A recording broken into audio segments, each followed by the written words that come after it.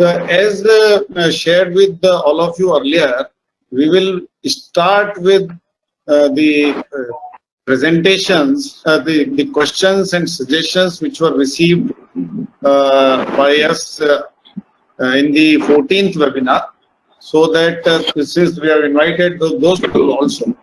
So in the pre-lunch session, we will deal with those suggestions and questions. And in the post-lunch session, then we'll deal with the suggestions and questions which have come for today's webinar exclusively. And in addition, we will have an exclusive session and a slot for dealing with the questions and suggestions and discussions relating to the construction sector, for which many people have explicitly joined. Yadisa, you want to say something, sir? In a lighter vein, now that Mr. Bharat Bhujan is sitting in London, I think we have to say 3 cheers, and I'm looking forward to the opportunity when we are able to meet in India Habitat Center and offer them chilled beer in this summer. Sir, thank you. Okay. Okay, sir. So, what is up? Shall we start, sir? Sure. I was just opening that what you sent me yesterday. Yes, sir. Yes, sir. When was that? Yesterday mail, no? That was yesterday. Yes, sir. Questions being. We can start, but we can start them. Okay, sir. Starting with the first question of the last webinar. So this is by somebody which was logged in the name of conference, so we do not know exactly who is the individual. But the question was that for standalone grinding units greater than or equal to 1 MTPA production is covered under B1 category, and in B2 again up to 1 MTPA it is covered. I think in B2 category it shall be less than 1 MTPA. Grinding unit. Yes, sir. Clinker grinding unit, sir, with respect to vent. Yes, clinker unit. Shall I open the? I think. वो clarity की जरूरत है तो कर लेंगे बाद में, जब फाइनलाइज करेंगे. Question तो समझ गया. What he wants is this question. Shall I open the schedule, sir, so that we can get a clarity? I think I got it. Standalone grinding units greater than or equal to 1 MTPA production covered under B1 category, and B2 again up to 1 MTPA is covered. Less than 1 MTPA. B2 category it shall be less than. It is less than only. Okay. Yeah.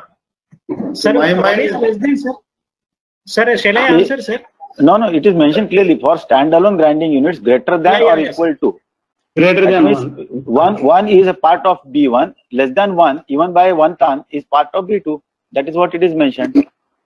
Yeah. So it should be clear, sir. Okay. We'll move to the next one, sir. Shall we move to the next one? Yes. Okay, sir. So the next question is by Professor J.K. Garg. Garg, sir, you are there? He has mentioned more transparency needed, especially for EIA report. Biodiversity has always been a weak area in EIA earlier. How this aspect is going to be addressed? Another point is ecosystem integrity and ecosystem connectivity. It has to be properly included. Any comments on that? Now, if you look at the EIA structure that we have given in the annexure, has brought out very clearly impacts related to ecology. Even the notification 804 is specific to that. So now emphasis is more on ecosystem impacts in the new EIA, and ACOs have to be properly routed accordingly so that they give more emphasis on that. And most of the questions which also we ask in the EACs are related to ecosystem, product related, eco product in that area, buffer zone, core zone. So I think the EIA notification, whatever it has mentioned, is a broad sense, can stand like that. But if you look at the explanations given in the explanatory note related to what it should cover, the ecosystem has been properly addressed. And also EAC, when it apprises a TOR for a project for a TOR, can specifically mention, depending on if there is a sensitivity associated in the project area, they can specific TOR also can be given, which now under this notification is the authority given to sectoral committees, which earlier was not. So I think this area will be definitely covered, and I agree that it was earlier weak, but not also that weak, because I have been listening to when Natiji and Mr. I don't remember his name, but they were all in power committee asking with Varshney sitting on our head about the ecosystem and about the ecology more and more. Accepting that now we need to develop a model which can quantify the impacts, which has been a very dynamic model. So those studies now are to be done by ACOs and the institutions which are doing research on this to give us the model which can map the impacts on ecosystem, because ecosystem is very vast word. So if I have to do impact on insects, if I have to do impact on specific species, if I have to do impact on specific species of a tree, which in the instant case in Ratnagiri we had done a study, impact of Esuto on orchids. That was a notification which was issued by ministry. So this will be taken care by the appraisal process rather than should be a part of the EIA notification, because as much you bring into EIA notification, so much it is subjected to litigation. So it is better we remain on a domain of generic medicine here and prescribe the specific medicine when it comes to appraisal. This is what I felt. Okay, sir. Thank you, sir. Since Professor J.K. Garg appears to be not there, so I don't think there will be any. Okay, but you can convey him that we have taken up this one and we have already addressed this. Sure, thank you. Anil Saxena. Next question was raised by Dr. Anil Saxena, who is also not here today, but I'll just read out the question, sir. Anil Saxena is again, Anil Saxena I know very well. I think he is one who is also part of QC and NABET accreditation assessor committee. And what he has brought out is a worst case scenario. Again, this should be left to, because the EIA is totally based on worst case. This is something which I have to now not to redefine what is impact assessment is. It has to be generated, any scenario has to be generated for a worst case only. So again, it will be up to the ESC with a due diligence, because if suppose we mention this word, that worst case scenario in the notification, it will be again interpreted in a different fashion. So EIA is always, as a by definition, is a scenario which was generated for the most hotspot, the highest hotspot that it is, and to be addressed accordingly. Nathi sir can add on this, because we have debated more on this issue, things that we had. Sir, Nathi sir. The only limited point I would like to make, sir, when the TORs are given, in fact, if you really look at, for instance, bulk drug units, now you have to consider worst case scenario, because if you have 10 different kinds of bulk drugs that you are making, you have to consider, suppose you are loading every reactor with the most polluting, water polluting, or let's say air polluting kind of activity or a product, then worst case scenario has to be considered. But I think it has to be specified for TOR. Okay, sir. So his and it has to be addressed properly in the EMP, so that if the EMP is ready for that. Second question is related to EC conditions, which we have already debated in the ministry. Already efforts have been done to reduce it as much as possible, with about 6-7 conditions and specific conditions 2-3. So no more than 10 conditions will come now. The exercise has already started. Wonderful, sir. And the third question that he has, in continuation to regional EIA for given region, the project proponent in the given area region may prepare EMP with respect to identified impacts. Due to, I think this is addressed to ACOs, so the ACOs will take care.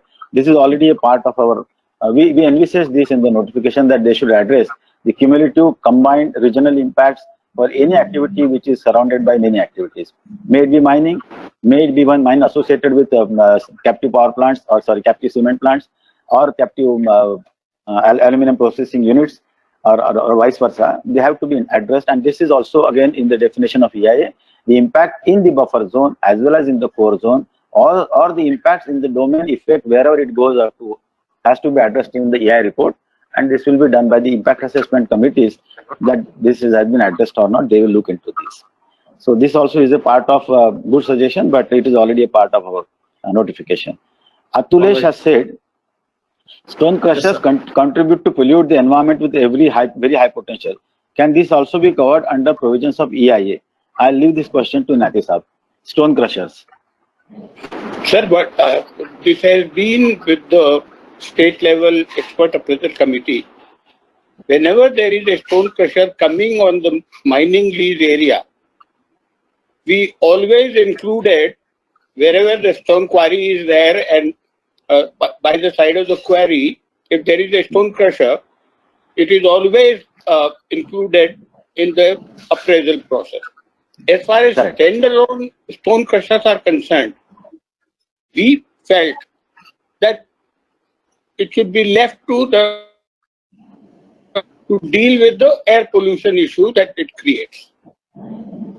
It's largely the problem of SPM. So, my SPM, yes. thought process is we need not So, include I think, every activity in the EC process. You are right. And the tenet on which we have based our discussions was always on the basis of pollution. So therefore, every process which was earlier part of 94 was then part of 2006, which was not even part of this, was discussed in the committee. We discussed threadbare with everybody, every unit, every activity, and where we find that the pollution potential is very high, irrespective of what is the size, they have become a part of notification. And if you find that they are controlled by the normal regulatory processes within the state or within the district, then it need not be a part of, because bringing them into EIA notification can lengthen the process of obtaining EC, which has been a major problem by everybody. They are always feeling that the process is very lengthy. We are trying to find out that some can be left, some can be faster process, some can be even appraised with certain shortcuts in the appraisal procedure, and reports also can be only limited to that extent. So I think that what we have done is, with after a thought given to this, and I'm sure that if it is a part of integrated process somewhere, it will be definitely appraised. And this also, I will re-emphasize on that, not a single unit which we felt that has immensely contributed to pollution has been left out from this particular notification. Because even the pharmaceuticals, bulk duct formations, including many other processing formulations, we have already discussed all these things and then came to conclusion that yes, this can go out, this can stay. Even micro units are left out at many places. It was again on the process of not to bring them into a web of environmental clearance, rather than left it to them to State Pollution Control Board for what is that CTU and CTE, and they can move the faster way. So ease of business also has been the intention of this notification, so that we can provide level playing field to small units, and MS, not the M1, but MS will definitely get into faster mode of establishment and propagation. This is what we felt, and perhaps that's why we left this stone pressure out of this notification. Is it not?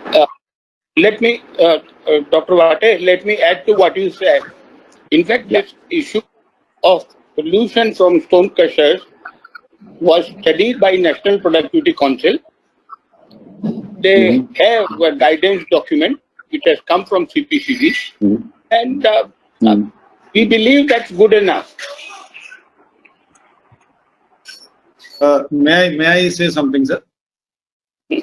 Yeah. I think we have one Mr. Ashok Puri is there. He has been the chief engineer of the Rajasthan State Pollution Control Board, and therefore must have dealt with a lot of issues with respect to stone crushers. So maybe he'll be able to add some value on this topic, sir. Mr. Ashok Puri, please. Sure. Most welcome. Mr. Ashok Puri. हाँ पुरी साहब. शायद वो नहीं है.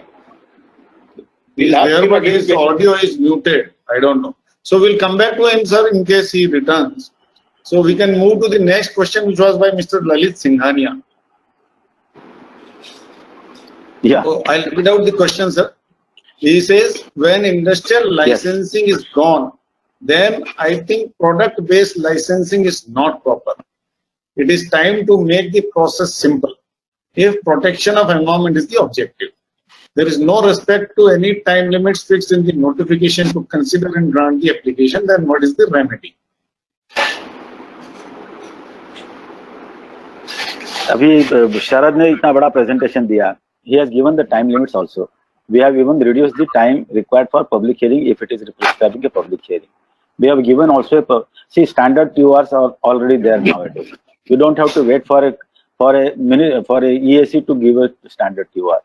If specific TORs are required, they are also done within 30 days of grant of TOR.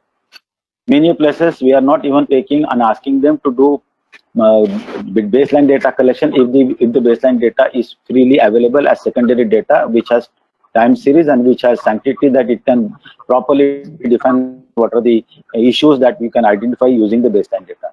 Public hearing also in few cases is not required. In some cases it is required, which also can be done within 60 days of the notification of the study that they have done. So I think any procedure that we follow must not take more than 6 months for a party, for a project proponent to come back with a proper report into this particular notification. So the notification has looked at facilitating issuance of EC. Even we are mentioning now some standard ECs, like the ACO would know that what is that the EAC would look at, what conditions it is looking at. So he can study those things and come with a preparedness that I have done all these things, sir. Fine, good, go ahead. So EAC appraisal process also will not take 2 sittings, 3 sittings. Even in one go, some projects can be clear if you have come with mandatory submissions, if you come with a proper study, if you have come with the actionable EMP, actionable monitoring plan, actionable R&R, actionable conservation plan, with responsibilities fixed on the project proponents, particular officers, and you can take away with just one sitting the EC can be granted. If that is the way that you feel that the things are stopping, because at many places it's not the EC that stops or become hurdle into the process of development. There are many other issues.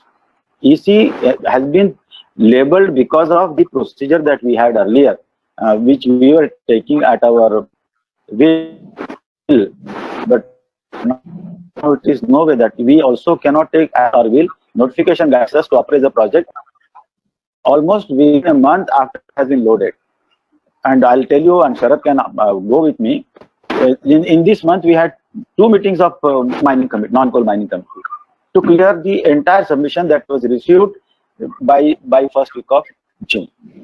Now, if this is the way that the ministry is looking at, I think the notification will put more pressure on us. So Lalit ji को ये बताइए कि process simplify हो रही है, but उनका जो question है product based licensing और industry based licensing, उसमें मेरी जानकारी कम है, मैं नाती साहब के ऊपर छोड़ देता हूँ. बंसल जी आप भी बता सकते हो उसमें. Can I add something, Dr. Gaurapan ji, come. You may not be seen, but we can hear you. You see, his main concern is the time limit fixed in the notification for issuance of EC, like time limit fixed for TAR, time limit fixed for public hearing, completion and the report, and time limit fixed for the overall process of 180 days or less. That is where, he says, there is a much of a deviation. That is his most concern. That is one of the main concerns. See, there is no respect to any time limits fixed in the notification to consider and grant. No, that is what he.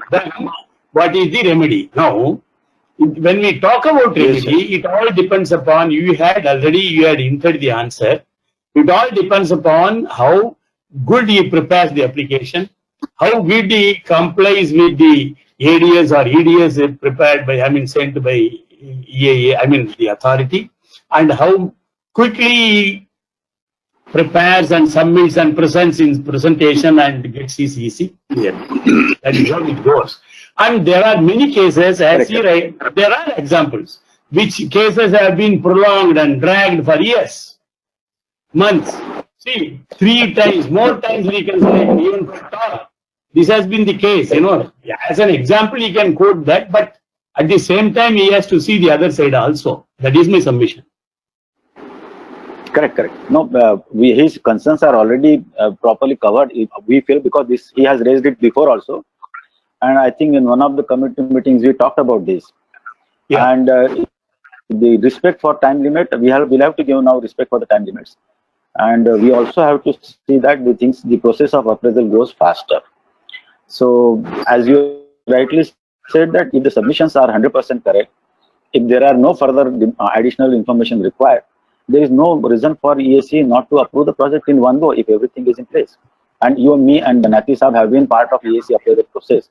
many times we find that what has been asked is also not answered by the PP. Forget about adding new knowledge to us.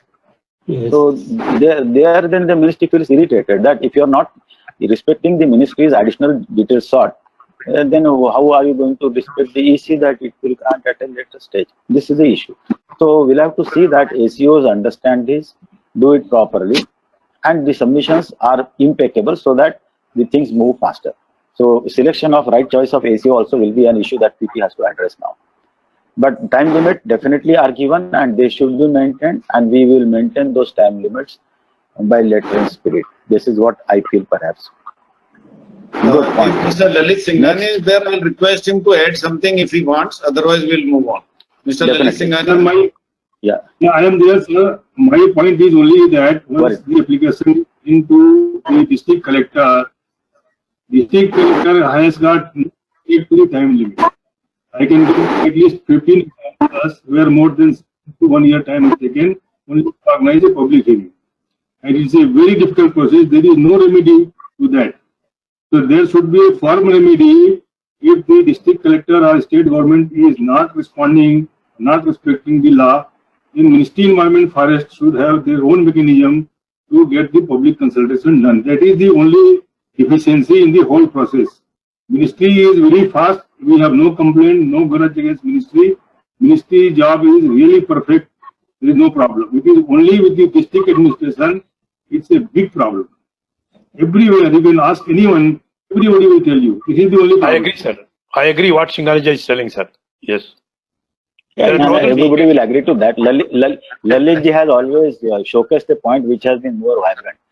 We have also dealt with this. In the ministry also, we discussed a lot on this. And I think separate guidelines will come. Sharat can add on that. But we are also trying to tune in the more efficiency in the district level, in the state level.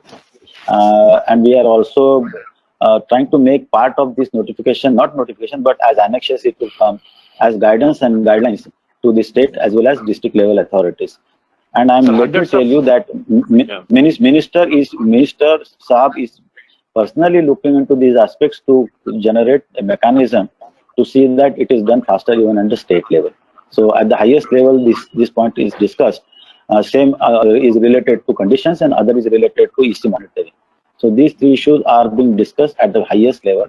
And I'm sure that definitely there will be some new, the SOP, I will not say, but guidelines would come what the state should do and how it should be done.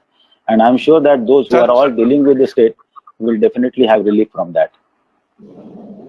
But unless you give some teeth to some, yeah, unless you give some teeth to the deemed class, there won't be any resolution to this, sir. You have to give, because hundreds of cases are pending in Andhra in violation cases at various district levels, at the department level, at the collector level, at the council. We'll discuss this further in the committee meeting. Okay, sir. Definitely. Just one line. Problem क्या होता है कि ऐसा है, these are also decision making levels. हाँ हाँ बोलिए sir. Is it possible to make it online? It is, if it is made online, अगर इसको online कर देते sir, public consultation, like everything is going on online. Today all the political meeting also online, seminar, webinar, everything online. If public consultation is done online, all the problem will be solved. It will be very much in time. Sir अभी आपको क्या बताएं, दिल्ली में district collector ने अभी एक case के लिए इंफ्रास्ट्रक्चर के प्रोजेक्ट में ऑनलाइन का कंसीडर करने की बात की थी. तो कम से कम जितना बड़ा एप्लीकेशन है उससे ज्यादा कंप्लेंट्स. बोले क्या जल्दी क्या है इसमें, 50 लोग भी नहीं बैठ सकते क्या? अब 50 लोग भी बैठना है तो उसके लिए भी अरेंजमेंट है, लॉ एंड ऑर्डर है, डिजास्टर मैनेजमेंट के रूल है. But this is a concern which we are dealing, and this was also discussed in the last committee meeting that we had. In the interest of the impact assessment notification, and as an environmentalist as I am right from the beginning, public consultation or participation of public has been the atma of this notification. Because why this has come? Because it is not to stop those who are good people, those who want to bypass the process, to stop them. This is the process. Those who are good, they will always come out good. So they will always be there. But there are few areas where we have to plug this issue of public bypass. And therefore, we thought that public consultation physically, if possible, at least should be attempted once or twice. If not, then a report can come from the district administration, and accordingly EAC can appraise the project. This is a procedure which cannot be listed in the notification. This is a procedure which is already been done. But you have a point. But doing away with the public consultation in physical sense cannot be a good withdrawal of the clause from the EIA notification. This is we felt, sir, and therefore we thought that let it remain. If in need comes, yes, public consultation by online also will be a necessity. If it comes that way, that can be done. But it can be an alternate option, because if you look at public consultation, one, public hearing, two, collection of information on public in line on virtual platform, and then addressing those issues. So 1 and 2 both are there. If one is not tenable, let 2 become visible, and that can be done. It's very clearly mentioned. If you look at the public hearing process, public consultation clause, 1 and 2 are very clear. So 1, if not possible, then only 2. So I think to some extent this has been addressed now. Lalitji, I think we will further look into this as suggested. And we can take up another question now, because there is a big list of questions. Rajesh ji, Bansal Sahab, you are monitor today. Yes, sir. So next question is by Mr. Bharat Saxena.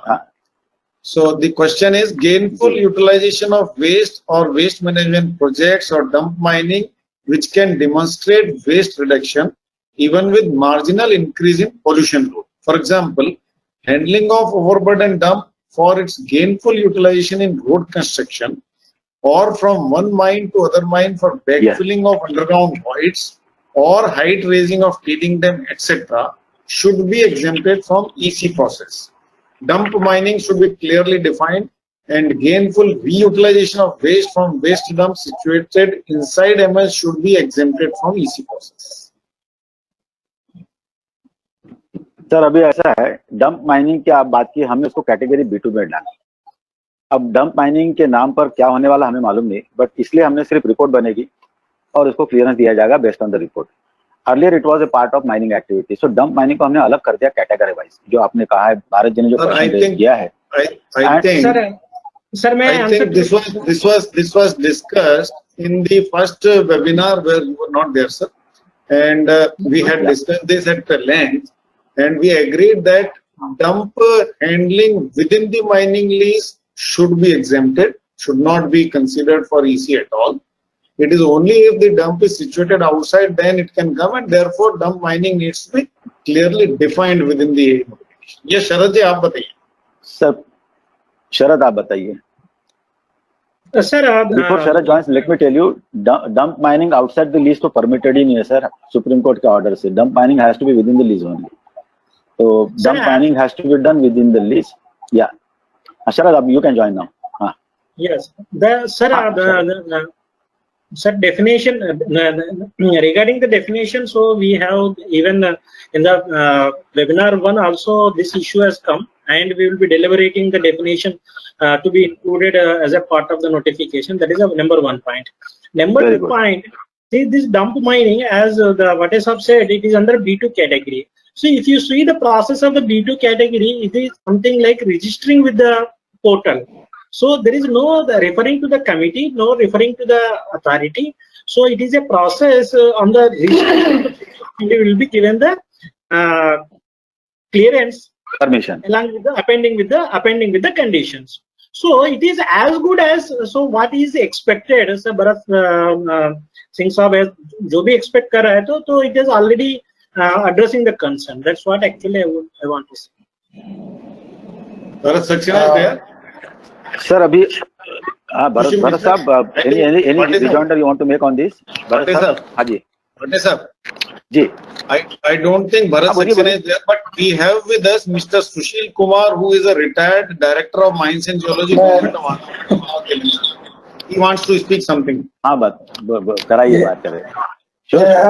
Actually, I am not yet retired. I will have to retire next year. Anyway. Okay, I'm sorry, sir. Correction. It is still good for us then. It is still good for us. Mr. Sharad from MOF. Please, sir. Please. Yeah, Sharad is there on the I think you have done the excellent Sushil job. Kumar sir is my senior, sir. Yeah, he's my senior in the college, sir, and so he's a working and so sir has got a lot of experience Right, in good. mining, particularly mining of minor minerals. So we can have the inputs from him, sir. Yeah, from the point of view of waste dump, as of now, what is the question prevailing? I'll just give my experiences with Singarani collieries and also minor minerals. We have actually a definition from the mine safety. That means the dump yard, the stock yard, the pathway, the mineral bearing area, whatever the ancillary things have to be done with regard to mining and processing, all the waste dumps and other things also should be within the mine. That is the definition of mine, which is given by the Mine Safety under Mines Act 1952. And I think that same can be adopted here. And coming to the clearances for crusher and other things, there were some discussions went on. I was listening to it.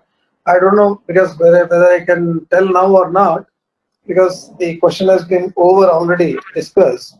In that case, sir, what I would like to do, give my suggestion is the crusher thing which is there for stone metal quarry shall have to be within the quarry lease itself. We call it for minor minerals, we call it as quarry. For major minerals, we call them as mine. So we take it for minor mineral also as a mine. So the crusher has to be within the definition of the mining lease as well, so that the environmental clearance which has to be given by MOF oblique SCAC oblique PCB, whatever the things are there, will have to be done taking that crusher capacity basing on the demand and supply. I think that will have an integrated EC clearance that can be given. That's my suggestion and point of view. And coming back to the clearances as well, because I have made about only from mining side I am telling you, because I have made about 21 observations with regard to specifically mines for major and minor minerals.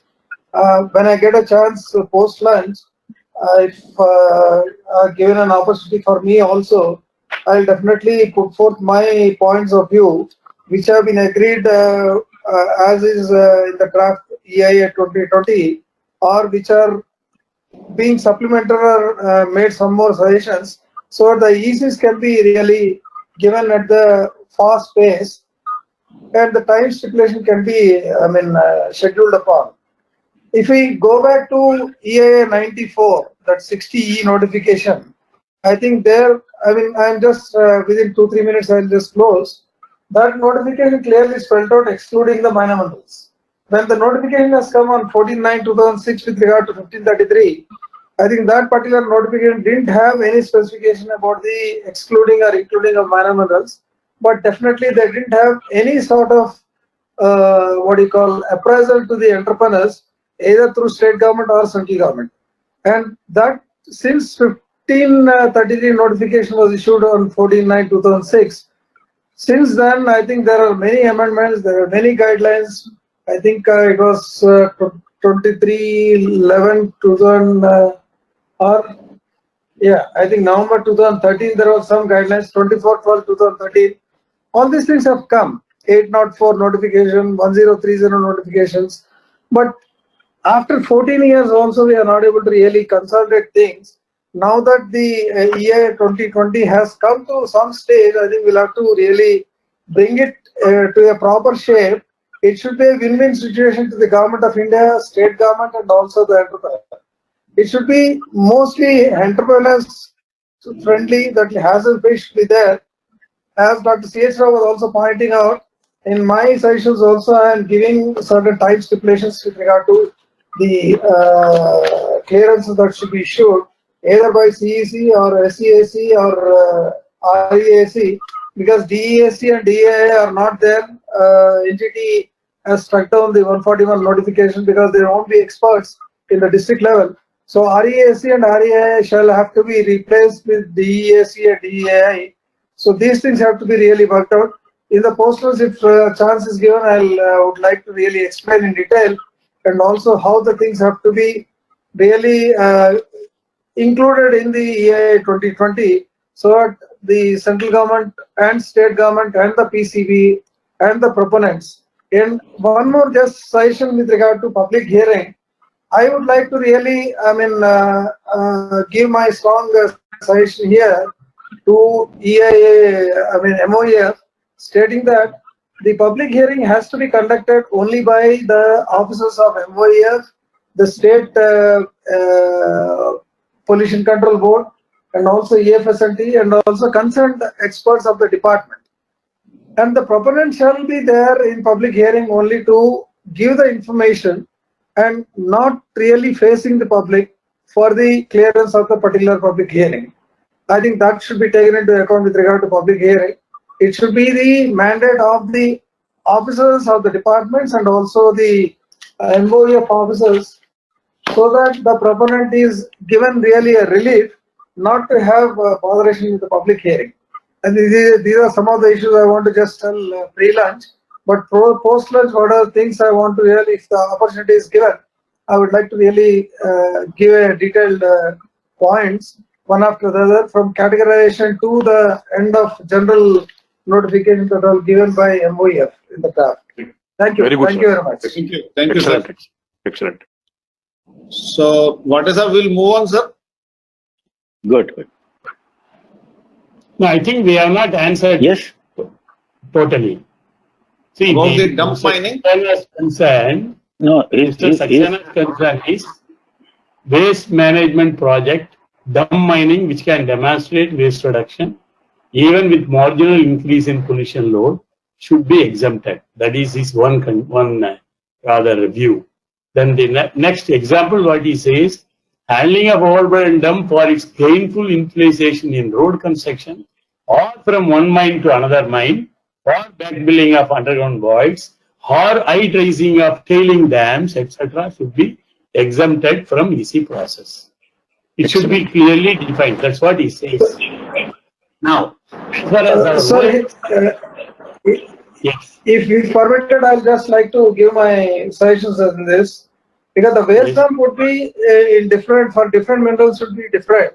Because if you take the coal mining, then the overburden will be the waste which is not useful for anything. And as you suggested, definitely it can be really separated, separating the desiltation and other things.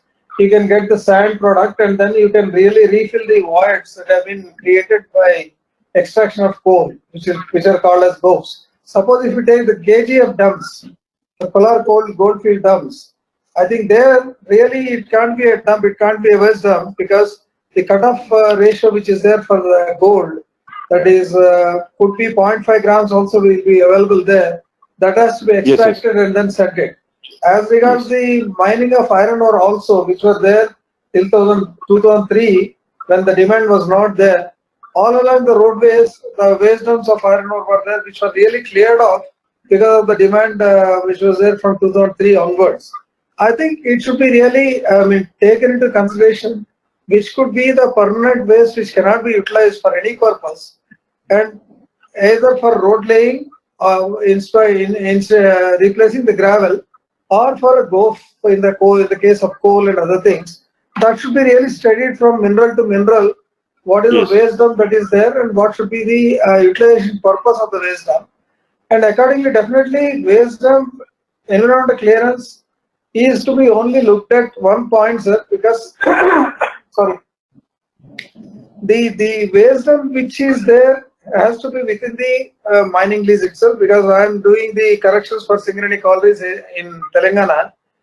Because the problem here is underground mines which are there for coal, there two mines are there in one mining lease, or one mine is there in 2 or 3 mining leases, and there are open gaps which are there beyond the mining lease and other things. The waste dumps are dumped in different locations, not within the mining lease.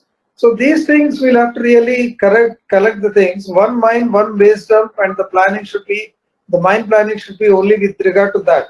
So taking into consideration different minerals, even if you take the aluminum bauxite, you have a different type of waste dumps there. Because that has to, after the aluminum, bauxite is taken out, I think there will be a soil which will remain, which will give the potential for growing trees and other things. So such waste really have to be categorized. So we'll have to really study, having an expert committee at the national level, which are the waste things which can be really reutilized after some time or through beneficiation, and then what could be done. It should be a specific guideline from the central level, Ministry of Steel, Ministry of Environmental Forests, Ministry of Mines and Ministry of Coal, having the utilization of dump for different minerals in different ways of final utilization of the thing. Thank you, sir. Thank you, sir. I think as Mr. Sushil Kumar was explaining, see, overburden waste from different mineral is different. And now what we are talking about, what he is mentioning, Mr. Saxena, is the dump of igneous rocks or base rocks, charnakite, charnopyrite, whatever it is, dolerite, diorite and all, something like that, which is useful for, one is which is useful for road metal. The other one is for backfilling, as Mr. Sushil Kumar rightly said, the fines of coal mines waste, overburden, the fines material, which could be used for backfilling. So, the specificity of different type of material of dump has a different application. But here, what I understand from this, Mr. Saxena's, query is related to mainly the waste rock, which has the property for a road metal or M-sand, whatever it's called. And then what he talks about is for backfilling, which can be of finer material like shale, sandstone, made into finer material and then being used for backfilling. So, this type of categorization, whether it is possible for us, to consider in the notification, it will be very difficult. It has to be dealt on case-to-case basis. Sir, here I would like to really, give my experiences in both Telangana and Andhra with reference to having this road metal converting from the rock waste. If you take the granite blocks for cutting and polishing, there it could be 10 to 40% of the recovery, the remaining 60 to 90% is the waste. We have conducted a lot of studies with regard to having crushers there to really crush this material and use it as a road metal. But in 95 to 95%, no rock is suitable for having the conversion to road metal and utilized as a road metal.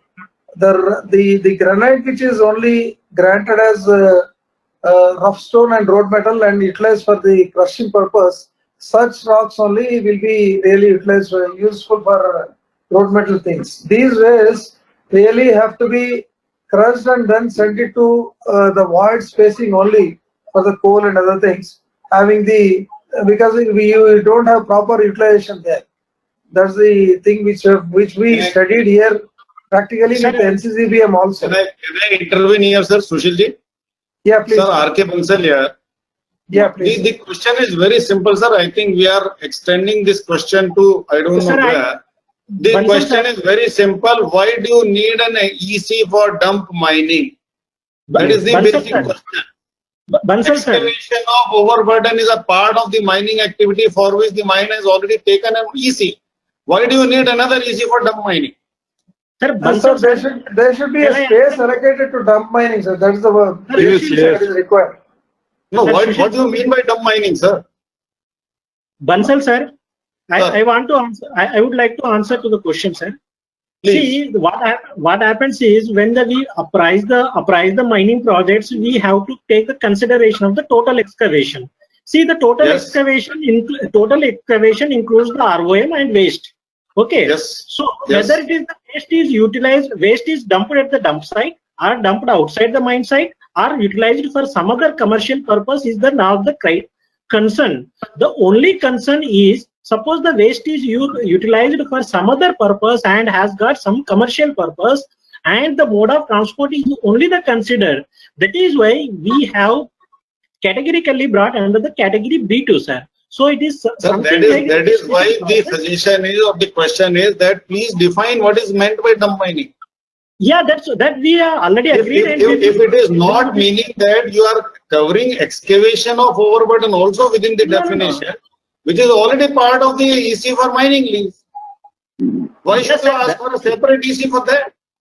No, it is not the separate EC. Actually, so Mention it in wherever column 5, sir. Sharat, Excavation Sharat, of overburden is a Mr. part Sharat, of the definition. sir, बताइए. Mr. Sharat, Yeah, I please, think the suggestion is given nicely, because when it is covered in the mining plan itself, and EC should be given only as regards. Only thing is, definitely we'll have to locate that particular area for dumping purpose. That's all. There will Yes, not sir. be any I am also in agreement. I am also in agreement of the suggestion, sir. But the only thing is how best we have to define and how to say clearly, explicitly mention in the notification that will deliberate, sir. Okay, we can move on to another question. We can move on, sir. Next question is projects which are primarily aimed at improving the environment and not towards increasing the production. So implementation of following activities should not be limited to one time, and it should be limitless. Currently, all above projects are going to EAC, leading to overloading of EAC, thereby decreasing the efficiency of the committee, and it can delay industry's R&D improvement process, so that a mechanism should be developed in which we do the project and will inform the ministry. R&D, Bansal sir, Sharat, see, the answer is same. See, the whole purpose of bringing dump activity in the domain of EIA notification this is not related to dump, sir. No, anything, any utilization of waste. This particular suggestion is not related to the dump. This is related to utilization of improving the environment. So here if you look at that, we have which leads to improvement in the environment and not increase in the production, then it should be allowed to them multiple times rather than only one-time activity, as it is contained in the modernization provision. That is the basic idea. Many of the activities which results into improvement in the environment have already been delisted from the notification. Nathi sahab can agree with me that we have done it for many sectors, where we find that there is no point in making this as a part of EC. This already has been done. Like we have solid waste management handling system, where we have clearly mentioned that except there is an acquisition of land and dumping, additional requirement, otherwise any activity for energy generation is exempted. Anything which is used for composting is exempted. Now these are all exempted activities. Like here also, we have already seen that all activities will lead to improvement of environment, and accessing those issues which are already a part of earlier EC would not come again for EC. That is already a part of EA notification. This is very clearly mentioned in the notification. But in the Bharat Saxena himself is not there, I don't think. But we will convey to him.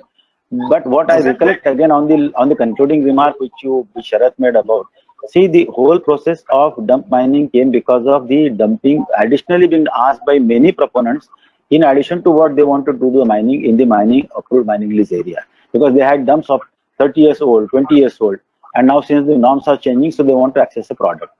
But then we thought that it should be part of not EC process, but B2 is the one where it gets registered. They can make use of anything that they want: product recovery, waste material handling, reutilization, anything they can do, only with the knowledge of ministry. There is no EC required for that. So this is very clearly mentioned. Is very simple, sir. Since whatever has been mentioned in the schedule is subject to or vulnerable to or amenable to misinterpretation, therefore dump mining should be clearly defined. That's it. That's what definition of dump mining will be included. That we will do. Yes. That is included. Sir, regarding we'll go to the next one, sir. Yeah. If the modernization is coming without increasing production capacity of main product, for example, zinc and lead, and minor increase in production in terms of valuable byproducts, or increasing the recovery of byproducts because of the change in raw material quality, or recoveries from hazardous waste, or recoveries from waste without pollution load, should be permitted without limit restriction of one time, and with the condition that such changes will inform the ministry within a limited time. Bansal sir, shall I answer the question, sir? Shall I answer, sir? Please go ahead. Yeah, sir. If whosoever is made the question, sir, they may kindly refer to the para 16, slab 1 and 2. Slab 1 and 2 clearly says so that the minor increase of that is up to 10%, and within the permissible value, that is no increase in the production, and up to 10%. So it is some sort of informing the ministry only. You see, instead of you just here, it is the only thing is you inform and carry out. In the present proposal, what we are saying is you first inform the ministry and then you carry out. And he is asking, I will carry out then and I will inform. See, when you carry out and inform, it will lead to a fait accompli situation. So that is why, as a logic and to for the legally sustainable, what we are asking is you inform in the portal in the form 2, and you will get the automatic system generated permission for this regard. And it is hardly a one-day job. So if somebody is not able to say dedicate even one day, so it is not the process cannot be expected, sir. No, I think he is saying two things, Sharji. One is that he will do and inform. The second is he is saying it should not be limited to one time. It should be a regular activity. That's what he is asking. See, first point I think clear. Second thing is, why not one time clear? If you see that we have given some examples also. What happens is, see, suppose I want to say increase from 100, say 200%. See, every time 10 times if I do the 10%, 10%, 10%, and I want to circumvent the process of the main EC, so that will be leading the circumventing the process of the clearance. So this is also not expected. That is why one time, and what is the construed as a one time, what is permitted and what is not permitted, clearly we have given examples in the clause 16, sir. In the clause 16 we have given an example. It will be clearly mentioning. So it is not the one time activity, but the what is the cumulative incremental to the base level, which has already gone for the public consultation, and how we have to apprise and what are the requirements clearly given in the table, sir. Okay. So since he is not there, let's not prolong the discussion. Next point is by Ravindra Bhan. How government is planning to ensure pre-embedded statutory clearances will be ensured when both state and union government will be connected agency. Intention stated in National Mineral Policy 2019. See, whatever the requirements that has to be aligned in the notification, we have already made. See, if you see the process in the process which has been given for the process of transfer and grant, so that has already given.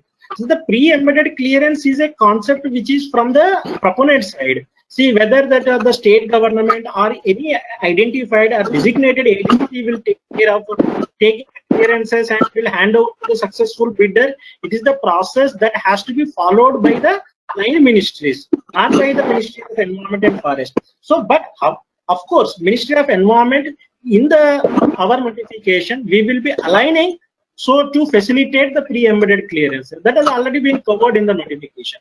Okay. We'll go to the next one. Anirudh Giri. In the case of violation, is it mandatory to close the industry as credible action till the EC is obtained? It is some sort of clarification, sir. It is not, sir. I think this is some sort of clarification is asking. It is very clear in the notification, sir. See, sir, actually, sir, what the question, so what I request is, sir, question should be for the purpose of EIA 2020. So, on the name of this, we cannot give any clarification. But what happens? Yeah, okay. Don't worry, we'll move on. So, next question is by Chandra Mali. Yeah, Gaurapan sir, please. Can I go back to that earlier question? Your pre-embedded concept. Yes, sir. This pre-embedded concept, I think we are all aware, government has already come out with a guideline. So anyway, sir, I think since the question which was raised by Mr. Ravindraman himself is not available, and this is not a part of the EIA notification 2020, let's not even deal with this. Yeah, it is not part of 2020. Yeah, so let's move on. The next question is by Mr. Chandramouli. There are so many projects which are under violation and have not applied for EC as on date. Will those projects be considered if they apply now, and how to deal with such type of projects? So, a sort of clarification, sir. Yes, sir.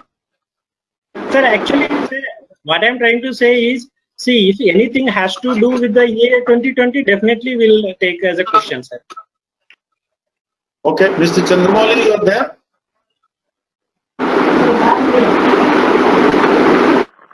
Mr. Chandramouli? I'm there, sir. I'm there. So you want to clarify, you want to explain the question which you have? The same thing. There are so many projects. I'll request everybody else to please mute their audios. Please, we are getting a lot of disturbance. Everybody, please mute your audios except the person who is calling, who is talking. Hello. Mr. Chandramouli, please go ahead. Yes, sir. As I mentioned in my question, there are so many projects which are under violation and they are operating without environmental clearance. And also they have not applied under SO 804 notification, or after that there is a 1 month period is given. In that period also they have not applied. There are some projects which were left. So how to deal with such type of projects?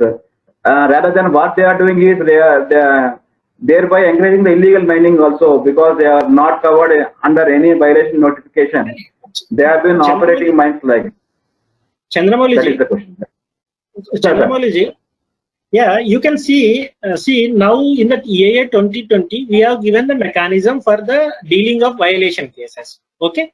See, violation, Yeah. when violation happens, violation is already happened. See, whatever the violation which was already happened, and so the which is pending at that particular point of time as a prospectively, so will be taken into the consideration. So that is the intent behind giving the this procedure for dealing of violation. Say when we are giving the procedure for dealing of violation, say actually your question is already answered, sir. It is clear. It is clear that the already procedure in place. I can add one more point. Make an application under that. We have already made it clear in the forthcoming notification that there are two scenarios. One is the violator voluntarily applies. The other scenario is if it is found by any agency, statutory agency, that XYZ is violating, then it is brought to the notice. That project also comes under this treatment for under this notification. I think it covers everything. Okay, sir. We'll move on, sir. So next Sir. question is by Sushmita ji. Sir, one. Yes, sir. Okay.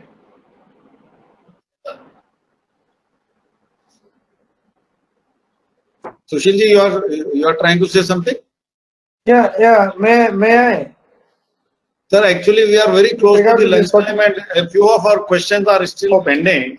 So I'll request that we can take up all those issues in the post-lunch session. We'll quickly go on to the next question, sir. It is a question by Sushmita D. If a project obtained an EC for say 50,000 square meter but constructed 45,000 due to changes within number of blocks and floors, being built up area is a parameter that decides EC purview which is well within the EC limits, will the project be considered as violation? Sushmita ji, you are there? Sir, here also I am saying this is a nature of the clarification, sir. See, I am in receipt of the clarification for the officially for this question, sir. And here, as a part of this webinar, we cannot say somebody cannot expect the answer for the question, sir. So let's forget about it.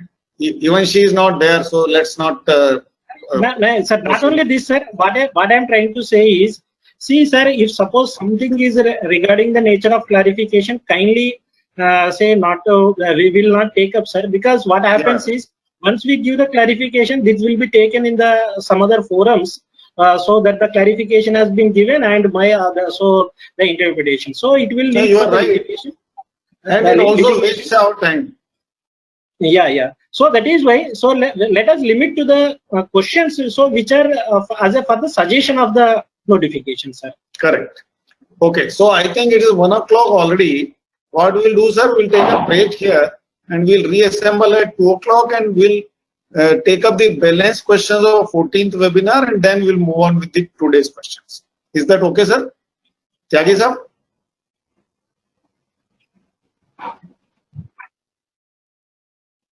What is up? Yeah. Yes, Mr. Mukul. Bansal, Go ahead. Okay, sir. So So thank you. Everybody were asked by Mr. Rajiv Onde. Is Mr. Rajiv Onde available? Mr. Rajiv Onde? Yes, sir. Yes, sir. I am available. Okay. So I'm reading out the questions which were posed by you in the previous webinar.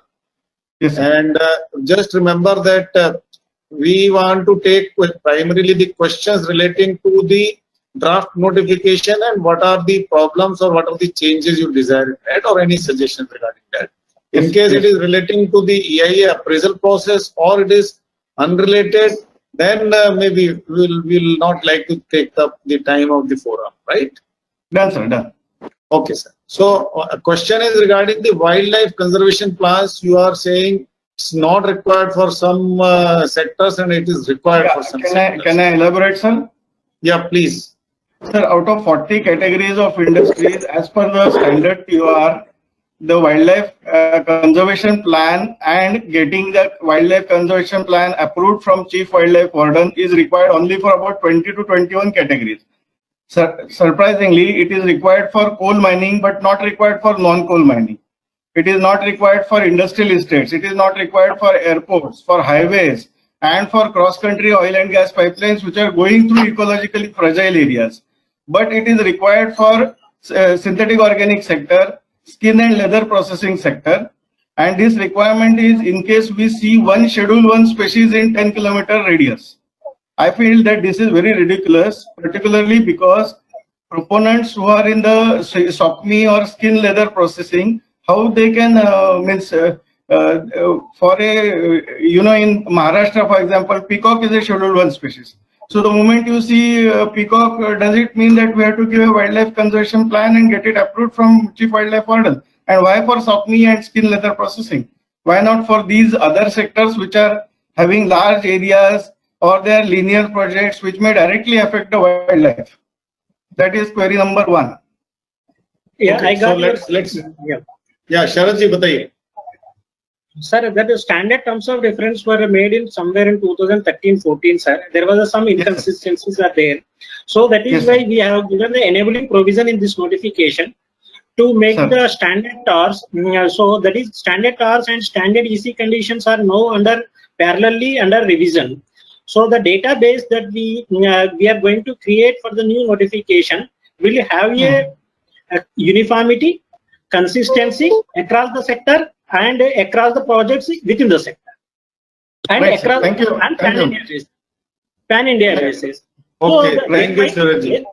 Yeah, there might be some inconsistency. So we will not go through what is the reason for it and all. So at that time, No, sir. I am only pointing out that there is a need to amend the standard TORs for the other sectors, or do away with the provision altogether for all the categories of. Rajuji, very good that you have surfaced something. So definitely we'll take and we will address the things. Okay. Wonderful. Yes, sir. So secondly, there is a requirement to obtain an authentic plan from the map from the Chief Wildlife Warden for getting a distance certificate from the nearest wildlife sanctuary. Getting that also becomes a big problem because Chief Wildlife Warden for Maharashtra is based in Nagpur. Why can't we make it from the local DCF officer? DCF Wildlife should be good enough. Why do we want a? That is my suggestion, sir. Again. Because getting it, Rajuji, see, and through your this one, see what is happening is, see, ministry has taken several tasks. One task is see revision of this EIA notification, and parallelly, we are also in the view of how to standardize the processes, SOPs, creation of SOPs. See that for that, so yesterday, day before yesterday, only a order has come. We have constituted a committee called as a Central Processing Committee. See, the Central Processing Committee, see, in the of the view that, so we develop the SOPs. So how to standardize the processes, how to make the system systemized processes, and how to feasible processes, and how to integrate the different requirements under different acts and rules put together. So that we are working out. Of course, it takes time, but we are already note of this particular problems, like some of the things. So we'll be coming up with the streamlined system.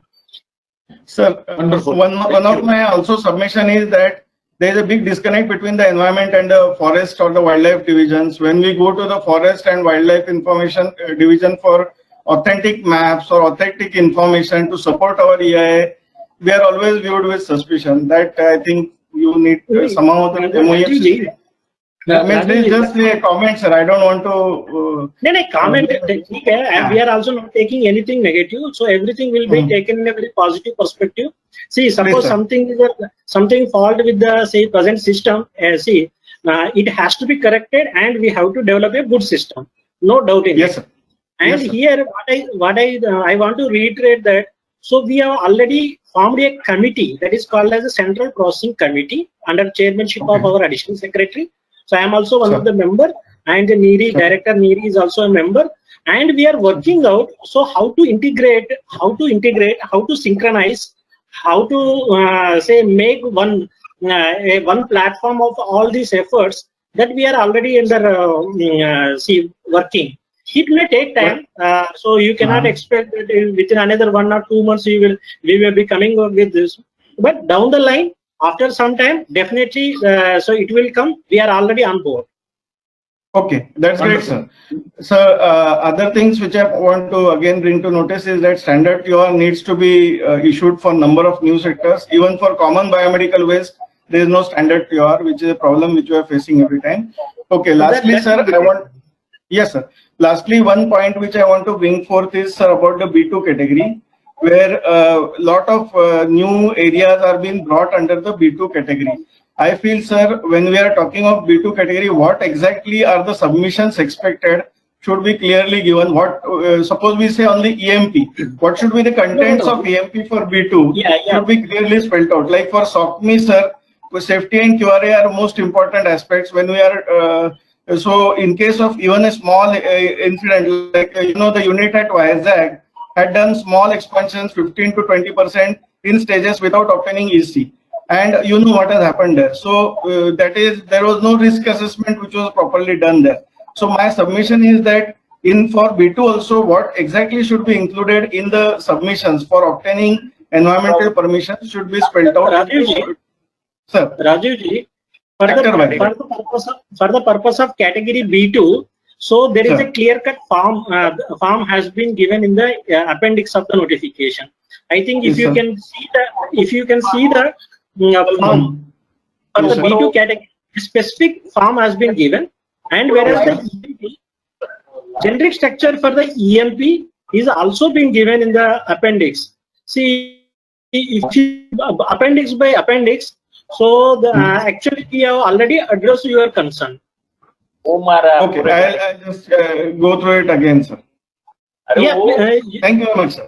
appendix में है, आप अगर नहीं है तो फिर भी it is open. Anyway, we will also cross check. But because since we have carefully given in the appendix, no, I will cross check, sir. But then because we are bringing a lot of sectors under B2, I feel some like even for mining, hydrology and hydrogeology. For the Rajivji, so the system what we are trying in the this new notification is see, we want to bring the clarity everywhere. What is expected from the project proponent, what is expected from the consultant, and what is required to the regulator for appraisal of the project. See, once the clarity is there, at least you can plan yourself. Say, suppose there are 10 certifications are required. At least you will plan before making an application. You are aware that these 10, these 5 or 10 will be asked by the authority. Then the people will try to get those things done. The only thing is, see, what is the, if you see the any delay in the any appraisal just because of the see the ambiguity and not say there is no clarity. So what is required and what is what has to be submitted, that might be the major problem. So for that we are working out, and if you see the forms everywhere we have clearly given what is required, what are the attachments are required that are given in the list, so that it will be clear for the everyone. Okay, sir. I will definitely go through and give more detailed comments. Thank you very much, sir. Thank you, Rajeev, for your questions. Next question is from Mr. Ravi Kumar. Mr. Ravi Kumar, you are there? Yes, sir. I'm there. Are you hearing me, sir? Okay, so Mr. Ravi Kumar's question is, can the TOR issued under earlier notification be modified under the present one? See that there is a saving clause in the 22 para 26, I think. So how to deal with the cases which are already pending before the ministry that has already been there? Because in the earlier notification also there is a para called as para 12. So to deal with the transition situations. So it is anyway not only this notification. If suppose a new rule coming in place of the earlier rule, definitely. So how to process the cases which are already pending before the regulatory authority? So the process is already given in that. It is well available. Sir, excuse me. Yeah, please Hello. go ahead, Ravi Kumar. In many of the cases, the terms of references have been issued and it has not been complied. That is why I have posted the question. Yeah, it is. That is what I am trying to say is, see, since it has been issued under 2006 notification, you can't say apprised under this 2020. So definitely you can make an application for an amendment in this. But the only thing is whatever provisions involved will apply. That's all. Or otherwise nothing. The main reason why we are quoting this is, normally the terms of reference has been issued pertaining to some of the minor mineral leases by using this common cause judgment. So admittedly, in common cause judgment, minor minerals is not a party. So how to overcome that one? That's the main issue. See, this is the very specific. You are asking some specific questions, sir. I am what I am trying to say in a general. See, anything which has been apprised and pending before the regulatory authority will be those will be taken, and there is a saving clause in the notification under para 26. For the specific questions, we can you can contact the ministry. Okay, sir. Right. Thank you. What is up, sir? What is up, Bansal sir? What is up? Welcome, sir. Very, very, very good afternoon. मेरा ये wifi बंद हो गया था because power failure था. Yes, sir. There was no point in joining. हाँ. No problem, sir. We have taken up some of the remaining questions from the 14th webinar. So we have already done a few, and maybe 2 more are left. Wonderful. So the next question is from Mr. Akshadeep Mathur from Federation of Mining Associations of Rajasthan. Mr. Akshadeep Mathur, you are there? Rajasthan, very good. Mr. Mathur? Mr. Mathur. So we will take up only when he is there, sir, because probably it is a very different kind of a suggestion. So if he is there, then only we will take it up. Okay, okay. So the next is from Mr. MDN Sima. I don't think he is also there, Mr. Sima. So just to appraise, he is the retired chief engineer from Karnataka Pollution Control Board. His point is totally different, sir. He is saying under the EIA, under the EP Act, the laboratories are notified only for the purpose of inspections and compliance monitoring as a government analyst. And while the EIA notification mentions that the services of environmental laboratories notified under EP Act can be used for collection and analysis, he says this should not be permitted unless there is an amendment to the EP Act. Oh, I see. See, sir, this is the particular clause that has been taken in the several EIA notification. So there is no requirement for an amendment in the BEAR Act. See, the BEAR Act provides the power to the central government to accredit and register the laboratories. So whether it is under the purview of the Act or the subordinate legislation like the rules, the environmental protection rules, as clearly gives that to recognize any laboratory for the purpose of environmental safeguard. So that is a well laid down procedure is there. So once it is there, so then we will be taking up them a person who is authorized or authenticated, like the accreditation for the purpose of EIA. Okay, so since Mr. Sima is not there, I don't think we need to do. No, but for your own information, you can also further strengthen it. This is also a part of notification 804, where this has been mentioned. So this already has been notified through a gazette, and therefore perhaps this may not require further discussion. So what he is saying is that all EIA notifications and amendments thereof are subordinate legislations under the Principal Act. If the Correct. Principal Act doesn't allow something, the subordinate legislation cannot and should not allow that. Okay, that is what. That's the point being made. Yeah, the Principal Act itself has got the provision. So actually, so there is a provision in the Act itself. Okay, so I'll not have any myself. Okay. So next question is from Mr. Amit Saxena. Mr. Amit Saxena, you are there? Amit Saxena? What he is saying, sir, one of my client, project proponent is having an issue. The client has his project in a cluster. In the cluster, out of specific reason. Yeah, but this is a very classic case of we have to understand this because this must be a widespread problem. In the cluster, out of various projects, some have an EC, some have POR. The public hearing is still pending, while some have either. Some do not have either, and they seem uninterested in the whole process. Now, according to SCSC Rajasthan, it has prescribed the POR for carrying out one season EIA study with respect to the whole cluster, along with common public hearing as per the EIA notification as per Annexure A. Our client cannot hold the public hearing since it is not feasible to carry out the complete process of gathering all stakeholders for a common public hearing in the present situation, and also since some already have EC and some are not interested. Thus, what steps can be taken?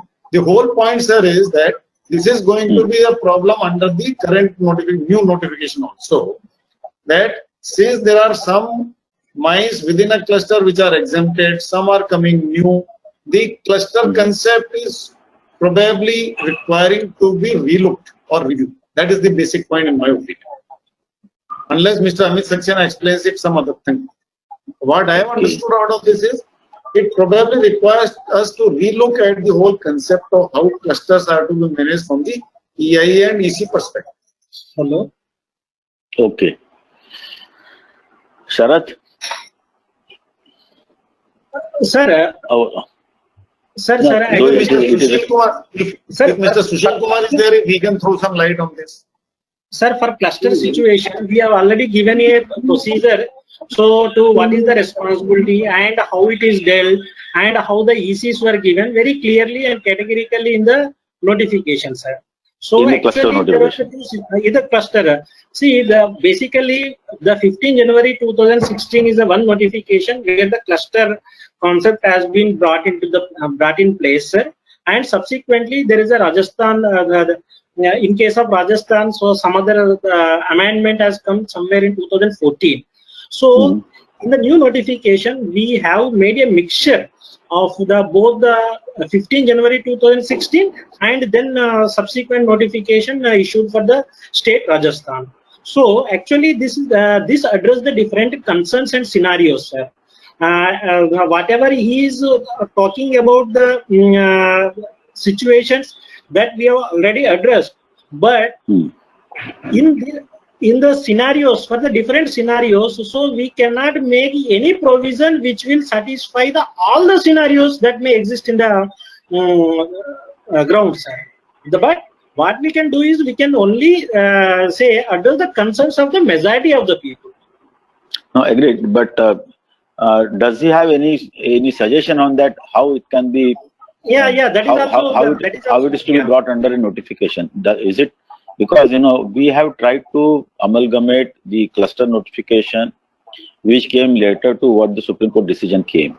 Plus, we also have now brought into the situation related to minor minerals, because this was also not a part of that.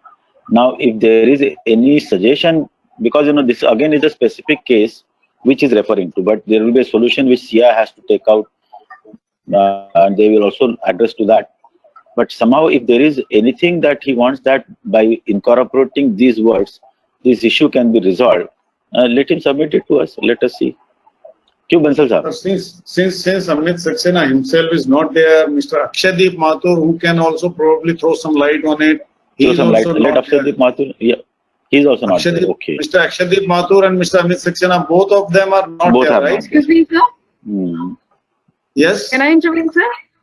Yes, please. Sir, this is Sunita Mantri from NK Enviro Services. Sunita ji, bataiye. Yeah, the point which he was mentioning is, sir, let me make it very clear. Suppose there is a cluster, sir, and there are more than 100 units and 100 mines in this cluster. And out of which, prior to 9/9/2013, some projects have been exempted. And some fall under the B2 category and got cleared under the notification of 15/1 and 7th July 2016 notification. Now, those projects which have not got clearance are falling under the cluster, and they are supposed to appraise the entire public hearing for the cluster. That's a problem. So no, that's not a problem. It is only the bad timing for them. It is not a problem. They have to go through what is the extant procedure is.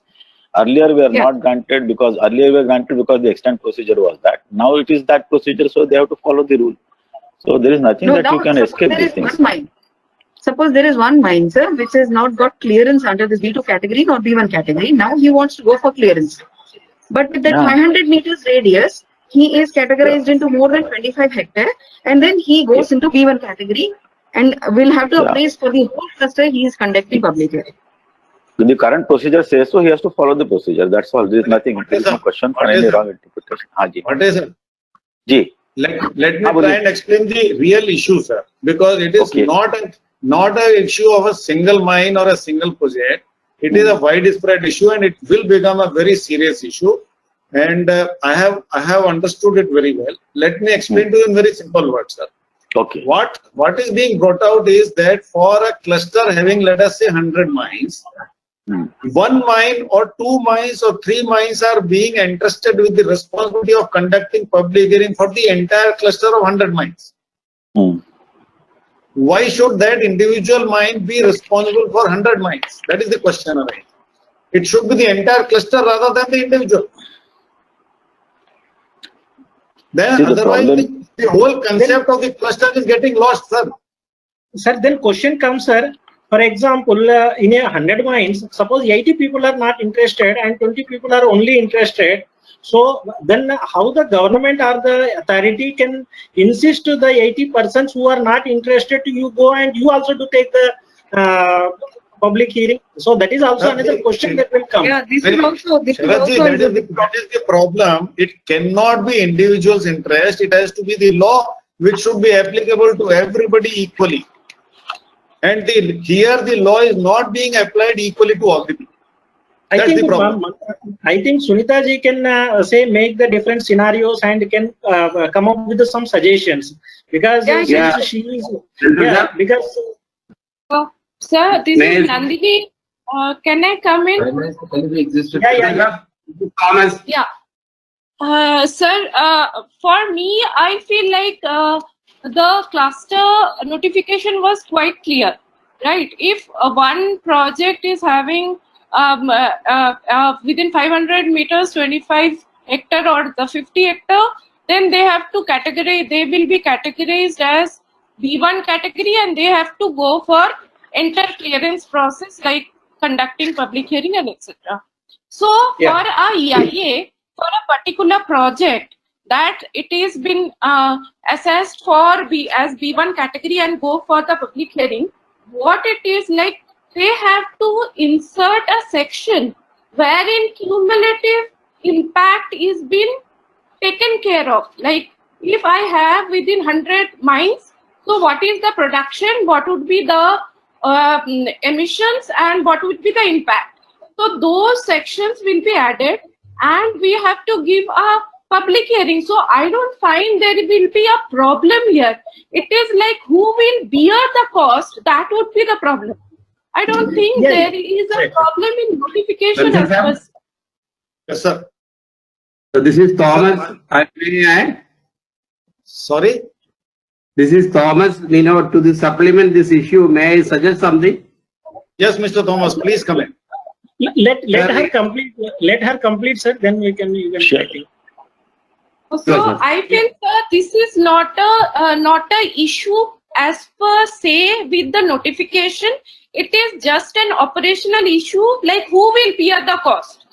It is not a notification, because notification is very clear. You are giving the impact of your project as well as your surrounding projects.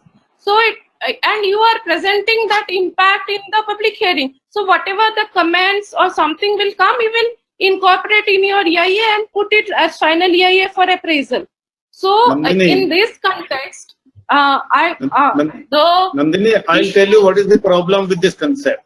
Nandini, I'm sorry to cut you, but I'll tell you what is the problem with this concept. Let us assume that this 1 mine or 2 mines or 3 mines which are being asked to conduct the public hearing on behalf of the entire cluster, today they get it done, they bear the entire cost and they get a clearance.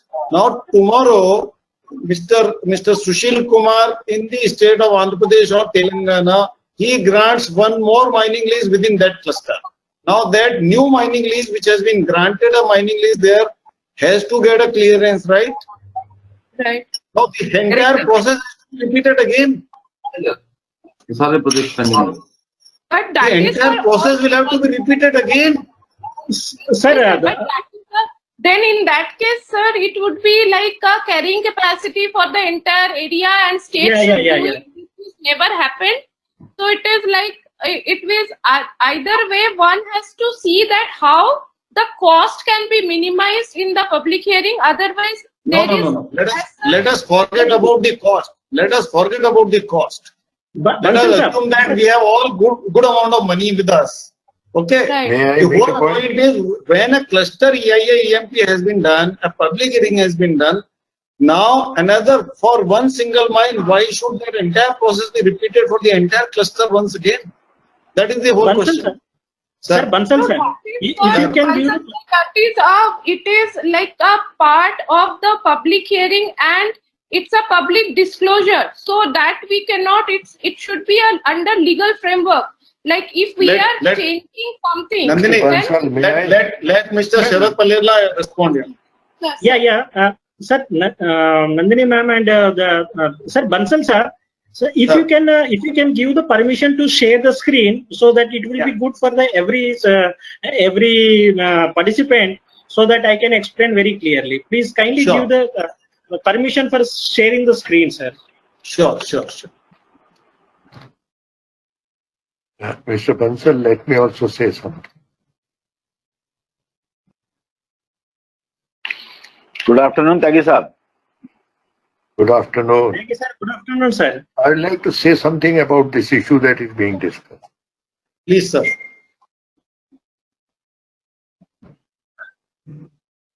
Please go ahead, sir. Yeah. Sir, if you read what this issue is, the person has said that his client is prepared to do the cumulative assessment, but he wants that in subsequent assessments he should be present. This is his only request. Other things we are imagining based on the picture that he has presented to us. The answer to this question is that nobody is barred from attending a hearing, whether he has been an earlier proponent or he is a intending proponent or he is no proponent at all. So that question can be answered straight away. But the point is about cost. And cost actually will be borne by the person who has now come up for appraisal or clearance. The earlier ones had their own turn to meet the cost for getting their environmental clearance. So there is no question that it is unfair to the person who is now coming, because the others did not have to spend equal amount.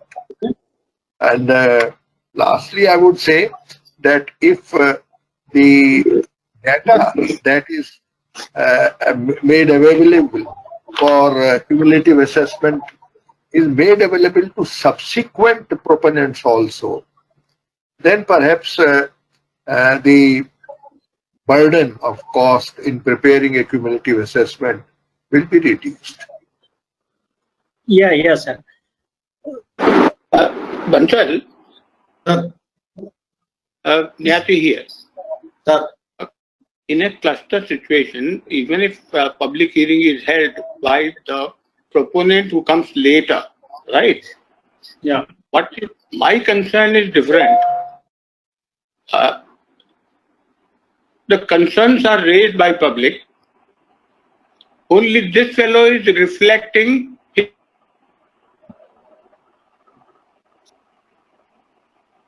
action plan to address those concerns. Those concerns may be applicable to other operators in the same cluster. How would they modify their EMP? Precisely. Or how would they address the issue? Precisely. This is the real crux. Yes. Sir, for the sake of clarity, sir, shall I say I already shared the screen. This is the Gazette notification. Go ahead. Yes, sir. If you can read the say class 24, preparation of district survey reports and monitoring procedure of sand mining, and including the cluster formation. See, point number 3. The procedure in respect of cluster situation shall be as follows. A cluster shall be formed when the distance between a peripheries of one lease is less than 500 meters from the periphery of the other lease in a homogeneous mineral area, which shall be applicable to the mines, leases and the quarries granted on and after the 9th September 2013. The concept behind 9th September 2013, before that, so this cluster concept was not there. So because not to make anything retrospective, so this date has been given. Then provided that in contiguous area, the Mines and Geology Department of the state government shall, so in order to tinker the situations, so which will be shooting to the local situations. So here the saving clauses are given, like define the size of the cluster as per the local situation for effective formulation and implementation of mine plan and EIA or EMP as the case may be.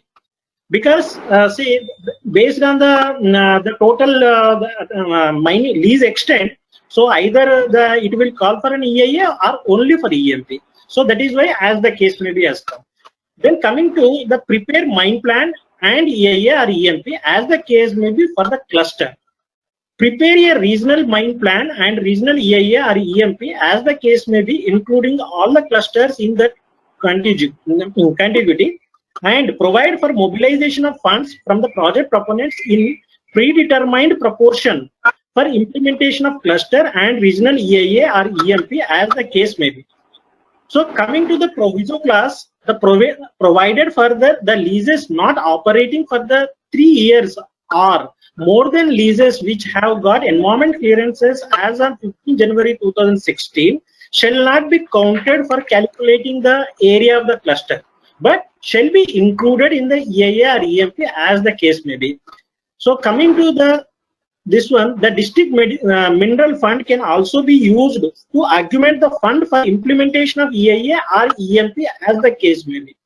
See, the cluster EIA or cluster EMP as the case may be in the required to be prepared for the entire cluster in order to capture all possible externalities. These reports shall capture carrying the capacity of the cluster, transportation related issue, replenishment and recharge issue, geohydrological study of the cluster area. The cluster EIA or cluster EMP as the case may be shall be prepared by the state or state nominated agency or group of project proponents in the cluster or the project proponent in the cluster as the case may be. So different options of making this cluster is given, sir. Then there shall be one public consultation for the entire cluster, after which the final cluster EIA or cluster EMP as the case may be for the cluster shall be prepared. Then prior EC or prior EP as the case may be shall be applied for the issued to the individual project proponent, to the individual project proponent. The individual leases holders in cluster can be use the same cluster EIA or the cluster EMP as the case may be for the purpose of application for environmental clearance. The cluster EIA or cluster EMP as the case may be shall be updated keeping in view of the significant changes at the field level. See here the catch point is, sir, it has to be updated keeping the significant. Suppose somebody, the cluster EIA has been prepared somewhere in 2020 and somebody is coming to join as a member of the group in 2025. So he has to brought the, what are the changes in the field level. Then the detailed cluster EIA or cluster EMP as the case may be shall be reflected in such prior environment clearance in the cluster. The appraisal committee shall ensure that mitigative measures emanating from the cluster EIA or cluster EMP as the case may be study are fully reflected as a condition for a prior EC or EP as the case may be to the individual project proponents in the cluster. As Nandini ma'am said, so here this particular class gives that to the provision that the individual, the ECs and EPs will also catch the issues related to the cluster do, sir.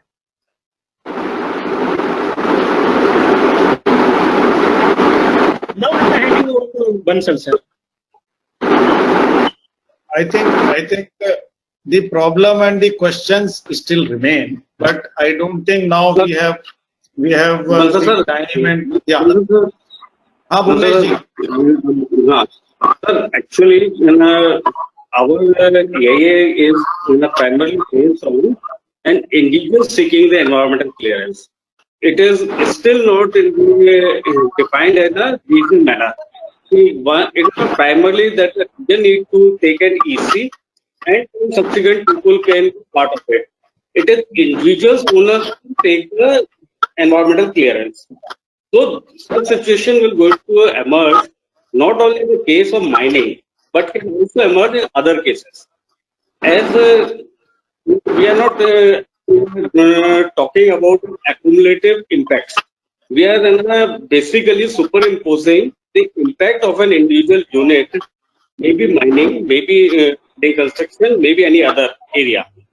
So the cluster concept, which we are talking about a specific case of mine, is supported to the fact that individuals wish to obtain an EC. So under the present circumstances and the present premises of the EIA notification, every time anybody want to do an addition will have to come again with the provisions of the Act. So either the basis of the EIA notification is changed, where a cluster EIA has been given and subordinate can get themselves incorporated into it. Or in a present scenario, where an individual has to speak an EC. So whenever he is working outside the cluster meeting and collectively being imposing, then he has to face the situation. Basically, what you're saying. But basically what you're saying is that this problem is arising because of the requirement of individual ECs rather than the EC for a cluster. Is that right? Yes, it is the basic premises of our law, wherein it is an onus of an individual to seek an EC. So once he has to seek an EC and is the first, then he has to again drive by his own car. He has to again do everything and then get himself there. Bansal Sahab, let me just tell you. So I draw parallel. Like we have industrial estate proposed by the state, which undergo the process of getting approval through public consultation as industrial estate. Now, whosoever comes under that industrial estate, either at category B1 or as category A or as category B2, has to obtain under any notification that we had since '94 to obtain EC for their individual activities.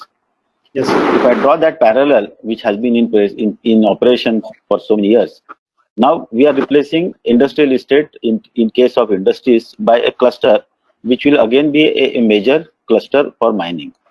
Now, just draw that parallel, and if you look at and place it properly, so if the cluster gets approved by the DMG through a proper procedure by a report, then any individual who comes into that can draw the reference of this, but has to also obtain an EC, because every individual, unless he is given an EC, because the monitoring of environmental conditions under operating mine is the responsibility of that particular individual. Therefore, now the question is, how do you make this functionalize? That's the question. But exactly the same situation which has happened for industrial estate is happening here now. This is what it occurred to me, that if individual EC is not required, then why in industrial estate we have to obtain individual ECs? That question will go there also. I'll draw another parallel, sir. With all due respect and apologies, there is another parallel which we can draw here, which has been given an exemption to under the para 26. And that exemption is when there is an industrial estate which has got homogeneous industries. And if that industrial estate obtains an EC, then the individual units within that industrial estate are exempted from obtaining individual ECs. And there has to be an institutional mechanism which will ensure that the environmental conditions imposed under the EC to that industrial estate will be complied with by that authority. So that is the parallel which we should draw in this case also. It's an equivalent issue. Bansal sir, and what is up? Bansal sir, and what is up? Should I respond, sir? See, bolo. Yes, sir. Mushrooming of activities, like say, for example, if you take the Mandi Govinder, sir, or you can take any that clusters where that mushrooming of activities of similar type is there. So, see, that always this question will come, sir. No doubt in it. But the thing is, what the reference that has been made by Bansal sir is, see, when the homogeneous activity as an industrial cluster, because there is an owner and onus is there with the person who is taking the EC for the that entire industrial estate. So, apportionment or the responsibility or the liability which lies with this one. But whereas that in the mines, so as what is said, so for the purpose of implementation, it has to be given the ECs to the individual persons. Then only the implementation and onus can be made whenever the dispute arises. You need to fix the responsibility somewhere, no? Bansal साहब आप कौन सा para draw कर रहे थे? 17 number का. Para 26 is for the exemption, sir. Exemptions में हमने ये 17 नंबर का individual industries including proposed industrial housing within such notified industrial estate. Yes. Homogeneous type का है. That is homogeneous, sir. That is the continuation of the earlier EC granted. Here also the cluster is supposed to be homogeneous, sir. I agree, but then has to be somebody has to have the EC before that. No, the whole problem is how to fix the responsibility. What is that? What is what I am suggesting, sir, is that आपने अभी इसमें provision नहीं किया हुआ है कि हम cluster को ईसी देंगे. हम ये कह रहे हैं आप क्लस्टर के लिए प्रोविजन कीजिए ईसी देने का. जहां जहां स्टेट गवर्नमेंट ने क्लस्टर को पार्ट ऑफ द लॉ बनाया हुआ है, क्लस्टर को एज एन एंटिटी डिफाइन किया हुआ है और वो होमोजीनियस माइंस के लिए है और वहां पर उस क्लस्टर के लिए एक एंटिटी डिफाइन की गई है who will be responsible for compliance monitoring. Then you give them an EC for a cluster. Otherwise, don't give. As simple as that. The case will not exist for the all the see in some of the areas, for example, Gujarat, sir. So Gujarat में क्या कर रहा है? So they are taking the cluster EC and giving the into the individuals. So that was explained by the state authorities while say they are representing for the the sand mining guidelines. See, like that in the different states, different situations are there. Sir, if you go through the Deepak Kumar judgment, that is exactly what Deepak Kumar judgment says, sir. It only says, please incorporate the sustainable mining guidelines into the state government rules, and in that case, EC is not required for individual leases. Otherwise, individual leases EC is required. Sir. Yeah, Mr. Thomas, please. Sir, whatever what is up said and whatever Palerna said, and you said I am only supplementing. Please. The the issue here was public consultation. What is was from the correct example of an industrial estate. Now the industrial estate takes the clearance, and if the individual units coming, they don't need to have the public consultation. Now coming into the Deepak Kumar judgment. The Supreme Court said that you have to identify the mining zones. So that mining zones together, if it's the mining and the geology department of the district, or an association, if they take the EC for that entire cluster, that the mining zone, and conducts the public hearing, because what is I was asking, what is the solution? So similar to industrial estate, if that mining zone, as per the Deepak Kumar judgment, if it is delineated and that zone is taken the clearance, you take 100 mine, 1000 mine within that zone, no need for individual public consultation. This is only I want to submit. Thank you for the opportunity. Thank you, No, Mr. that is Thomas. what we have mentioned. There shall be only one public consultation for entire cluster. This is what is mentioned under item 24. Benson sir, Yes, sir, please. this is Yes. Ritu Pandey. Yes, sir. Thomas sir has said, if it is suppose Department of Geology and Mining take ECs for all the cluster for that particular district or something like that, and then disperse to the people who are coming for re-tendering the lease with the ECs, this won't be a better option, because then you can able to have a single public hearing where the impact assessment for cumulative ma'am. cluster and all that.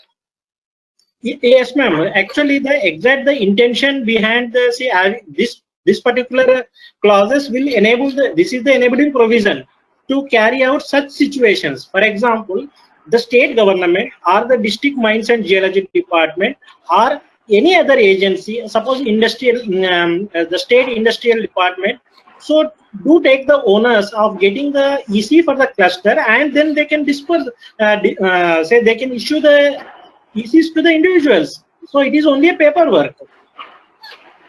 Sir, you are right, but if it is not mentioned somewhere, nobody is going to do that. Nobody is going to take pains for that. It is implicitly it is there. See, this particular provisions do say for that. Actually, that is the most ideal situation. What you are trying to say is the most ideal situation. See, exactly. one is coming ahead and trying to capture all the scenarios of that area and projecting what is the complete overall action plan and taking the EC. And whosoever is that the part of that particular the system within the boundary conditions, so anybody can play. Now whosoever wants to play within the boundary conditions, so though he has to abide to the conditions which has been prescribed as for the cluster. Definitely, the EMP cost will down. That will not be a burden to the person who is the first in cluster to take the CC and all that. Cost concern cannot be taken into the notification. See, cost is an operative parameter, whereas this is an administrative parameter. Whereas the concerns, whether we are addressing the concerns of the environment in a very comprehensive manner or holistically or not, that we have to see.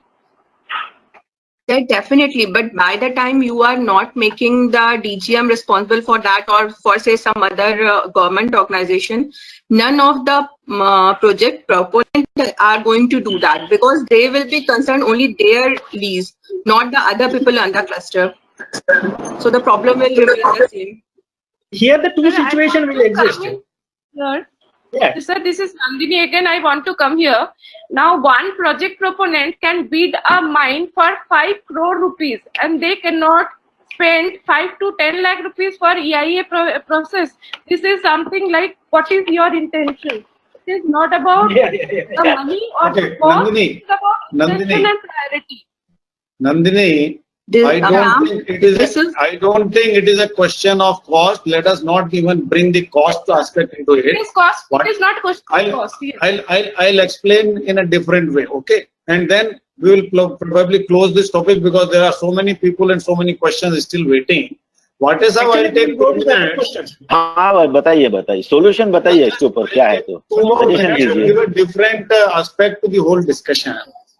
Now, what we are talking about, sir, and what was brought out very clearly in the Deepak Kumar judgment is that, assuming there is a limestone deposit of 100 hectare size, deposit I am saying, I am not talking of mines here, sir. The mineral deposit size is 100 hectares. Now, for the purpose of grant of mining leases, the state government has broken into 100 pieces of 1 hectare each.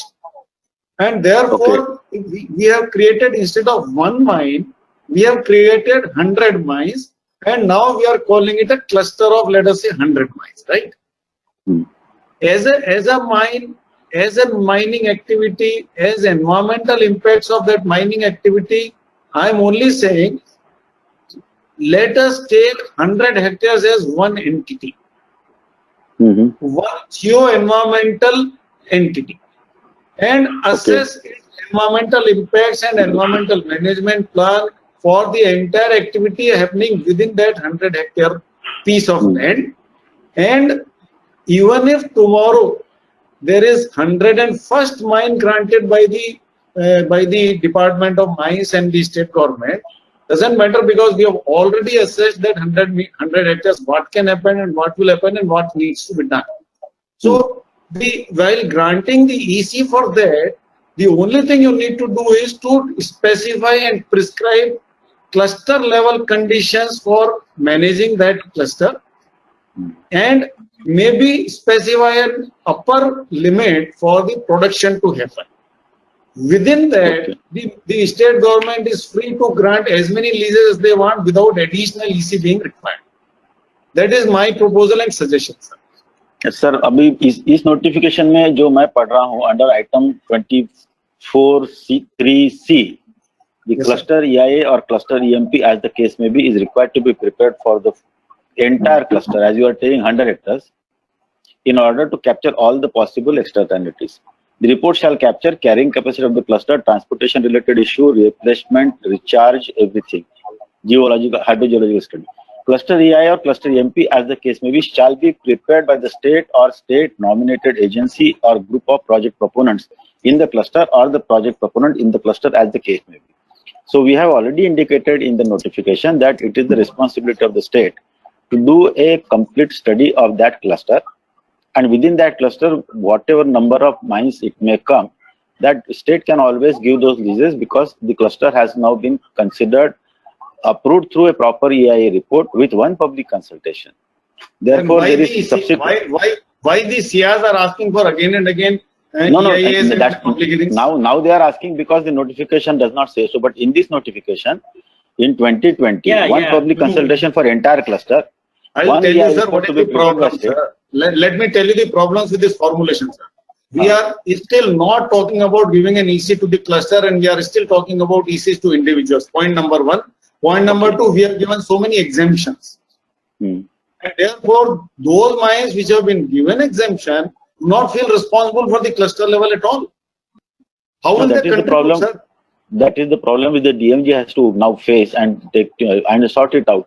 But in this notification, the MOF will wash its hands off. No, MOF is not washing hands. MOF is MOF, not the DMG, sir. No, but the empowerment now to the state or the state sir. DMG. The EIA notification belongs to MOF, not to the DMG. Agreed, but it is followed the problems created by the EIA notification have to be owned by the MOF. No, but in earlier notification there was nothing like this. Now in this notification we have now bringing in one cluster. These provisions are all taken from the earlier notification only, sir.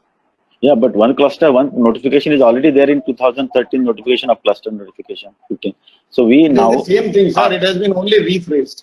Yeah, but now, that is the only. But now, what is the solution on this, and what is the suggestion that you I am telling you, sir. I told you, do not for the purpose of ECs break down the cluster, sir. Please do not break it down. Sir, no, this cluster breaking is not in the hands of MOF. It is in the hands of state. It is in the hands of state. Who is asking for individual EC, sir? How do you, sir? Responsibility किसके ऊपर fix कर रहे हैं साहब इसमें? Individual EC आप मांग रहे हैं सर, स्टेट गवर्नमेंट नहीं मांग रही है. हम कहाँ मांग रहे हैं individual EC? Sir individual EC अगर सर क्लस्टर लेवल पे भी अगर EC चाहिए तो क्लस्टर लेवल में भी दे सकता है. हम तो क्लस्टर लेवल ही दे रहे हैं. आपने प्रोविजन नहीं किया हुआ ना सर. हो सकता है. You have not made a provision in the EIA notification for cluster EC. Excuse me, sir. Bansal sir, हाँ जी, इसको रिफ्रेश करके बताइए कैसे. ये पूरा पैराग्राफ पढ़ के आप हमें बताइए कहाँ पे क्या कैसे कर सकते हैं. हम उसको देखेंगे, बट ये अभी तो हमने आपके सामने इतनी क्लैरिटी से रख दिया है. मैं आपको लिख के दे दूंगा सर. लिख के भेजिए हमको, भेज दीजिए, देखते हैं हम लोग. ठीक है, because you know this we have to move forward also. So आप लिख के भेज दीजिए कि इसको कैसा कर सकते हैं, हम देखेंगे. This is one among the so many. Sir, we can move to the next question, I think, sir. Yeah, we can. Bansal साहब, ये आप लिख के हमको दे देंगे, हम देखते हैं इसको कैसा करना है. Sure, sir. Yeah. The message here of the purchase. So I think we have finished with the questions of 14th June, sir. Ji. So now what we'll do, sir, is that we'll proceed with the questions for today. Now there are two options, sir. One is we should take the construction sector first, or we should take the questions relating to non-construction sector first. I will leave it to you. You are the moderator. I think we should have to answer both the things. We should take the construction sector first, sir. Construction, bilkul, as you wish. We have Mr. Bharat Bhushan. We have one Mr. Sarvesh Javadekar. He is a builder belonging to Bombay. And then we have Mr. Anand Mishra from Jaipur, who is the chairman of CREDAI for Rajasthan state. Mr. Anand Mishra. Bansal Sahab, before you start, I just want to say welcome Paritosh Tyagi Sahab. हमारे लिए बहुत ही बड़ी आसामी है ये, और पर्यावरण से इतने सालों से जुड़े हुए हैं, तो उनको हमने ऑफिशियल इस वेबिनार में देखा है, तो वेलकम करना चाहते हैं हमारे तरफ से. आगे चलिए. So I'll first read out a question or a suggestion which has been sent by Nandini Chaudhary. Ji. Because this is a very broad question rather than a clarification, or not even a question, it is a suggestion. And it is similar to the concept of clusters in the case of mining, sir, and therefore I am taking it on priority. So the title of the suggestion is Introduce Environment Clearance at the Master Plan Stroke Development Plan level. The development plan is prepared for cities and towns and is approved under State Town Planning Act. Sorry. बाकी mute कर दीजिए. Yeah, sure.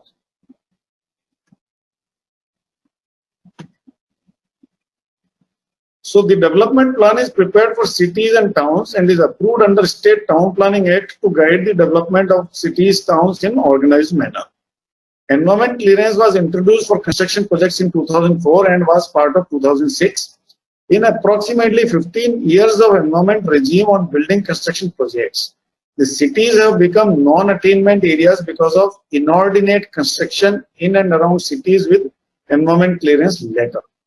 No monitoring regime can control the environment degradation triggered by these activities in future if thought comprehensively. Therefore, it is suggested that the clearance at master plan stroke development plan level need to be introduced in environment clearance, which look comprehensively based on land use and FAR proposed in the master plan and development control regulations. The population, traffic generation, water requirement, wastewater treatment, greenbelt areas will be calculated based on the FAR and land use.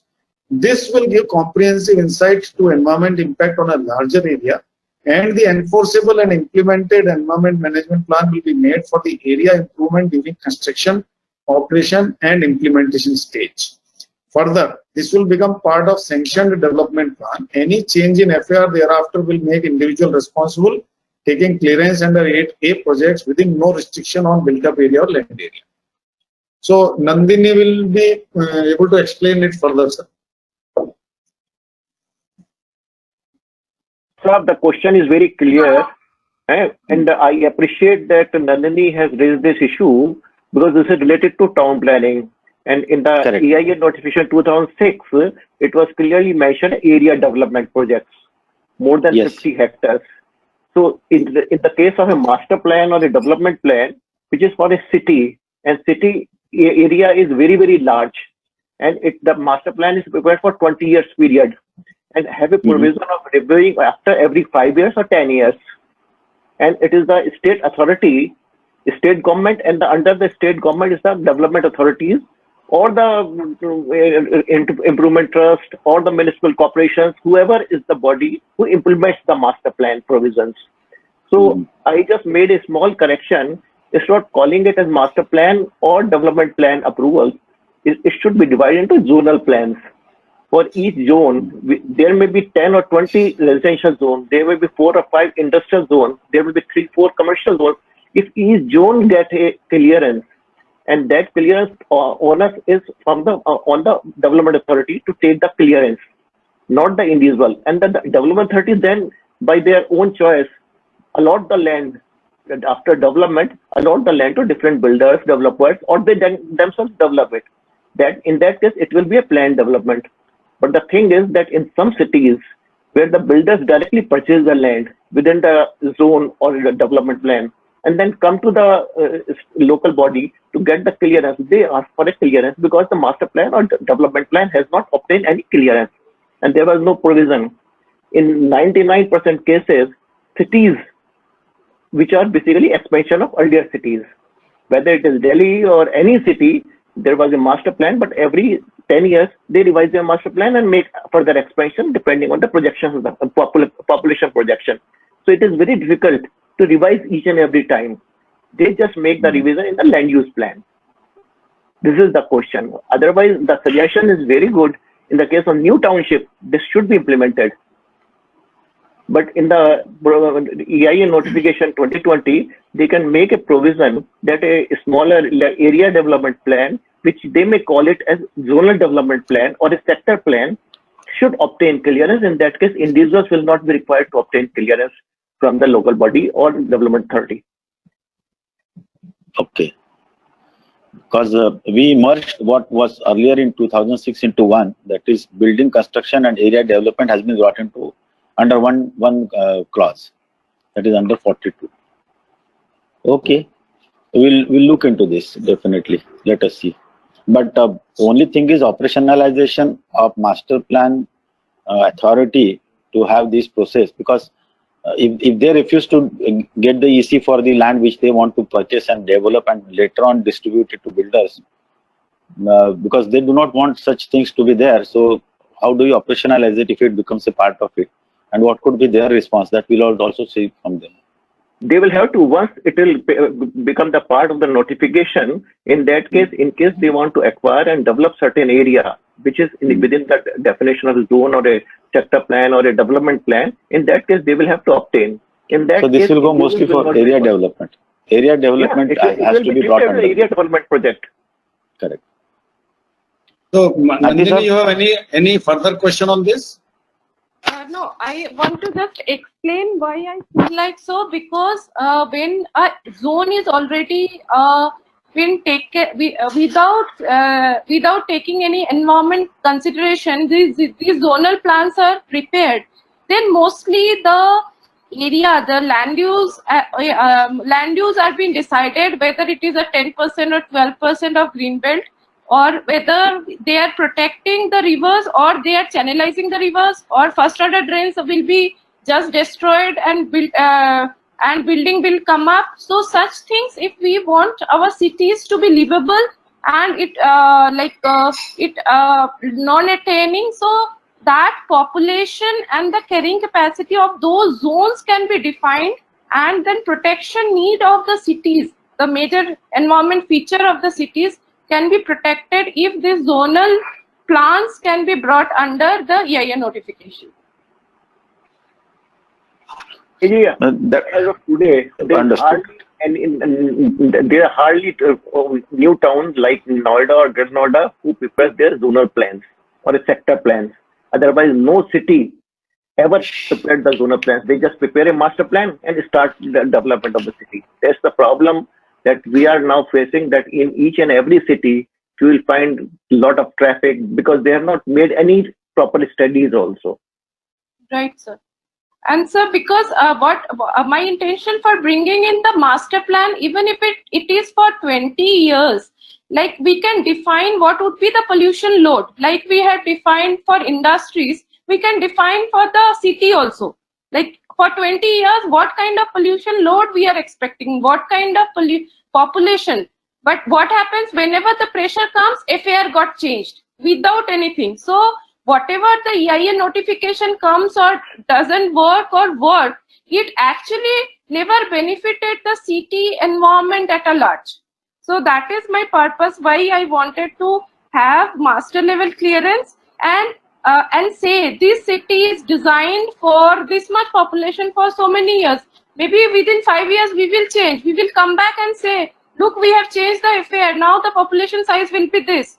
So this traffic, the issues with the traffic pollution, the DG pollution, and and everything with corresponding can be managed if master plans and zonal plans are brought under this ambit of environment clearance notification. Thank you. Over to you. Okay. Thank you, Nandini. Good. Sir, I want to invite Mr. Anand Mishra on this or any other point regarding the construction sector. Mr. Anand Mishra, please.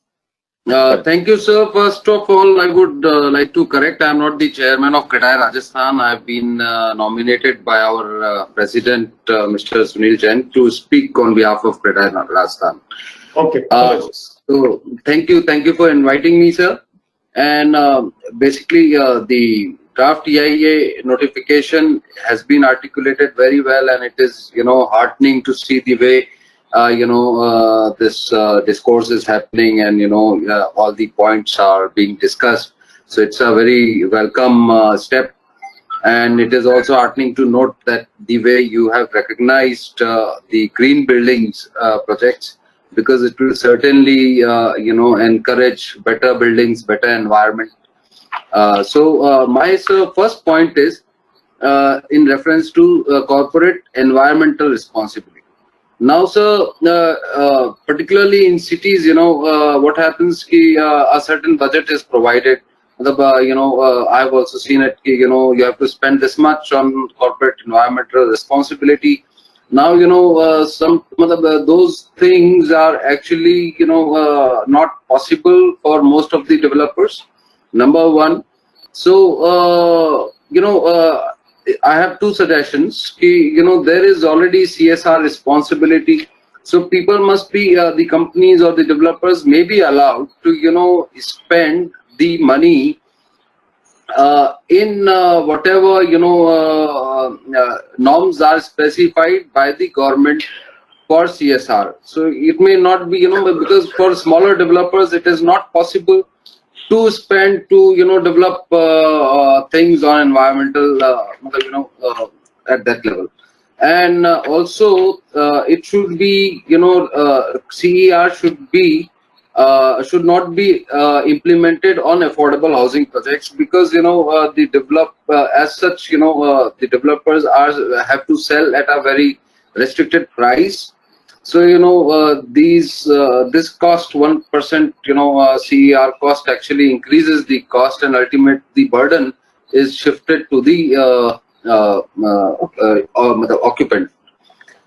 Then green belt for commercial and group housing projects, they need to be reworked, because when it is a smaller plot, then the 15, 20%, 30%, those numbers are actually not possible, because those are developed plots. So as it is, if it is a plot in a township, so already green areas are provided.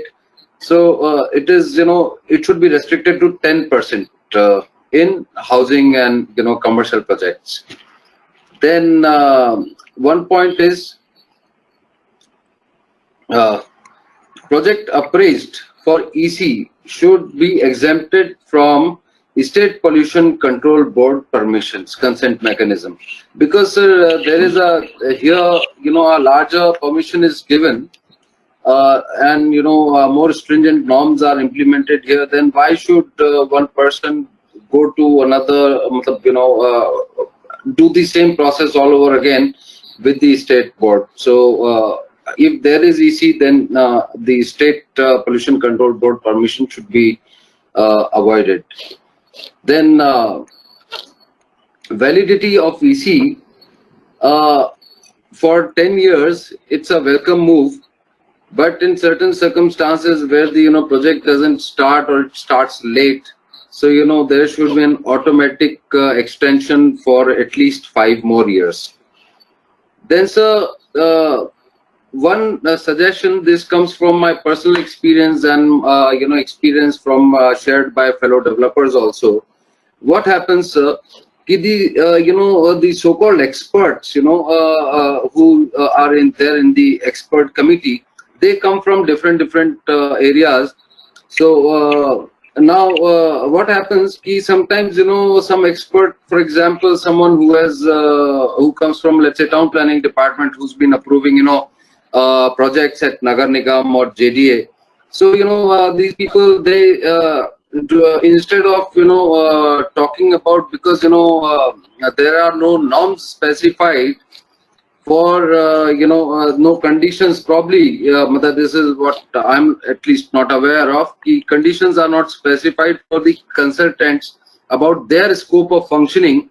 So, you know, they start looking into parking, they start looking into various other things, and start commenting, this plot was a commercial plot, how come you're making a residential project?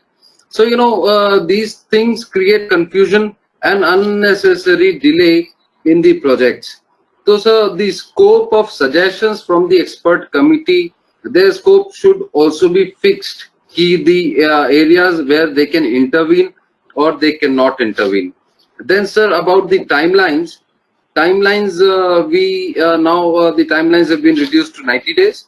So earlier it was 105 days, but it has been observed that, you know, these timelines are never adhered to, and you know, the process takes up to even 6 months to 1 year. So this is something, sir, that you must consider. Then, sir, one thing, delay happens on various grounds. For example, in 2017, you know, in Rajasthan, the formation of the SIA committee, it took almost 1 year. So, you know, sir, this puts projects under unnecessary hardships and causes a lot of problem. So, this is one suggestion. And then, yeah, in small and medium housing projects, you know, there is a zero liquid discharge condition. Now, sir, what happens in small and medium housing projects where water consumption is actually, in housing projects, consumption of water is very high. Now, it is actually not possible in smaller medium projects for zero liquid discharge, even after, you know, the water, the treated water is used for flushing. In landscape, abundant water still remains, which has to be, you know, thrown in the sewer lines. But there is a condition that the water must be utilized wholly at site. So it is, you know, it causes trouble to the and unnecessary, you know, violation and hardship to the developers. That's all, sir. Thank you. Anandji. Yes, sir. Sir, can you give some analysis? So, in a total building and construction sector, if you say, yes, the 50% now, say 50,000 square meters, how many, yes. what is the percentage of the projects which is less than 50,000 and more than 50,000? Can you give, can you light on the percentage? I will do one thing. I do not have the percentage in hand now, but I will definitely work it out. Yeah, maybe for this I can, you know, check the RERA website, yeah, and take the numbers out from there, you know, and maybe give you a detailed analysis. That will help in the statistical backup. See, yes, sir, I will. Yeah.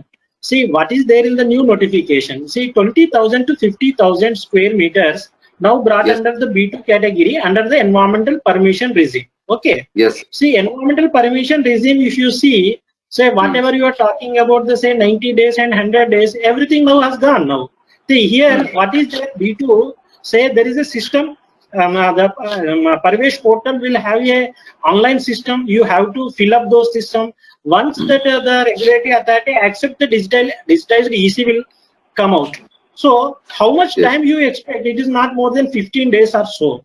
See, when it is coming from the when it is coming down from the 105 days to the 15 days, so all this answer to the delay part is answered. See, and whatever the information that we have, say 85% of the cases in the country are less than 50,000 square meters, sir. Yes, sir. So only 15%. So you are, whatever you are talking will be reflecting only for the 15%. And these 15% are those are very big, very big the projects that will come under the ambit of the EIA, or otherwise otherwise EMP do suffice for your projects.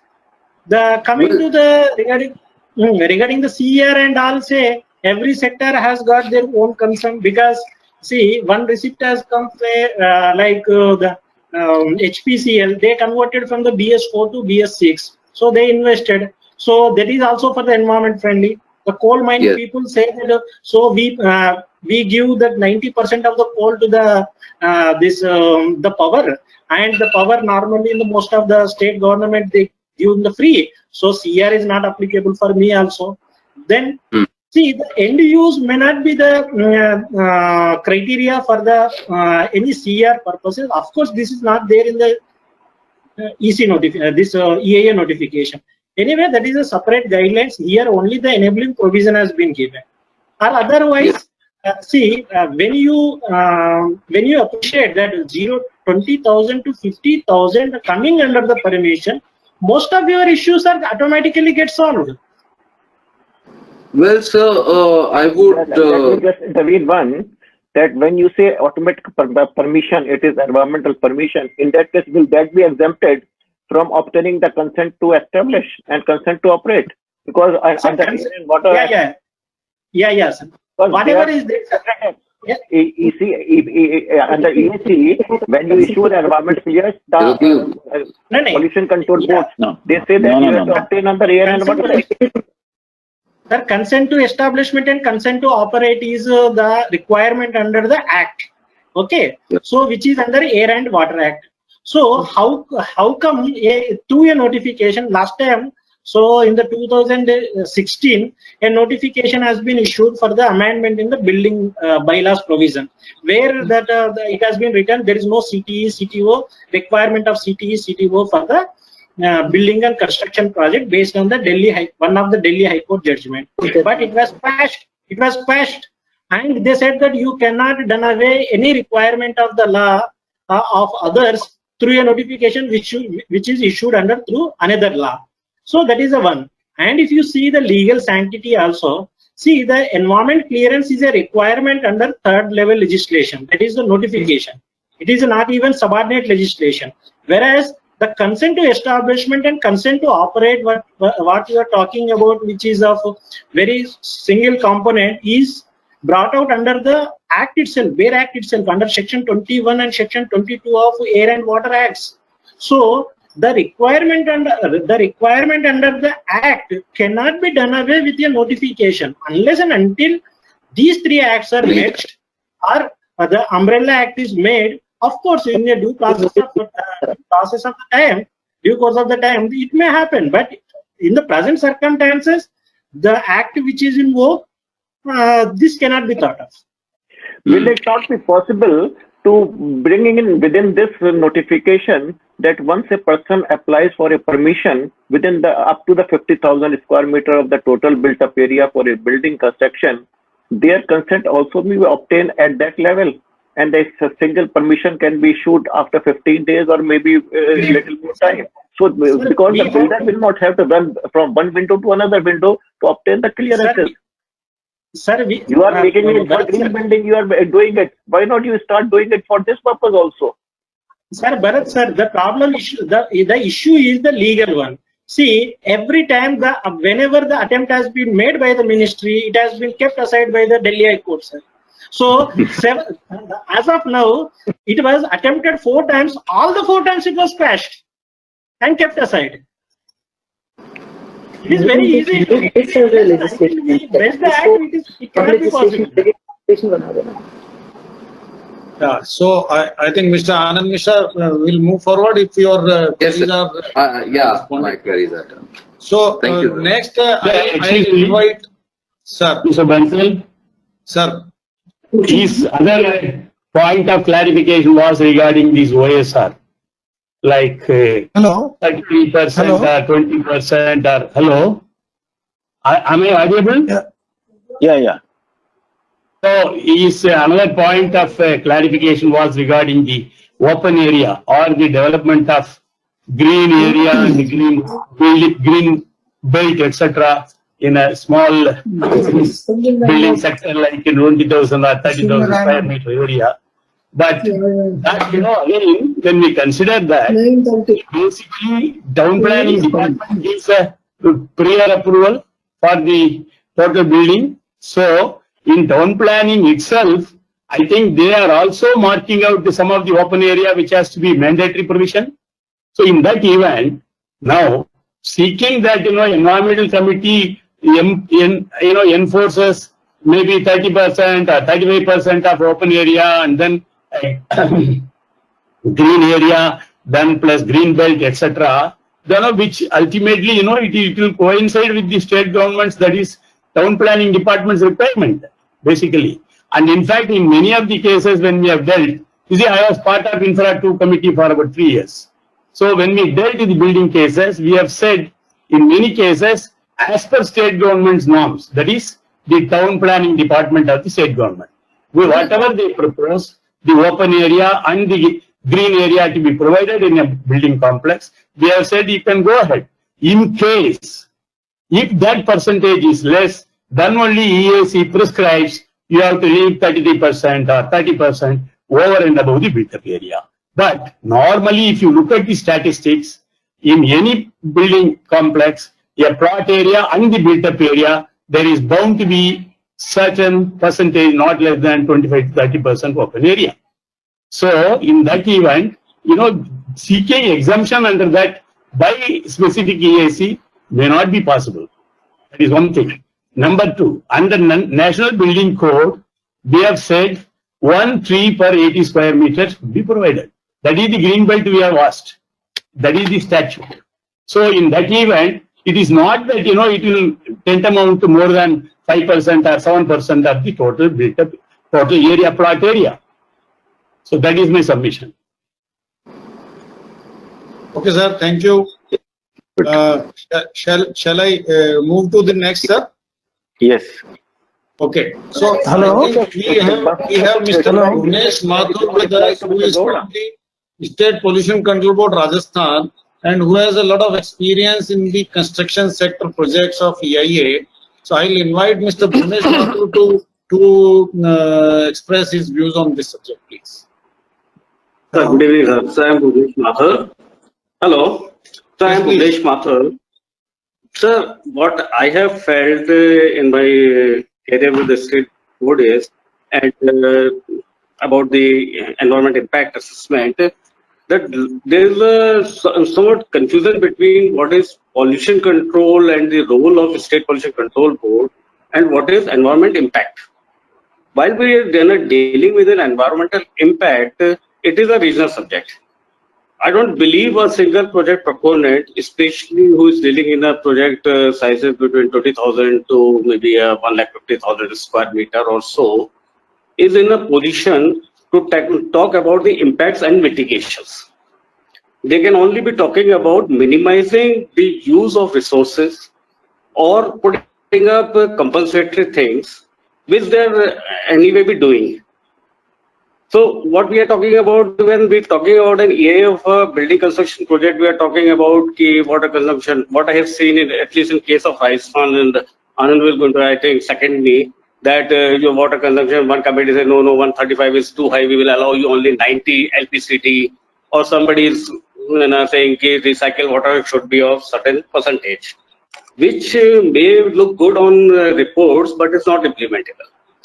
A construction project, building construction project with a housing, even a builder is not in a position to restrict them to use water to the level of 90 LPCT. So things like that happens when we are talking about getting an EIA from a project proponent. So earlier what I believe Nandini was saying or Bharat Bhushan sir is saying, there has to be some regional input. And when we talk about environment impact, we should be talking about impacts, not of the compliances of various laws. We should not be talking about what Nagar Nigam or municipalities or laws about 15% ground coverage or 20% ground coverage or 25% ground coverage.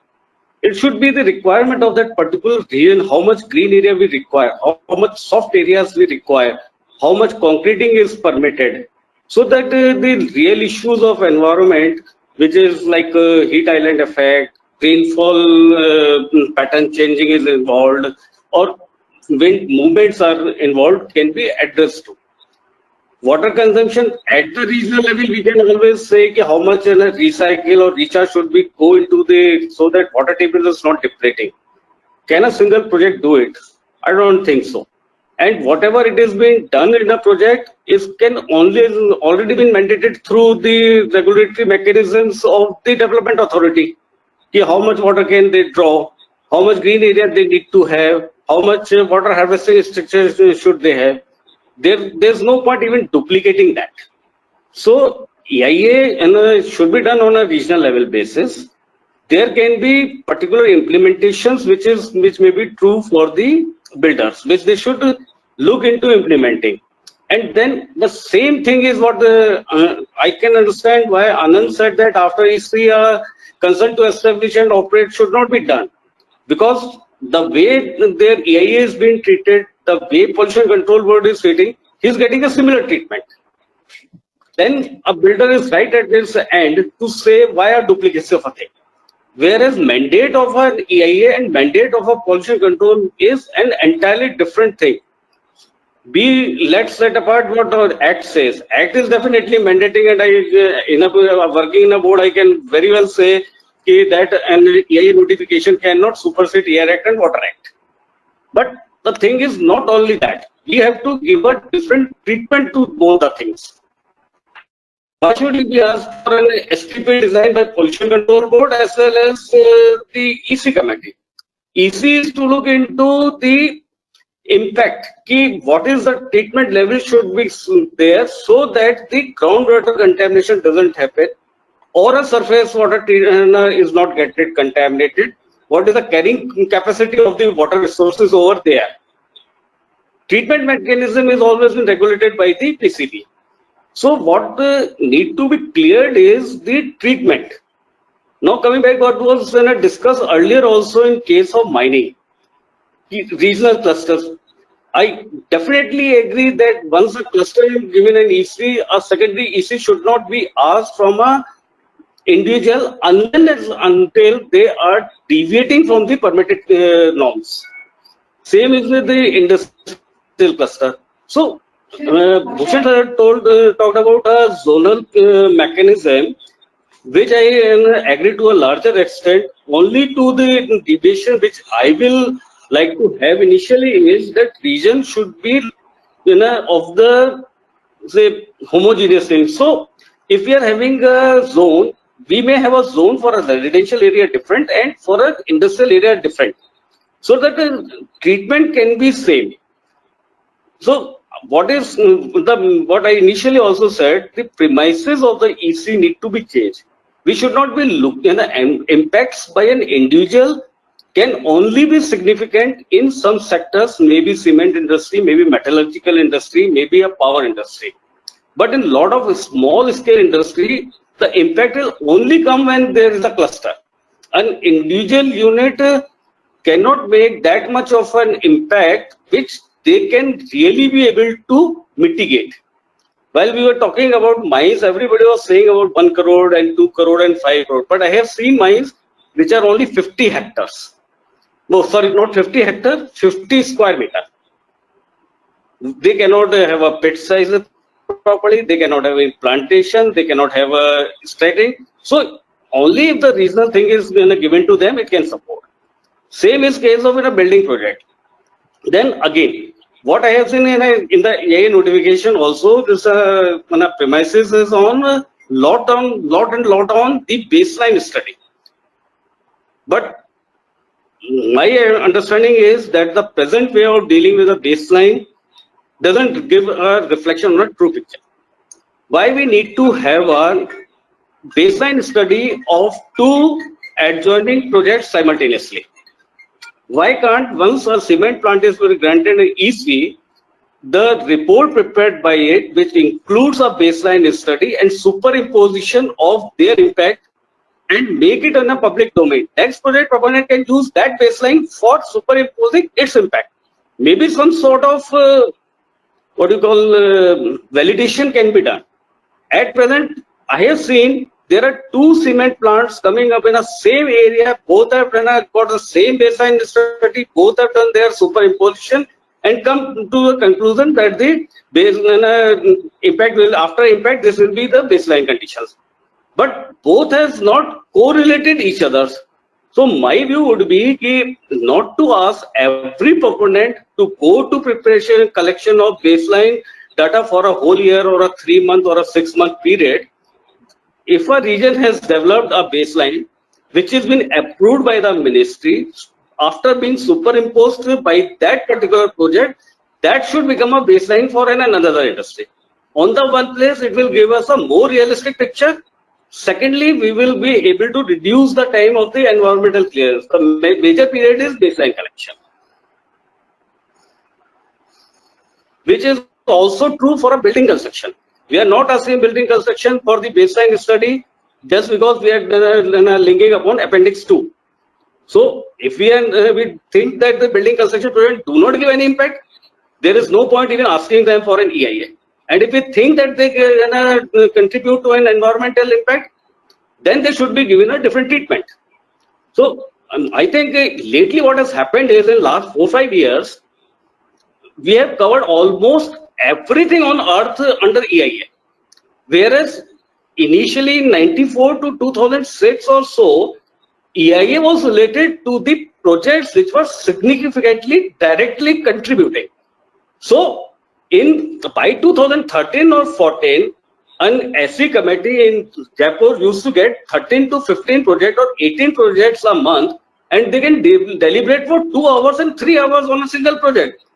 Whereas lately they are, भैया 10 जने एक साथ आ जाओ, अपने अपने नाम पते sign कराओ, B2 में आपको ग्रांट हो जाएगी. तो हम क्या मतलब why we are taking EIA on granting of environmental clearance? It is important is environment impact assessment, not in your environmental clearance. Now what has happened is EIA has shifted from an environment impact to the grant of environmental clearance. 90% of a project proponent will call it कि हमको environmental clearance करा दो. Nobody will going to say कि मेरे project का environment impact assessment कर दो. So this paradigm shift is not going to help us. We should, first of all, my suggestion would be to reassess which are the real project, what is the real size of project where the impact can be made, where the impact can be assessed and mitigated by a proponent. All other projects should go to the regional levels. We should not be asking all mining industry, small, big, having 5 ton, 1 ton production, hand tool productions to environmental clearance. They are in no position to give you any impact mitigation measures. So premises has to be first defined. Paradigm shift has to be checked. What we want. Why we want an environmental impact assessment on an environmental clearance committee to be loaded to an extent they are not even able to assess. So again, coming back to the building construction.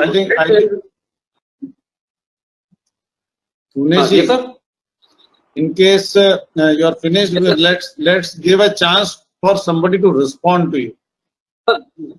Just I was concluding with saying that we should be looking into mechanism of regional development of environment impact assessment, where the onus should be larger and not the onus should not be on every small individual or a project proponent to do an EIA and get an environmental clearance. That is my view. Thank you. All right. Thank you. So, what is up, or Sharadji? Anybody who will be responding? Whatever in which spirit that he spoke, the same is the spirit which the committee had taken into consideration while drafting this notification. We have tried to remove as much as requirement of impact assessment for the projects which are of smaller altitude, smaller magnitude, and only those which are require specific significantly contribute to pollution, only they have been taken into this. As regards shifting the onus on the state for taking more responsibilities, that again is an issue which we, as we had done it in the case of cluster, we have seen that similar thing has to be worked out. But the attempt has been made to minimize requirement of ECs for smaller projects, in particularly in this notification, so that they can get moved faster in the process of development. This is one thing which I want to assure. Second thing is that EC, environmental impact assessment, recourse to EC is one issue, and CTO under Pollution Control Board's 1981 and 1974 Act is a different issue. Because see, most of the projects, before the project activity starts, is the requirement of prior EC. After the EC is granted, the monitoring of all the environmental conditions through proper environmental management plan and monitoring plan is responsibility both on the Pollution Control Board as well as on the ministry through regional directors.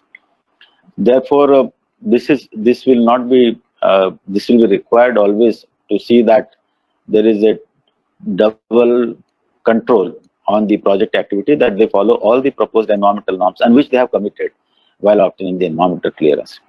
Now, doing away with environmental clearance for some other projects which he is trying to envisage, we have perhaps made a very great brainstorming on this, we should or we should not require, and had come down to narrow down the list to what we have now given. But anything, if you still specific which you feel that should be removed from the ambit of EIA and EC, that list you can send it to ministry. We will definitely look into that. This is what we can promise at this juncture. Sir, right? I have a suggestion. Sir, I think those who are participating, we should take the questions, compelling questions, because Sharad Palerla would leave at 4:30. I know that. So let's do that. Move on, sir. Yes, sir. I'll move on to Mr. Sarvesh Javadekar. He is a builder from Bombay. Yes, thank you. Thank you all. Very quickly, sir. First of all, I appreciate the efforts of the Environment Department. As an industry player, I think the draft notification has come out really well. And you've taken all the experience of the past 10, 15 years in streamlining the process. Thank you so much. Very quick 2 points, sir. First is if we can get some clarity on the change of product mix. For example, if I've taken an EC for, say, about 70,000 square meters, comprising of 1 BHK, 2 BHK, or 3 BHK in a different combination.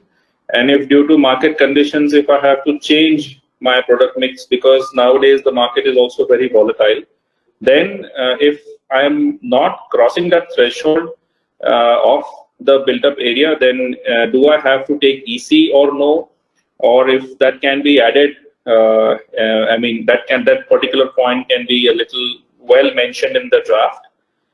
Secondly, sir, is the environment clearance fees that are currently being charged at the state level are also very different. Maharashtra charges a different rate. Maybe Karnataka or Tamil Nadu might charge a different rates. So is there any way in which you can bring in some parity of how much fees should the state governments be charging for environment clearances? And also, sir, one last point was that the monitoring, every annual monitoring by the PCBs for compliances, instead of giving it to the PCB, sir, with all due respect, we are already taking consent to operate under the Air and Water Act. So my suggestion was if the ACO, which is the accredited consultants, if they can be empowered to do the monitoring and evaluation, which is currently happening, that will save a lot of time, because PCBs maybe at a certain at the district or at a region level may not have so much of manpower to do the monitoring and evaluation. So maybe if the ACOs can be empowered with it. That's it, sir. Thank you. Thank you, Mr. Javadekar. Will anybody respond to this? I think we have already made a provision that either SPCB or regional or ACOs or accredited consultants, these all options are already there.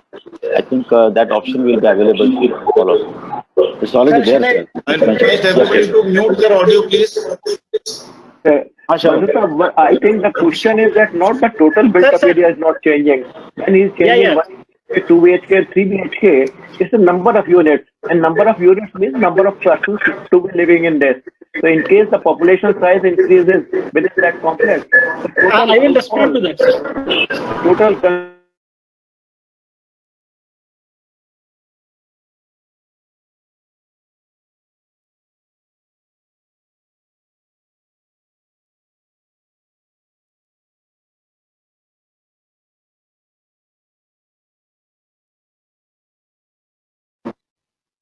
See, as long as, so this is some sort of your self-certification. See, sir, my I will tell you just two minutes, sir. Please, 2 minutes, then you can, I think I will answer to the questions mostly. What is our intent that I am trying to inform? See, the intent is, for example, say in the earlier application, so 300 units are there.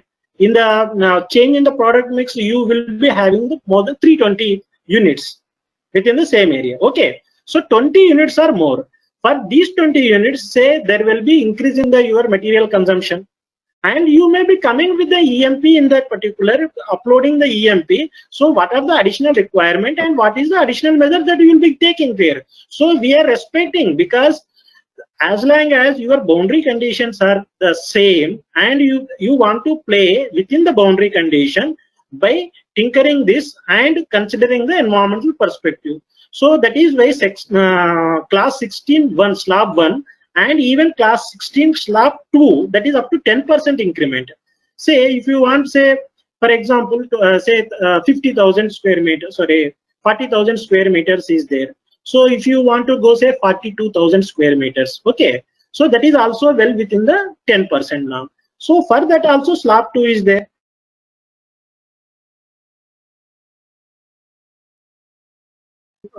This 16 para 16 is really addressing all these concerns, which are actually, these are the learnings from the earlier EIA notification. Yes, sir. So all I was saying, sir, is that in para 16, if you can just mention intended increase in production capacity or built-up area. I mean, that will create, that will clear out the ambiguity. I think you kindly give that some suggestions on official website. So we will deliberate, and this one. Yes, sir. Actually, Sure. What I feel that so it is the implicitly mentioned. If you want it explicitly mentioned, you make the suggestion on. Thank you, sir. Thank you, sir. It's not only the built-up area; it should be linked with the population also, number of units. Yeah. Within 10% is fine, but if it is more than 10%, and if the total consumption is increased or discharge is increased, in that case the total scenario will change. Because in case earlier you were proposing a 3 BHK house, now you are proposing one affordable housing as 1 BHK or 2 BHK only. Number of units will increase, your water consumption will increase, your discharge will increase. No, that provision is also there. He has to prepare a revised EMP in that case. If he goes beyond 10%, he has to submit an EMP which will go to, which will be required for getting this. Otherwise, he will not get it. EMP has to be changed. So there is very clear mention in that. You are right. Yeah, sure. Okay. Right. Next. Bansal sir. Yes, sir. Bansal sir. Yes, sir. Mr. A.K. Ghosh has sent a suggestion, sir. I'll just read it out because he is not there. So on the item number 42 in the schedule regarding building, construction and area development projects, the issues in the EIA context related to the construction projects more than 150,000 square meters and area development projects more than equal to 50 hectares are quite different. Therefore, may please consider making 2 subsectors under sector 42 to address the aspect. That is his suggestion. Okay, because he wants to go back to what earlier was. Area was different and build-up was different. Sir, just I want to answer, sir. Yeah, sir, this particular issue has been deliberated in the infrastructure sector with their EACs. Okay, not only once, they have deliberated several times, and they have made a very strong recommendation to the policy committee. It should be one and same, because they have not only made a recommendation, they also expressed the lot of difficulty in implementing because of the 2 sectors, sir. Achha. So it is the appraisal process is simplified. The appraisal process is simplified, and that is the infra committee not only not only given the recommendation, they have given the justification, they have given the issues which are associated with the making the difference in these 2 sectors. Sir. Okay. That has already come from them. Okay, Bansal sir, this is answered already. What if I'd like to clarify you one thing? More than 150,000 square meter built up area is basically a building project, whereas the more than 20 hectare of land, which is area development project, is different. So there may be two sectors, but as far as the emissions and discharge, etc., or pollution load is concerned, it will be almost similar, because the number of people using that area will be more than 150,000. Exactly. Exactly. You are right. This was in the 2006 notification also. So it's a part of notification. Appraisal process is simplified, so it should remain like that, whatever it is. Yeah. Okay, sir. I have with us Miss Chitrangda Best. Chitrangda, you are there?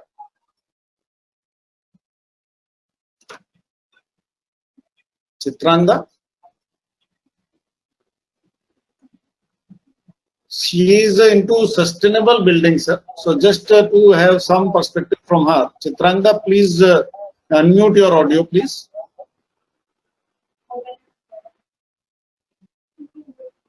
So maybe she is not there. So okay. I think what is her question? Hi, yes. sir. Actually, my internet connection is not very stable. Okay. Maybe I'll send something in writing. Please. Very good. All right. No problem. Good, Thank you so much. So with this, I think we have finished with the questions and suggestions and observations on the construction sector, sir. Maybe we can request Tyagi sir to sum up the discussion with respect to the construction sector. Very good.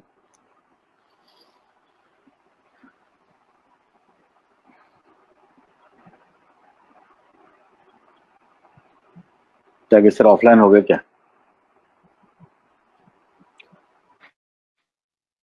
No, sir, he is there.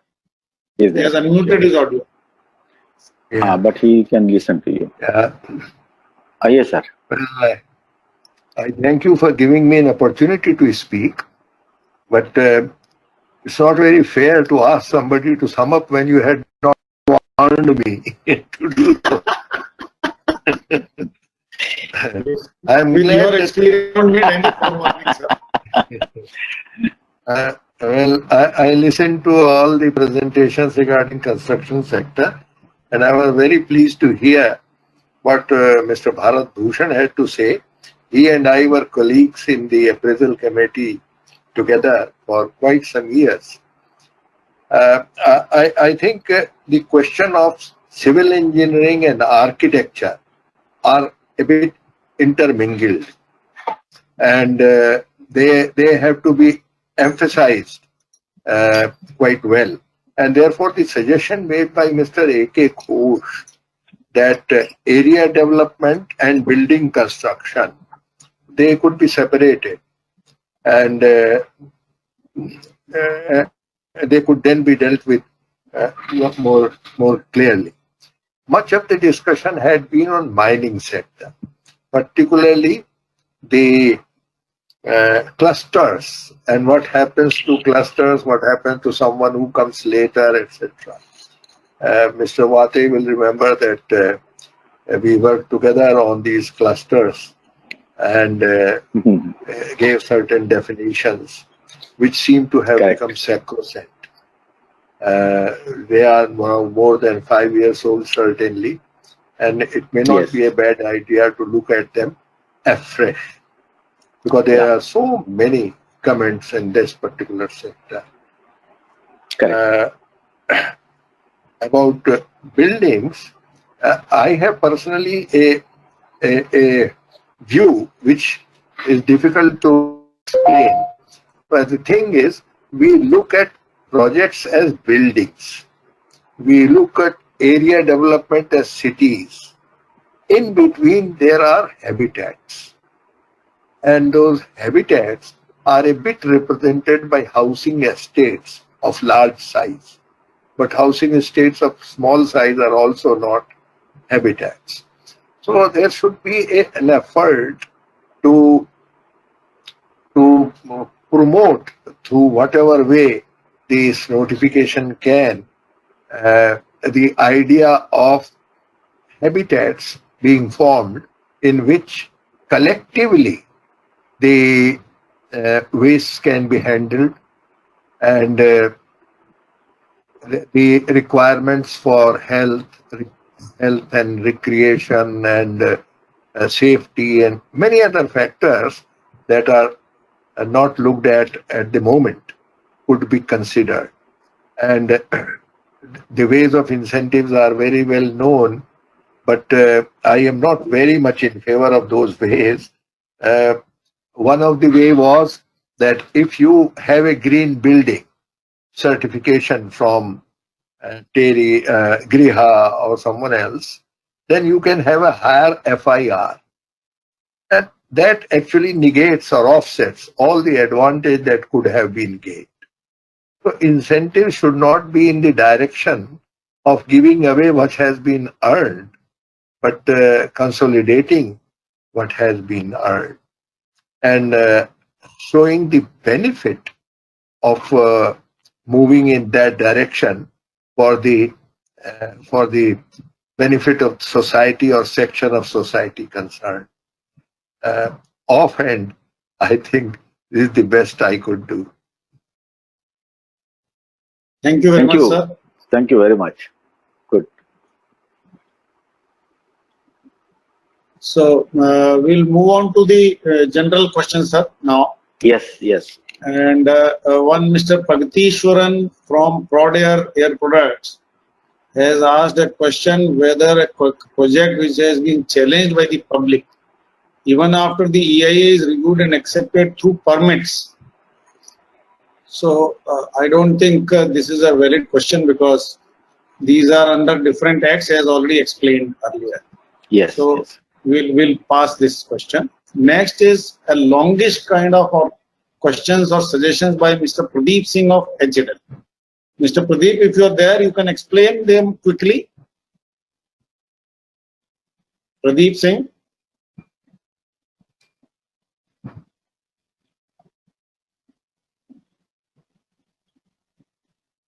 Sir, he is joining 5 minutes. Okay, so we'll move to the next question. This is from Mr. Samir Choksi from Raman's Enviro. Mr. Samir Choksi, you are there?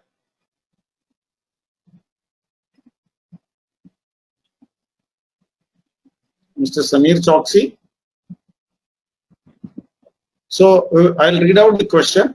As per EIA notification 2006, projects or activities related to industrial shed, college, school, hostel for educational institution are exempted from the purview of the notification, subject to that they have sustainable environment management in place under category 8A. However, as per 2020 notification under item 42, having built up area more than 20,000 and less than 1,50,000 square meter have been considered under B2 category. Clarity on applicability of prior EC to such projects is requested in view of earlier provision. I think, Mr. Choksi, it is mentioned there somewhere. It is clear, sir. It is clearly mentioned, except the sheds. No, sir. Sheds are there of 20,000 to 1,50,000 under the EP category, not under EC, Environment Permission category. Mr. Samir Choksi, do you have a doubt about it? See, permission category is a very simple process. That is why it is not.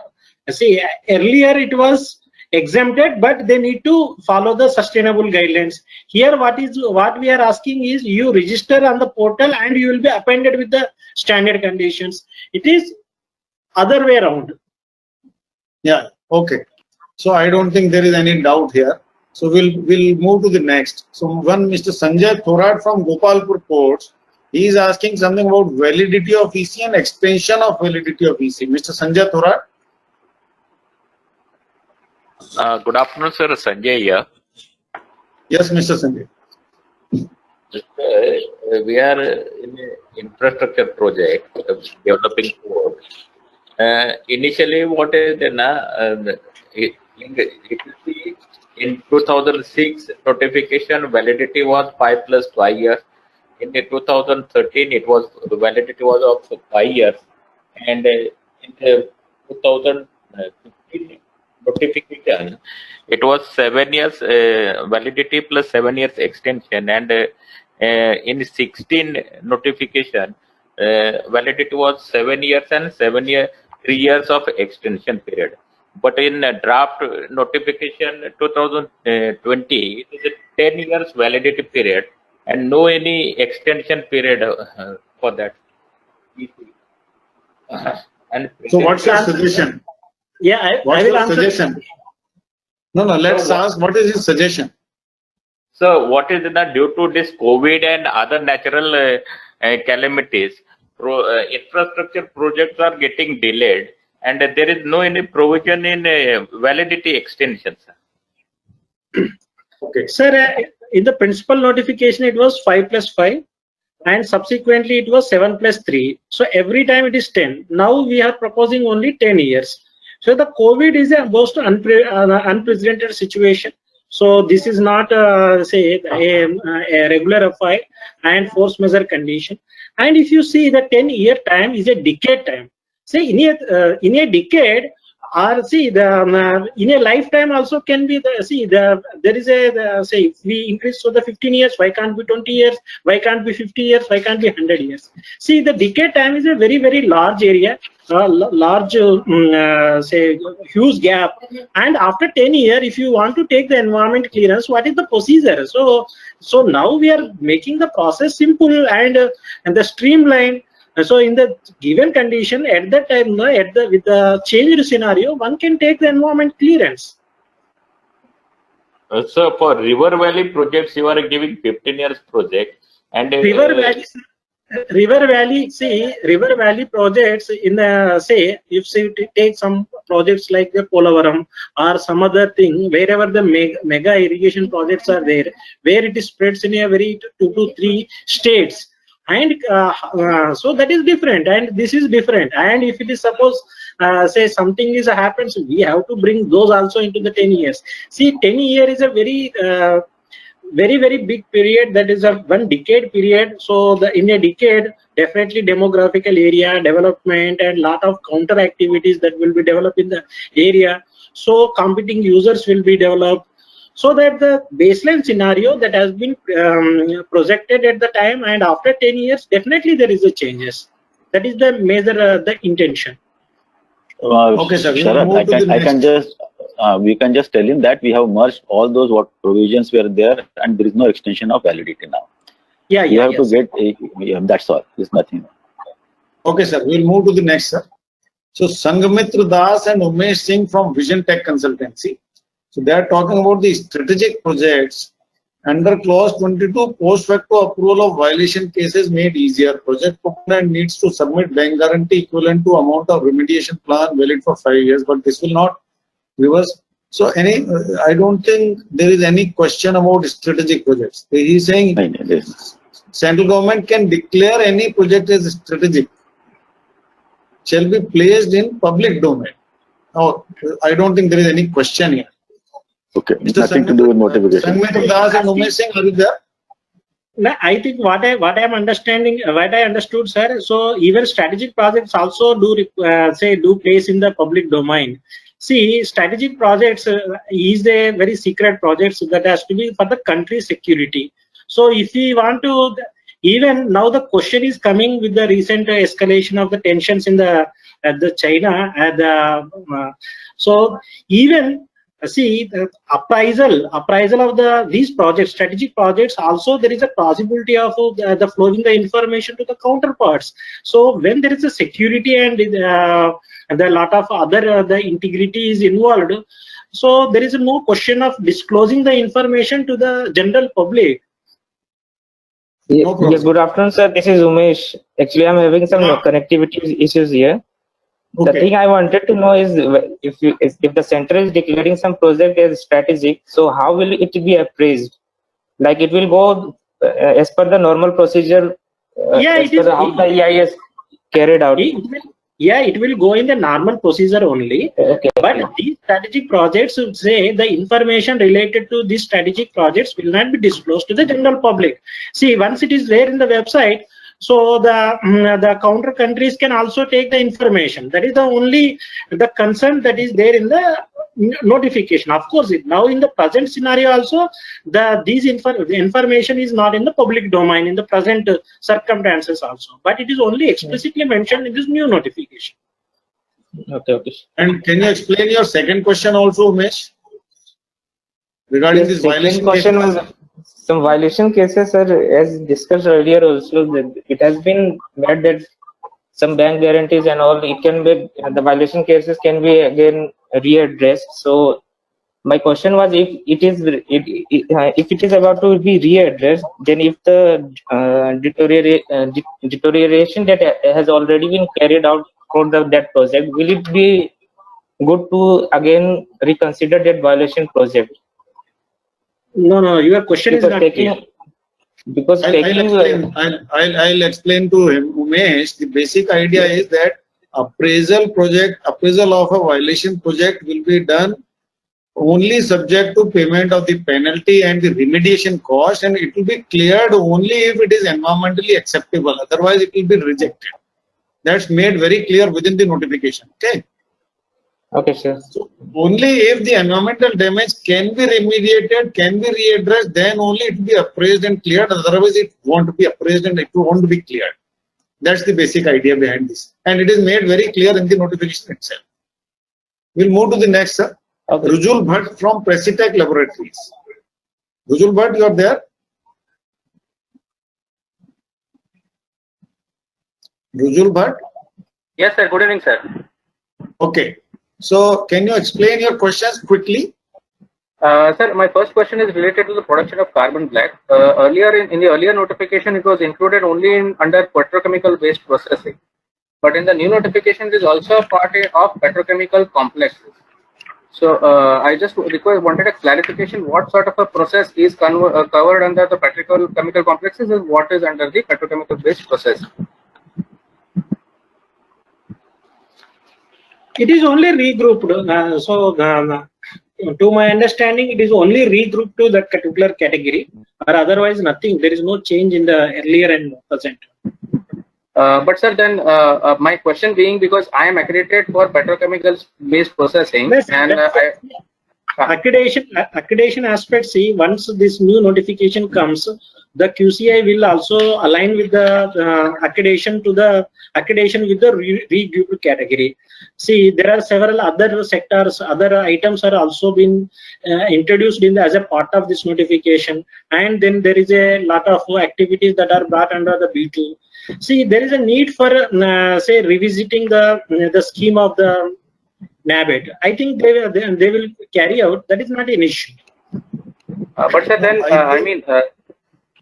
I think the problem he has is why it is mentioned at two different items in the schedule. Is that the problem? Yes, sir. Yes, sir. No, it has regrouped, sir. It has regrouped. It is not mentioned both the items. It has been mentioned that it has regrouped only. Where is it in two places? He says two places. It is in, it looks like it is in the item 24, petroleum products and petrochemical based processing, including production of carbon black. This is item number 24. And then you have item number 22, petrochemical complexes, industries based on processing of petroleum fractions, natural gas, production of carbon black. So it is appearing in two different places. I think that is his problem. Yes, sir. एक में निकालना पड़ेगा ये तो I think निकालना पड़ेगा. He is right. एक को निकालना पड़ेगा. Good okay. Point. Next point. Very good point. Thank you, sir. It may be the inadvertent. No problem. Next point, please. Yes, sir. Next point is related to the ZLD concept for the B2 categorization under category dyes and bulk drugs. Sir, my question is for expansion projects. Suppose an existing project is having a certain amount of discharge, let's say 10 KLD, and if for the expansion project I am proposing that my discharge will remain same, can this be considered under category B2? Sir, if it suppose you already got some discharge and I want to continue as a discharge, so will it be qualify as a ZLD? ZLD means so you have to the overall your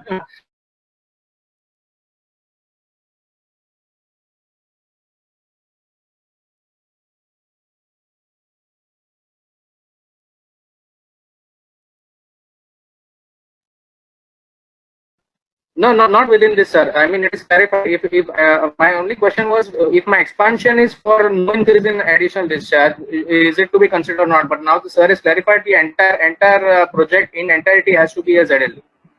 Now you are having a third question relating to some modernization and product mix change.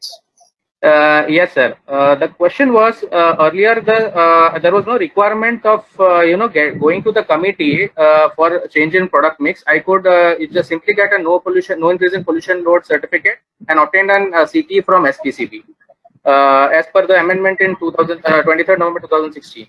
Now my question is, as per this notification, am I supposed to in this notification there is a mention that the no increase in pollution load certificate can act in case of the EIA that I am supposed to submit to the committee. So my question is, is that obtaining the CT I mean done away with? Am I supposed to come to the committee every time for a modernization, even though I get a no increase in pollution certificate? See, in the modernization, there are the two routes are given. So one is, say, you can make an application under the different slabs of the that notification.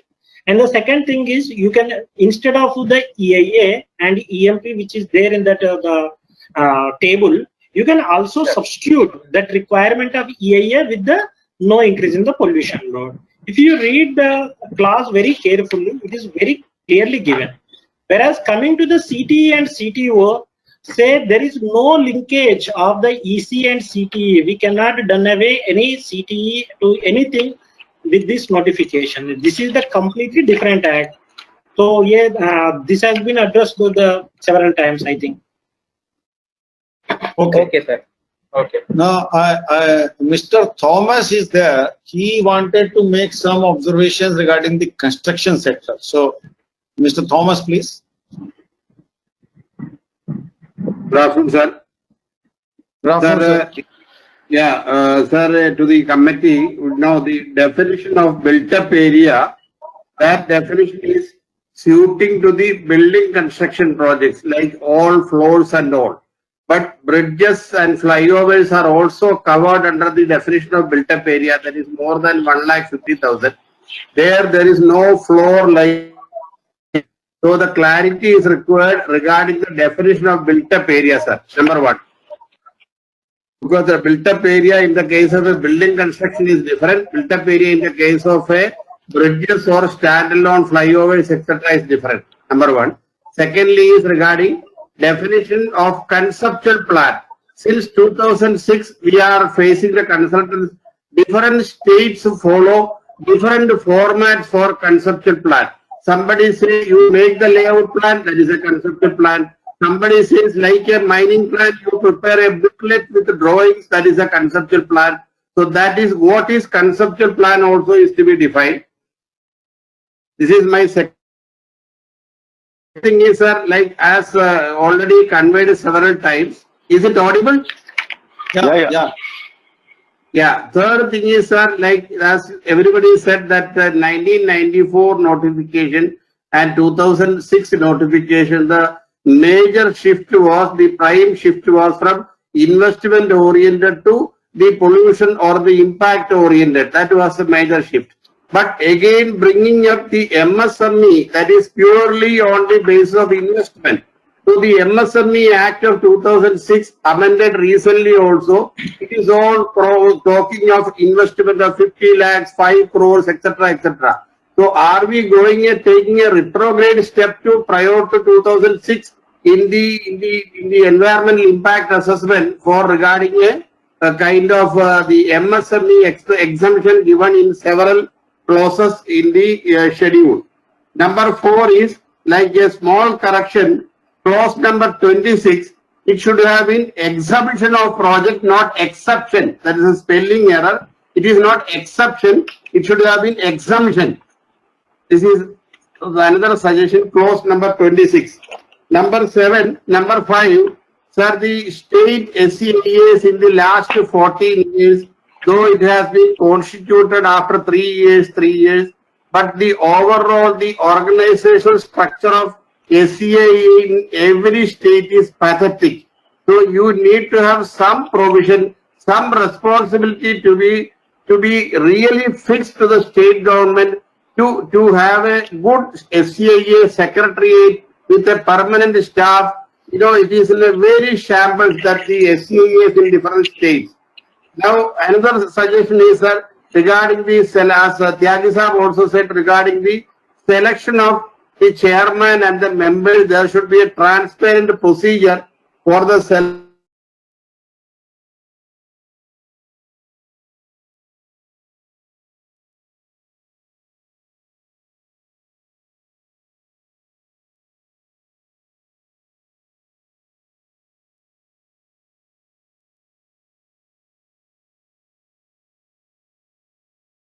Also, sir, we are leaving lot of loose ends.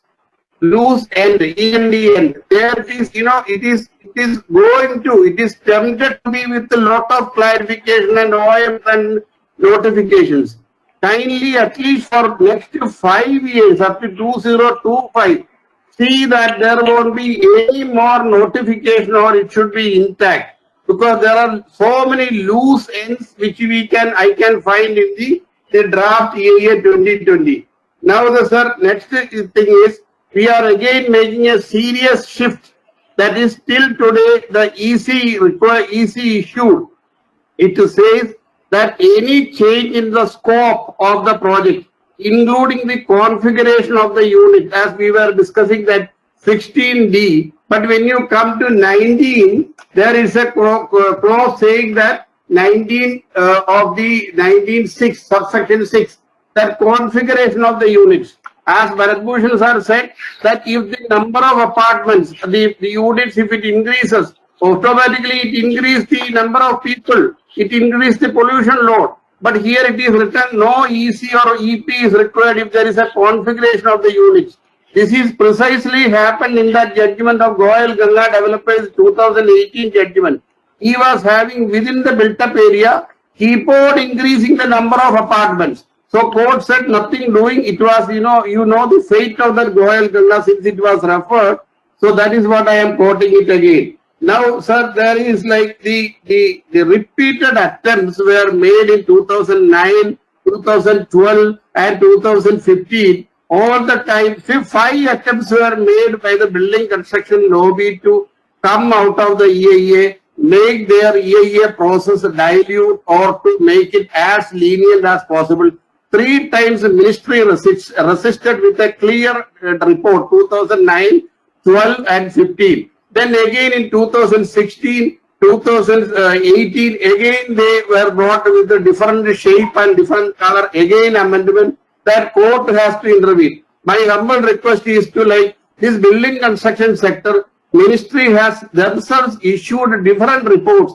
This is a major consumer of natural resources like water and other building materials, major consumer of energy, and it is an energy guzzler, major solid and liquid waste generation, traffic generation, all this energy, all these things is a major sector, and that is why that this sector should not be. Rather, in 2016, ministry has constituted a committee wherein they say that the major construction sector is from 5,000 to 20,000. So thereby it is to be brought so that there was a provision to bring in 5,000 to 20,000 also under the EIA umbrella, but later it was left out. So my simple submission is to relook, bring in more, because we are facing more and more crisis in the building construction sector. And last and the most important submission is, sir, that as Balala sir said, that at 9/12/2016, building construction notification was quashed by the National Green Tribunal on 8/12/2017.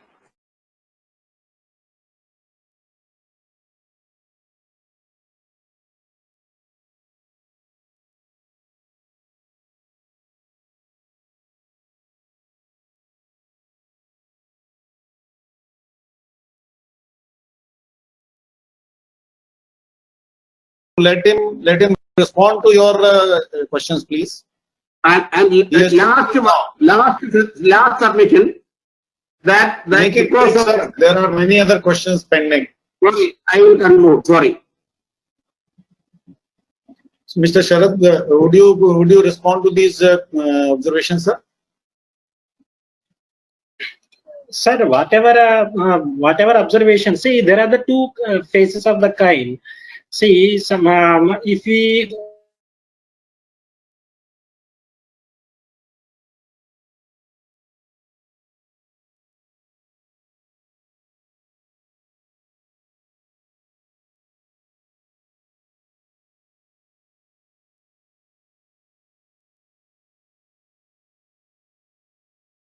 Facilitative mandate of administrative law, again inadmissible.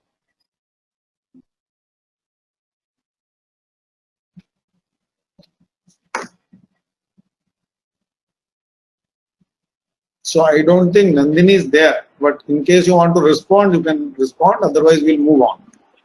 Now we'll respond. Sir, please take up the Hindustan question, sir. Sorry?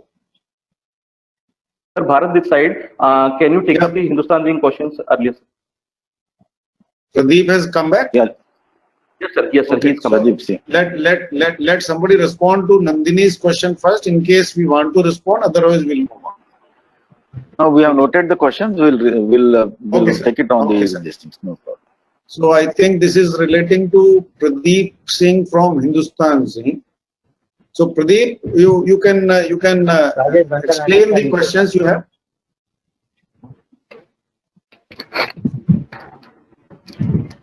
Will Pradeep explain, or Bharat you will explain? Hello.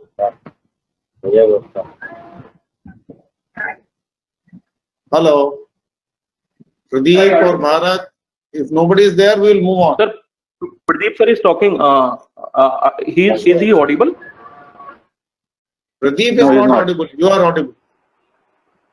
Just a minute, sir.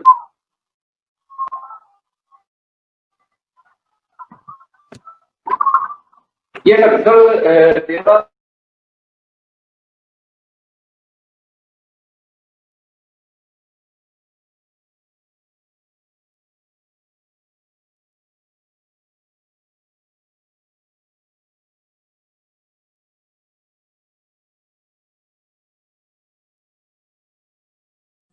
So we wanted to hear Pradeep Singh. In case he is not able to communicate, then we'll move on. Sir, I will explain our submission, sir. So our first point is, like in smelting integrated projects, where the main product is, like in our case, our main product is zinc and lead. So in the it is based on the quality and quantity of the ore. So if the quality of the ore has been changed, the concentration in the concentrate has been changed. Like so, our byproducts is fluctuating from our previous EC. So we would like that the volume of production of end product or byproduct are linked to the quality grade of the main raw material. Intermediate product like concentrate in case of integrated gas distributor. And so, sir, am I audible? Yeah. So we request that this capacity we should eliminate time to time.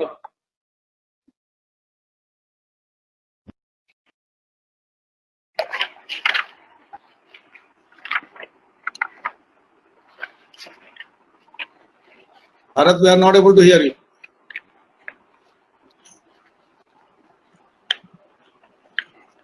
So we'll come back to you. We will move on. So now coming to a question by Mr. Gopinath Rao. Secondary metallurgical units, recycling units registered under hazardous rules are exempted. Yeah, that's right. I don't think we need to explain that. No, it's all clear, very clear. Yeah. So Krishna Kulkarni, as per compliance report clause, if the EC has been obtained prior to 2020 notification, whether this applies regarding annual compliance reports. I think again the transition clause is coming. Yeah. Can you clarify this, sir? No, we have already mentioned in the transition clause how this will be interpreted. So at least 1 year overlap is always available. So there should not be any problem because transition will be safe, like what we did from 94 to 2006. Similar provisions will be available between 2006 and 2020 also. So does it mean, sir, there will be a separate notification or office memorandum for this transition provisions? No, I don't think. I remember there was a detailed office memorandum which was issued known as interim operational guidelines. So will something like that happen now? See, we have made from time in the item 27, section 27 of the operations of EIA notification 2006. We have clearly mentioned that the notification 2006 and subsequent amendments are hereby suspended, except for the things done or omitted to be done before such suspension, to the extent in which all applications made for prior EC and pending on the date of final publication of this notification, the central government may relax any one or all provisions of this notification or continue operation of same or all provisions of 2006 notification for a period not exceeding 24 months from the date of issue of notification. So 24 months overlap is already there. It is hereby clarified that prior EC issued after the final publication of this notification shall be considered to be issued under this notification of publication received and processed or partially processed under any earlier EIA notification will be treated as 2020. So that was also a problem, that was my EC under 2006, was I have to execute section 12 of the EIA notification. All these things will take care. 24 months is the time that we are giving instead of 1 year. 2006 talked of 12 months, here we are talking of 24 months. So I think that if he has any problem related to compliance report, the compliance report will come. It will be applicable under 2006, so it will be taken as valid under 2020 also. Krishna Kulkarni, you are there? Yeah, I am there, sir. I just wanted. Yeah, go ahead. Your voice is breaking.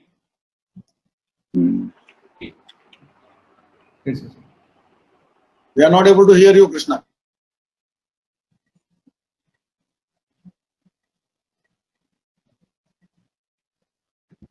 Okay, we'll move ahead, sir, in the meantime. Okay. So, Mr. Gopinath Rao, earlier lead acid batteries manufacturing is not under EC category as per EIA notification 2006. Now, when we would like to increase by 10%, will ministry follow the 2020 latest guidelines of EIA 2020? Interesting question, sir. Very interesting. Now, this is brought under the notification now. Very interesting question. So lead acid batteries was discussed. Sir, his question is, today, because in the 2006 notification, battery manufacturing was not covered. Yes. Now, it is covered now. So now, if he wants to increase his capacity only by 10% to the modernization clause, will he get the benefit? No, it will not, because the modernization clause is applicable to only those who have prior EC. If there is no prior EC, he has to come through de novo process. Yes. So, Mr. Gopinath, you are there? Yes, sir. I'm hearing, sir. I'm hearing. You have been able to understand the answer? Yes. What Mr. Vatesa Bola, I need to go with EC only, even if I'm having 10%. You will have to obtain a regular EC first, then only you will be able to eligible to take advantage of the modernization clause, right? Okay. I think Krishna Kulkarni is wanting to talk. Krishna? Sir, am I audible now, sir? Yes. Yeah, so my question was 2020 notification is fine. Whatever as per that we will have to follow, that is understood. I just wanted to know whether this 1 year compliance report will be made applicable for the ECs of the earlier notification also post 2020. Yes, up to 24 months there is a overlap, so it is applicable. Okay, sir. Thank you. Okay. I think Lalit Kumar Singhania's questions have been already addressed. So we will skip. Already addressed. Bansal sir. Yeah. Bansal sir. Yeah. Yes, Mr. Gopinath. I have one question because it is regarding the same. If I have a EC, because in 2006 that time there was no clarity, so we went ahead and got the EC for our one of the Tirupati location. So now if I want to increase by 10% or 20%, the modernization clause should apply, if I'm right? as per what is If you have a EC, yes, it is applied. Yes. Okay. If you have a EC, which is already a prior EC, then the modernization clause is applicable. 10%, 20% as per the format given. Yeah. Yeah, Okay, sir. sir. The first question what I asked was the lead recycling unit, because it is under hazardous waste and other waste rules. So I think you have clarified that it is exempted under this EC. Am I right, sir? That's Yes. right. Yeah, it's well. Yes. Thank you, sir. Next, Mr. Arpan Srivastav. Arpan Srivastav is there. In case already EIA clearance is taken by the owner for a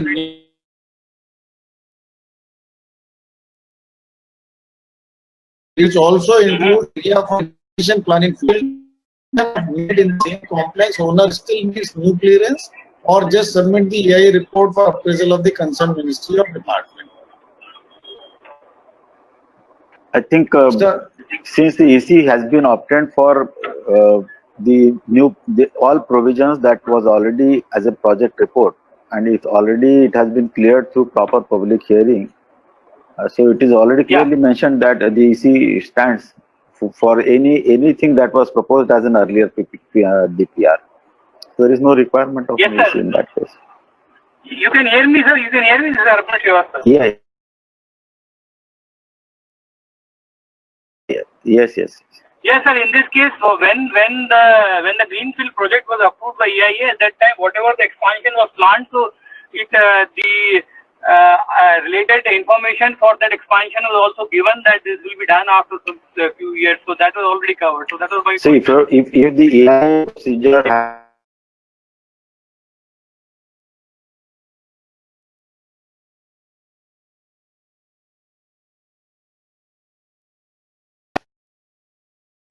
question भेज दीजिए, इसको discuss कर लेंगे, because ये पहले भी किसी ने तो पूछा था मुझे, but we have deliberated on clinker processing, but इसको भिजवा दीजिए हमारे पास, देख लेते हैं इसको. Okay, Mr. Shah, you are there?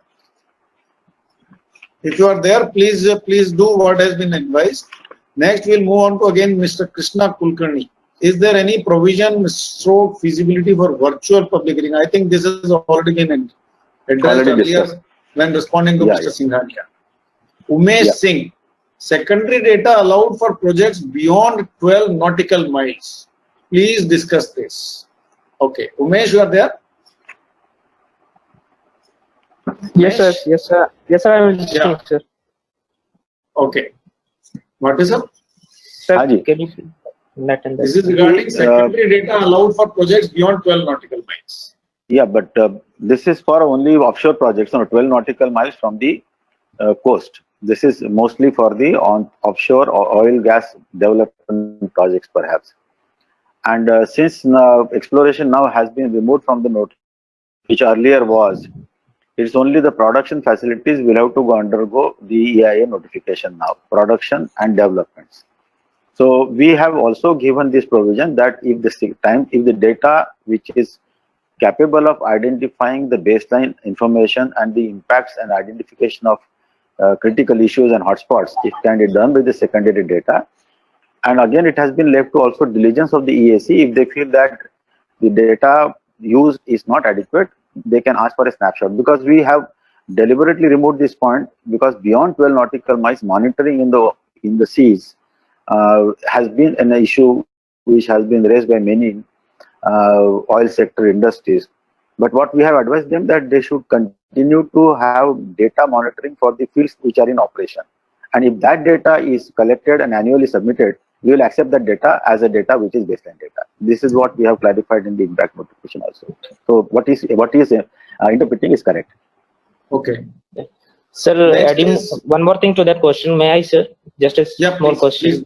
Sure. Sir, can we use the secondary data for our EIA report, as we have discussed earlier also as well, that it will reduce our time for EIA preparation? So we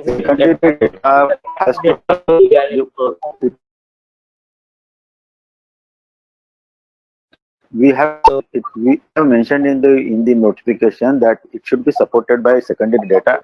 The secondary data should be supported by snapshots, because the problem that we are facing is that nowhere we have time series data available as secondary data.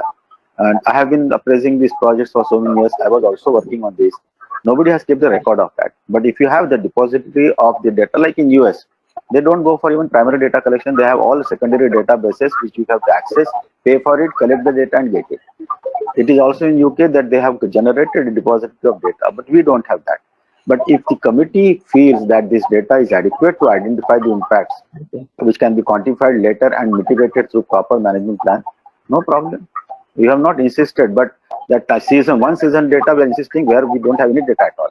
So greenfield data has to be collected for any greenfield project. Baseline data has to be collected. For secondary data will be more useful for expansion projects. And therefore this modernization has come because of that only, because we know that the data is already available. EMP can be done on that data. So a secondary data only on the land projects will not be sufficient. If it is a greenfield project, it has to be primary data.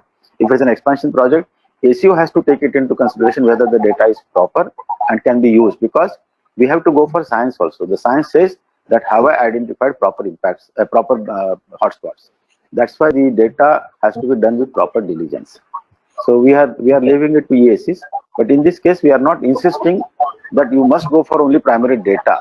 No secondary data is not that. Okay, sir. I think Mr. Sharad Palerla wanted to leave at 4:30, sir. So in Has case, he left already? No, we'll be on. He's still there. Sharadji, Yes. But you want to continue? Yeah, how many questions are remaining now? How many questions are there now? It will take at least half an hour more, sir. Yes, sir. I have to attend another VC. So as I said, we have constituted one committee called as a Central Processing Committee. So there also the parallel exercise is going on. So how to integrate, how to build up the IT tools into the system. So that is a long exercise. So which has been constituted by the ministry in very 2 to 3 days back only. There is a meeting, sir. VC meeting with our additional secretary. No, So what I suggest, Sharad, you can leave the VC now. We'll try to answer questions and if they fall into administrative procedures, we'll collect them and keep it with us so that we can discuss it later. So we'll go ahead with the VC. You can leave the VC, and if the requirements are related to issues of the notification and which require administrative mindset, then we'll come back to you. We'll refer to you. Otherwise, I'll answer the question. Because we have Let us congratulate before Mr. leaving, sir. Palerla for the wonderful inputs he has given today. Yes, you must compliment him, sir. Thank you. Palerla has joined after you left the committee. When you were in the committee, we were member secretary was Satish Garkoti. You remember that? And then Satish Garkoti left it to Palerla. Palerla has taken over. It is the same committee which you are a member of this committee, sir. Thank you, sir. Same committee with some inductions. It has come now. So we really thank Sharad because wonderful job that he has done. Before leaving, sir, I should convey my gratitude and the sincere thanks to the Bansal Sahab and Tyagi Sahab and Vate Sahab and Gaurav and all other participants. So it's a very good, sir, and so we got very good inputs. So we'll take this these things into the consideration, sir. And I also I can accept this gratitude only to Bansal Sahab, because you cannot express gratitude to us because you will still continue to be with us. In this VC you are living, so you are living Bansal Sahab only, so not us. Sir, you will have to bear us always. but I will like to say only thing, sir, that it is a reverse gratitude. Actually, we are grateful to him. He has given his 3 full days and immense amount of efforts and inputs and patience to give us long presentations, and then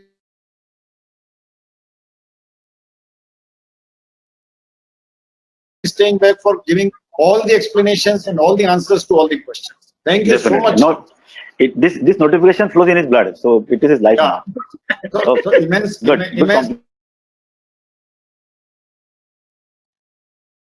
Excellent presentation.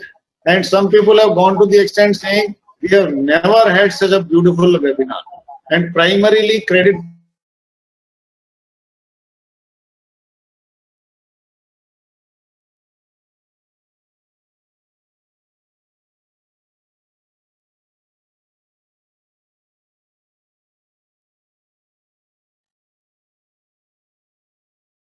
continue to do that because it's still much to go before this notification comes. This is what we feel. Right, sir? So we continue with our webs. Yeah. Yeah. So next was a suggestion from Mr. Lalit Singhania. Steel re-rolling mills with reheating furnaces may be exempted from EC, or at least up to 1000 TPD capacity must be exempted. Sir ये question हमारे यहाँ पे इसके लिए ललित जी ने भी presentation भी दिया था और उनके कहने के बाद ही बहुत सारा डिसीजन लेने के बाद we came to this. Otherwise हमारे कमेटी मेंबर्स तो मानने को तैयार नहीं थे, बट हमने कॉम्प्रोमाइज करके इसको यहाँ तक लाया है. तो ललित जी को मालूम है ये. Okay, sir. Then Mr. K.S. Gaur, for public consultation, public hearing at site or close proximity, please clarify the distance to be considered for proximity. Yes, sir. ऐसा है, public hearing at site. Yes, sir. Public hearing at site, and if the administration feels that at site is not possible because of administrative measures or logistic problems, collector can decide what is the proximity that he wants. It is all, we have left it to the wisdom of the district collector. Because of the law and order situation, whatever he feels, so that is close proximity has been left to be defined by the honorable collector in the case of public hearing. But public hearing is #1 clause and that will remain as it is. Right. So that is how I can explain what is close proximity is. Right, sir. Next is by Mrs. Sunita Mantri. Bulk utilization of paper can be avoided if soft copies are strictly considered with no hard copies, and all the appraisals can be through VC as it is being done these days. Good point, and very well said. We have now already moved towards that. We are not getting any hard copy because I told some project proponents when they were sending hard copies to us that if I receive a hard copy, you will not be appraised in that meeting. So they have stopped now sending the hard copies. So it's only that the ministry still requires as a hard copy because under RT, people ask for Xerox copies. So they are still asking for. So even if they submit only one copy to ministry, that is good enough for us. That is already being practiced now. As regards only through VC, this is an administrative decision. Now, because of this, we have got an opportunity to get EC's appraisal on the VCs. But we don't know whether ministry will stick to this or not. But definitely, we look forward to that this activity should continue as much as it can. So we don't want the lockdown to continue, but we want this activity to continue. If it is because this is saving money for everybody, a great carbon footprint as now Taggage is sitting here, saving of money along with saving of carbon, everything is there. But let us hope because this will be a decision which ministry will have to take. Sure. It is not a part of notification. Then there is a simple question from Sanghamitra Das. Please explain NCLT. So I can do that, sir.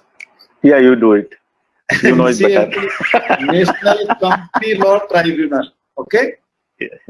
National Company Law Tribunal. Okay. Next, sir, Anshuman Tripathi. Whether slurry pipeline 20-inch diameter to carry iron ore concentrates more than 100 kilometers will require EC. If yes, will come in which category? Has it been mentioned anywhere in the notification? If it is not, it is not in the schedule, sir. It is there. It is there. And let me pull it up. And if it is there in the schedule, let me check. पूरा याद नहीं रहता ना साहब, ढूंढना पड़ता है मुझे, इसलिए मैं हार्ड कॉपी भी लेके बैठा हूँ. पाइपलाइन है, स्लरी पाइपलाइन पे है. आप कौन सा इसमें आएगा ये? Sponge iron ferro alloy metal industry toxic.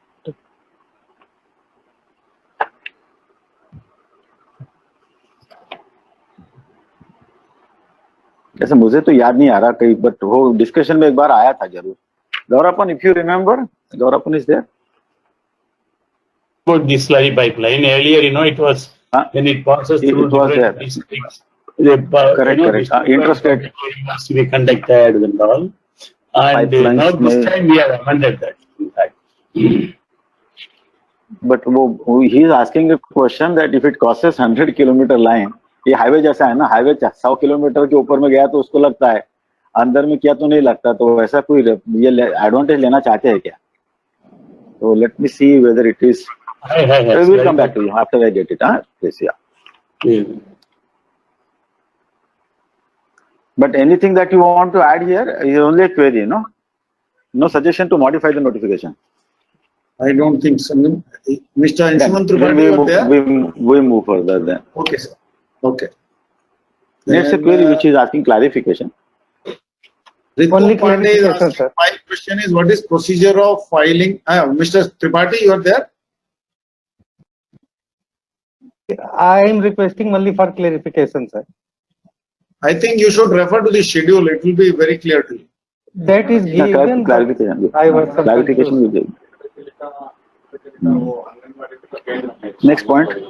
Ritu Pandey is asking, what is the procedure of filing a violation case? What is the procedure?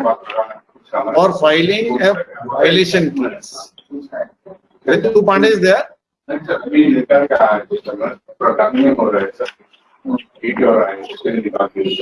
Yes, sir, I'm Mr. here. Tripathi? Thank you, sir. Thank you. Sir, thank you for taking my question.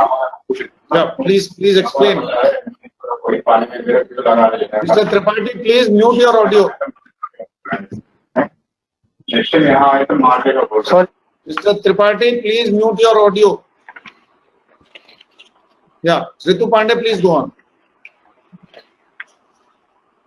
Sir, my only question is how to file a violation case nowadays, because I have some confusion on that. That's it. Thank you. You're asking about the 2006 notification or 2020? Under 804, it is not possible now. The window is closed totally. So it will be left Yes, to now sir. the sectoral EAC to transfer it in a lateral entry. And in the new notification, dealing of violation cases, there are 4 clauses which are already under one, that de novo, suo moto, during appraisal, and then it will be treated as violation by the sectoral committee and a specific TOR will be granted. So now we are leaving it to sectoral committee to appraise the cases of violation. You can declare yourself, Okay, sir. or somebody can report, or government agency can report, or EAC can find out that there is a violation. And violation cases, prior EC, non-prior EC is already mentioned in the sector, in the section, in the notification 804. Okay? Okay, sir. Thank you, sir. Okay, sir. Next, Paras Jain has asked, we suggested that there should not be need for submitting EC compliance report for the old ECs when industry obtains new EC. Must submit compliance report for only new EC as per the timelines given in EIA notification. This will avoid duplication and volume of work. Sir, when you grant a new EC, the earlier EC becomes a subset of that. So compliance will be only for the EC which is in extant, which is in vogue. So there is no question of submitting a compliance to earlier EC in that case. This is very clear when you are asking. Mr. Paras Jain?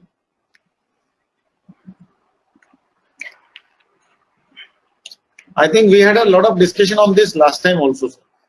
Yeah. So I don't think, if he is not there, let's skip this.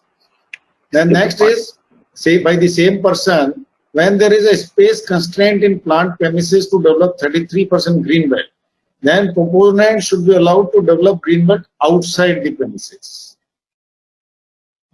At whose cost? Who will give you the land? See, these are the questions which has to be properly showcased by the ACOs during the presentation being made to. The constraint is a word which again can be taken from both the sides. Constraint, he is explaining from the basis of process and product. But also there is a constraint from environment, because there are both the sides. So I don't know what do you mean by constraint. It is up to you that he must make a provision which is already as per the notification. The layout and design has to be in that fashion. So there is no question of that particular dilution that one can make, because finally compromise is made on environment only in all the cases. That should not happen. But in any case, sir, I don't think 33% green belt requirement. Nobody is asking. Nobody is asking for that. Nobody is asking for that. Appropriate notification, the EAC's due diligence will always come into picture. And what we need is, you see, we want an industry should also have regard for the environment, particularly for the trees. And therefore, we are insisting on this, because I am appraising some projects in mining where EC granted in 2004, not even 30% compliance on plantation has been made. And they are asking for expansion. So I am telling them, you first comply to earlier EC compliance and then come for expansion. I cannot give expansion to you now. They are not happy, but this is the way we have to look at it. So there is somebody also should look at the environment as one of the components of his project. It's not outside the project. It's a part of project. So this is what the impact assessment notification has the intention to attract people to do more for the environment. And what best one can do, if the plantation has to be compromised, then everything has to be compromised. So I don't think there is any relief that we can think of in the notification on this issue. Okay, sir. Next question is by Mr. Prabhakar Sarode. EIA notification 2006 has activity 6B, isolated storage and handling of hazardous chemicals as per threshold planning quantity. This activity was omitted in notification dated 13 June 2019. Is the activity amended, considered in draft notification for EC, and if yes, under which activity? I think it was answered earlier by Mr. Sharad. Earlier answered. Yes, sir, already answered. Mr. Prabhakar, if you are there, if you have any further doubt, please ask, otherwise we'll move on. Next,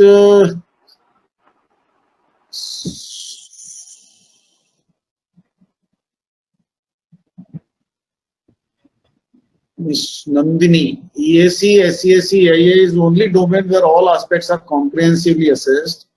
No, this is not a question of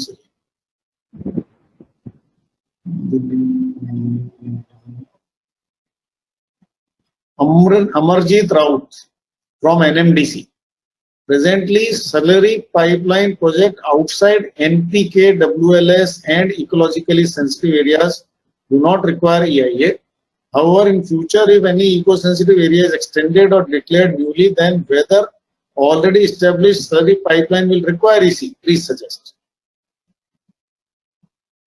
No, I think this notification will come in prospective. So, but any expansion or any modernization if they take up, or any change in the plan that they take up, it has to be appraised in that case. If it is falling in the EC, in the ecological sensitive area.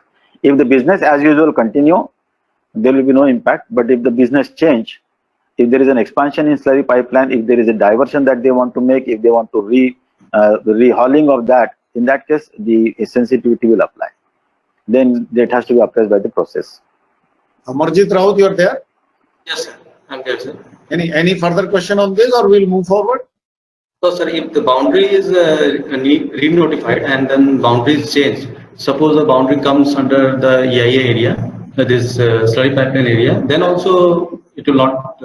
If you re-access the activity in that case, otherwise no, it is going on. Okay. Okay, sir. Thank you, sir. Then Dr. C.H. Rao from Federation of Indian Granite and Stone Industry. The work done by EIA committee by Dr. Vate and Mr. Sharad Kumar is commendable, and the way they patiently with clarity, I think this is no question. Amarjit Raut again. Same question.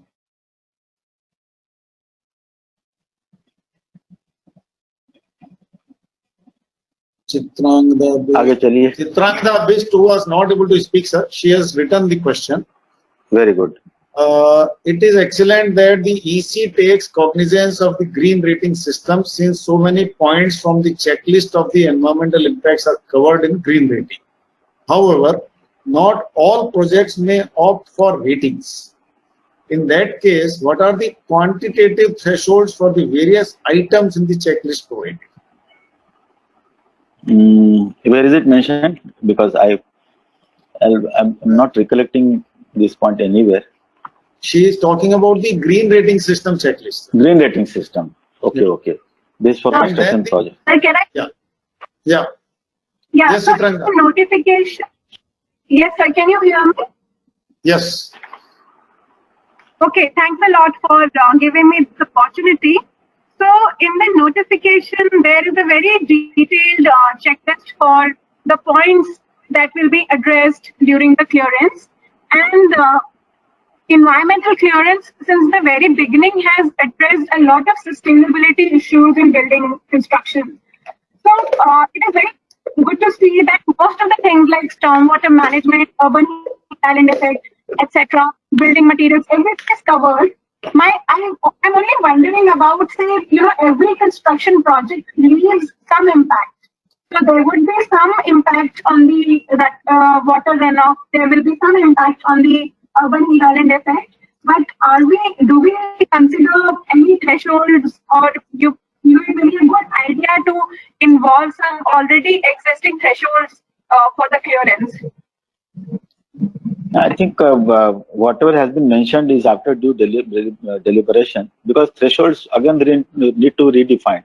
So we'll stick to what the thresholds already are mentioned, and that only if you exceed, in that case it will go through a procedure of appraisal. Otherwise, it will not.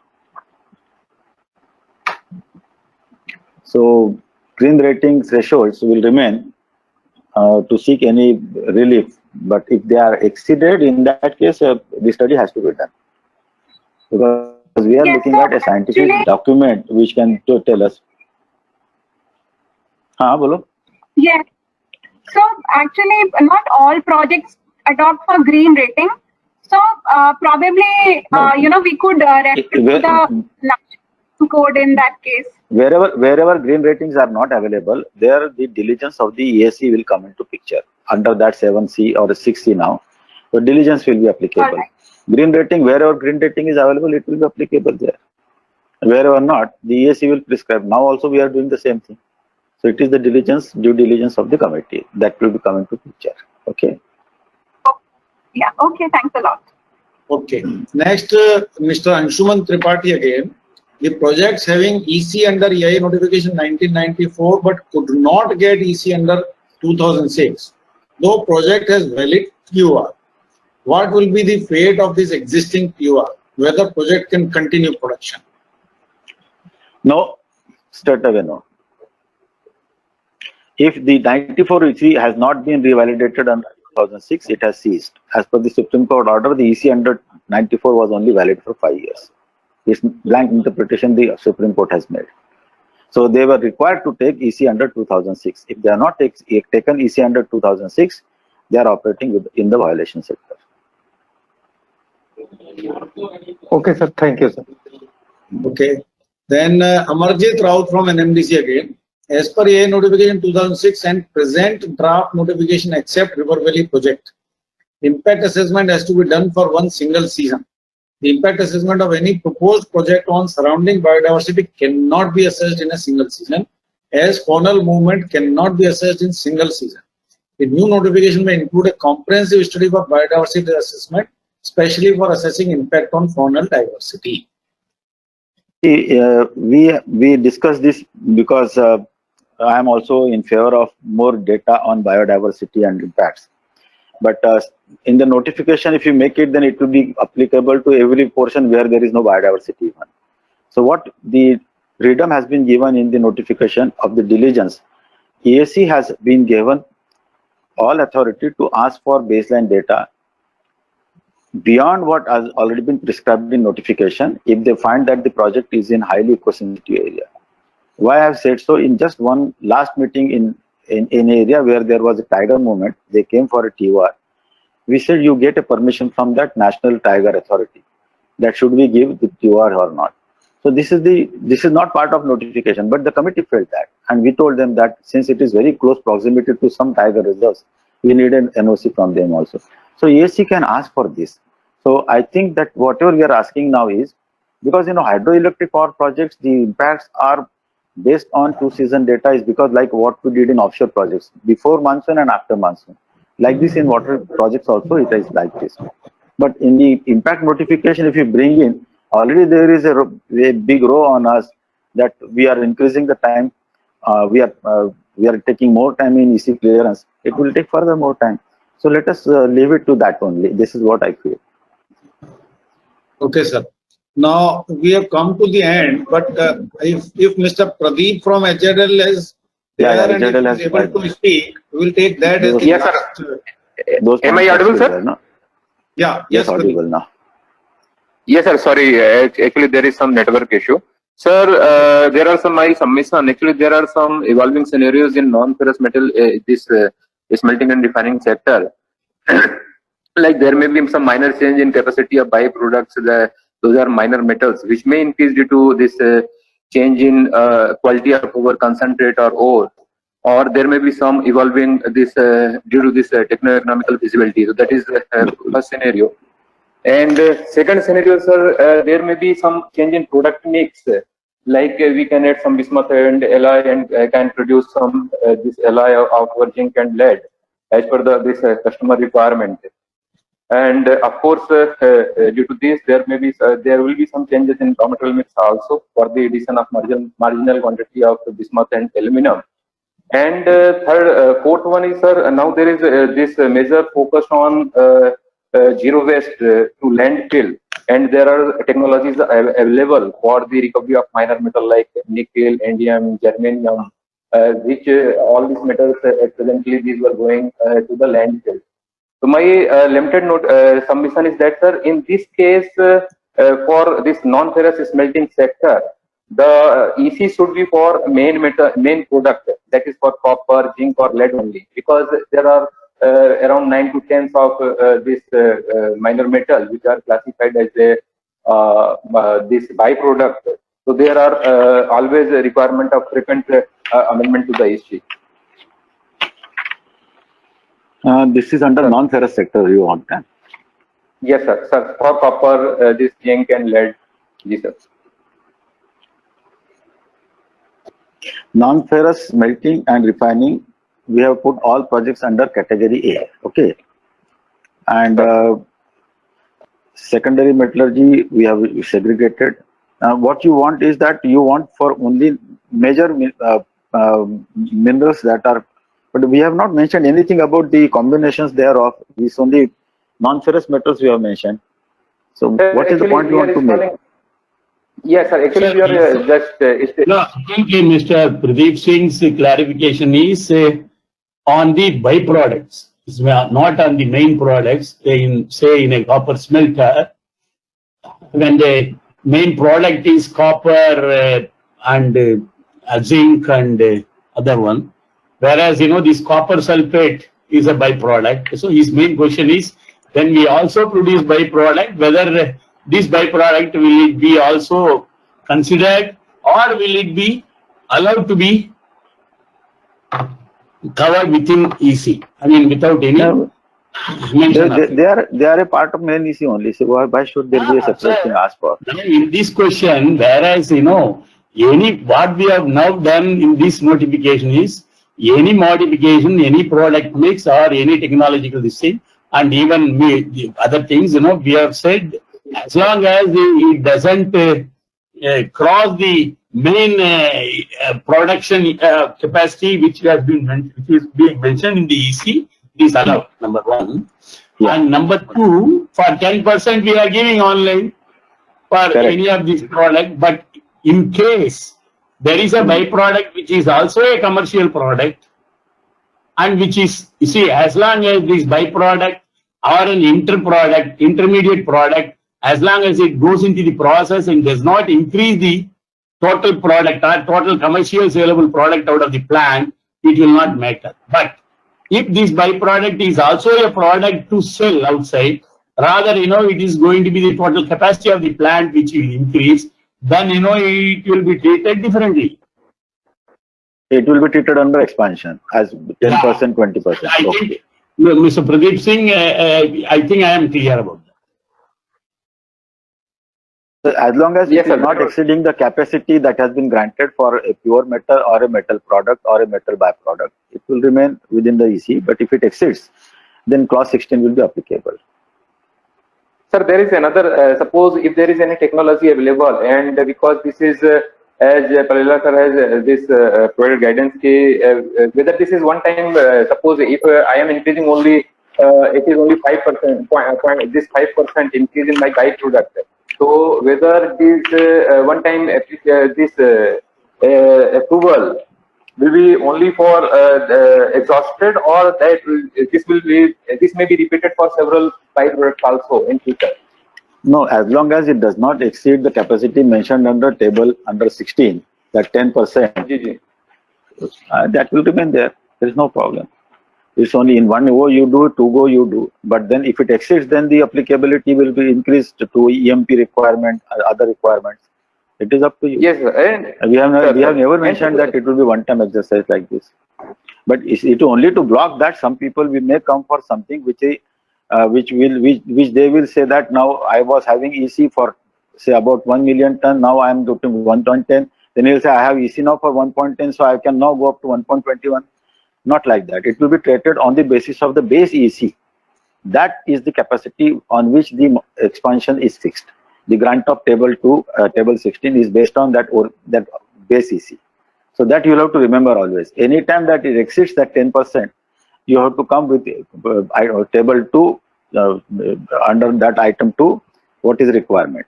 Up to 10, only form 2. Beyond 10, on the base EC, go to EMP. Beyond that, go to EIA, like that. You read it in that fashion, in a cumulative fashion. That is what we envisage the consultant to follow that. And I think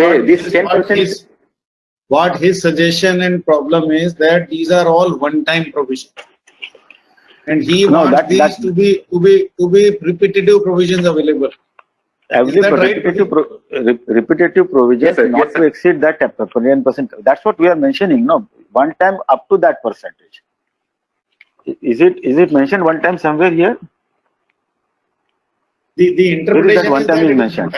In our modern where is that mentioned one time?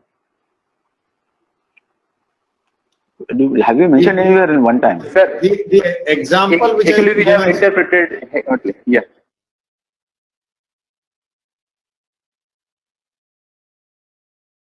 The requirement as per the matrix shall apply to cumulative increase in production capacity, taking reference to last EC, base EC, including prior EC under expansion category, issued to the project without resolving relaxation under the clause. Where is that? We have given only one time. बटे साहब मैं ज्ञाति बोल रहा हूँ। हाँ बोलो sir. हमने ये कहा है कि आप उस 10% वाली फैसिलिटी को एक ही बार अवेल कर सकते हैं। 10% वाली को। हाँ, वो क्या प्रॉब्लम होता है, अभी आपने एक बार 10% हो गया, मान लिया उसका 1 लाख था, 1,10,000 हो गया। हाँ। अगली बार फिर वो कहेगा हमारा आप बोलो 10% कर दो।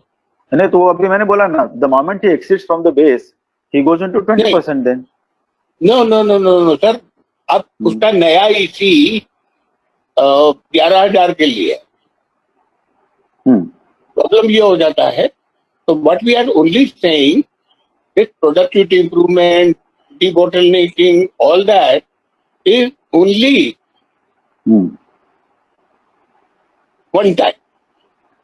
नहीं सर, हमने टेबल भी दिया है ना कि prior EC has been issued for a production capacity of X units. तो सही है सर, नीचे हमने एक्सप्लेन किया है एग्जांपल देके। हाँ वो तो दिया ना, X will remain as a base at any given time. From X will calculate 10% है, 20% है, 30% है, X ही calculate होगा वो. हाँ ठीक है। It will not be calculated from X.1.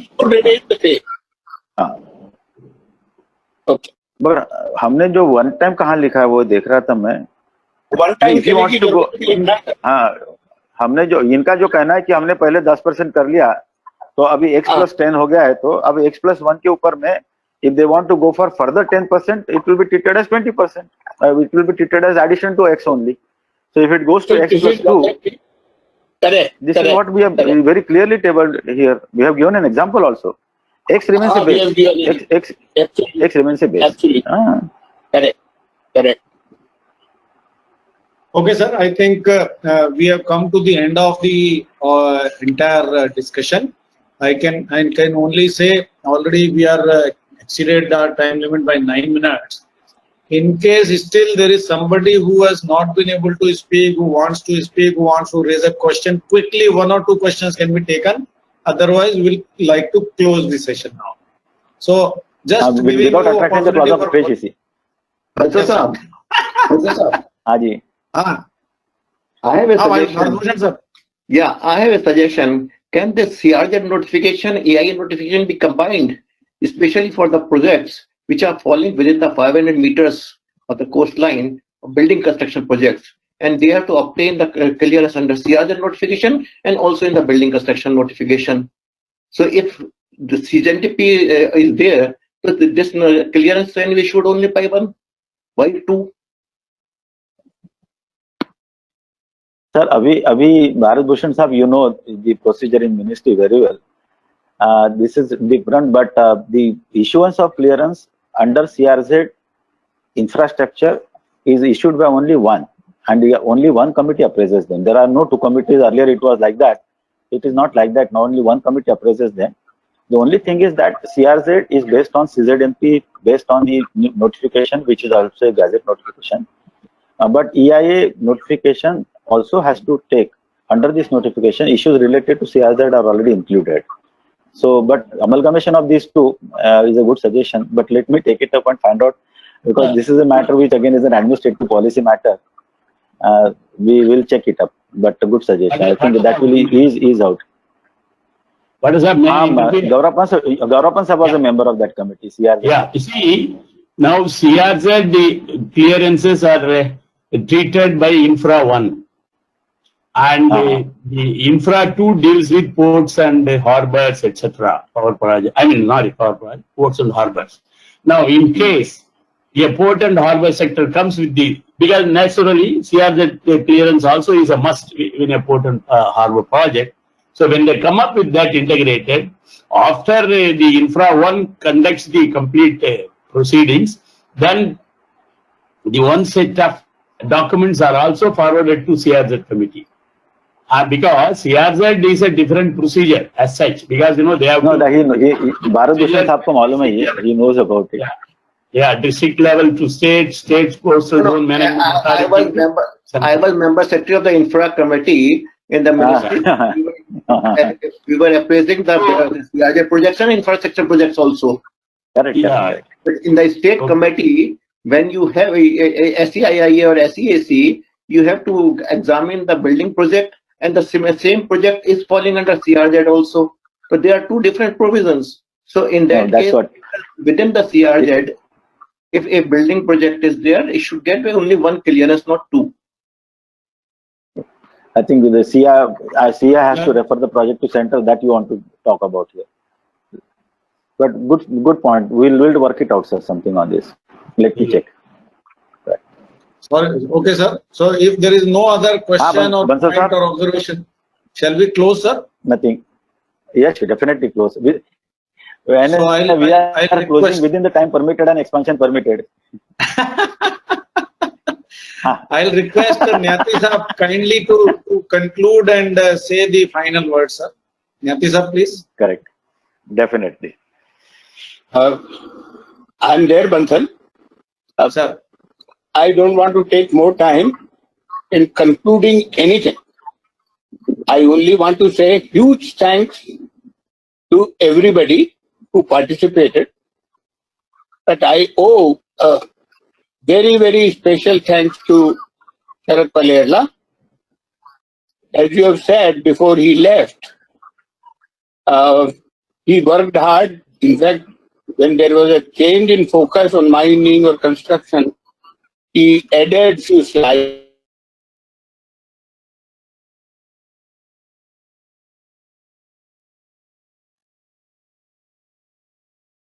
Special thanks to Dr. Vate. Sir, you joined for 2 days, and it has been a pleasure having you clarifying the policy committee thought process. So thank you so much. No, sir, I'm a part of it. No. आज मुझे दो गुरुओं के दर्शन हो गए, त्यागी जी और आप दोनों के दर्शन हुए, ये मेरे लिए उपलब्धि है। मैं तो हो नहीं सकता गुरु, त्यागी साहब जरूर हैं। Very special thanks to Tyagi Saab, and I must acknowledge the fact that when Bansal talked to Mr. Bharat Bhushan in London, Bharat Bhushan suggested that he was the first chairman of the infra committee, so why not we invite, because we are talking about building and construction sector. So I'm grateful to Tyagi Saab, because most of us know him for ages, but what is more important is he was looking younger than me. So great. That's all to you. Yes, definitely. And at least from him I should be 13-14 years. त्यागी साहब और गर्ग साहब ये ऐसे लोग हैं, ये icon से कोई लेना देना नहीं है। Correct. And then that Mr. Bharat Bhushan joined from London. Despite the time difference. He must have joined at 6 o'clock in the morning at his time. No, it was really heartening to listen to him. His real experience speaks. I'm grateful to him for sparing his time, and it's good that he is staying put in London. COVID is COVID after all. Thank you so much. London is opening up. So come later. But whenever he comes, as I promised him, from my side, the beer and lunch is on. Thank you so much. Very, very special. And this invitation is extended to. Pardon me, sir? Correct. No, you are not excluded, sir, from that party, Dr. Patel. No, I'm already a part of that. And engineer Paritosh Tyagi is also not excluded. Not excluded. Very good. And I will be very happy to host anytime, whenever we are able to meet. No, let us hope COVID opens up and we all meet in Delhi. Let me also acknowledge the support given by the President of REIA for organizing these webinars. Right. Last but not the least, I have to say in so many words, the contribution of the Director General of REIA and R.K. Bansal deserves all the applause. Yes, for I definitely agree. Moderating these webinars so well. Hats off to him. We can physically do that. Yes, I think that is required. Absolutely. Thank you, sir. Thank you, everybody. Definitely. Thank you, Vande sir. Thank you. So, Bansal, very well done. Very well. Many thanks to you, and huge appreciation from thanks to the REIA participants, sir. Without participants, we cannot do anything. I know, but what I am only saying is the vibrancy of the discussion also depends on the moderator. And the way you allowed and the way you prescribed the procedure, it worked out so well. Everybody today appreciating the way these webinars were organized. And I think as we go forward, webinars may be one of the ways, as somebody was giving a suggestion, that now all the meetings should happen through video conferencing. Maybe MOF might think that, including the appraisal committee meetings. So, lastly, I must also say, I don't know whether I'm entitled to thank, but this app, GoToMeeting, they also deserve a thank because today, at least for me, it went off uninterrupted. That's a unique thing, sir. Yes. That's a unique thing. I always experience problems earlier, but not today, not even for a minute. Very nice. So, wonderful. Thank you very much, everybody. Enjoy yourself. Have a nice evening. Thank you very much. Thanks. Have a nice time ahead. Thank you, sir. Thank you so much. Thank you, sir. Inshallah. Good. Right. Bye, Bansal sir. Bansal sir, thank you. Thank you so much. Thank you. I can see Devata, thank you. Mathurji, thanks. Everybody, thanks. Good. Thank you, everybody. Right. Chalo. See you. Let this be over. We'll meet in Delhi. Good. Yes, sir. Okay, sir. Right. Thank you. See you.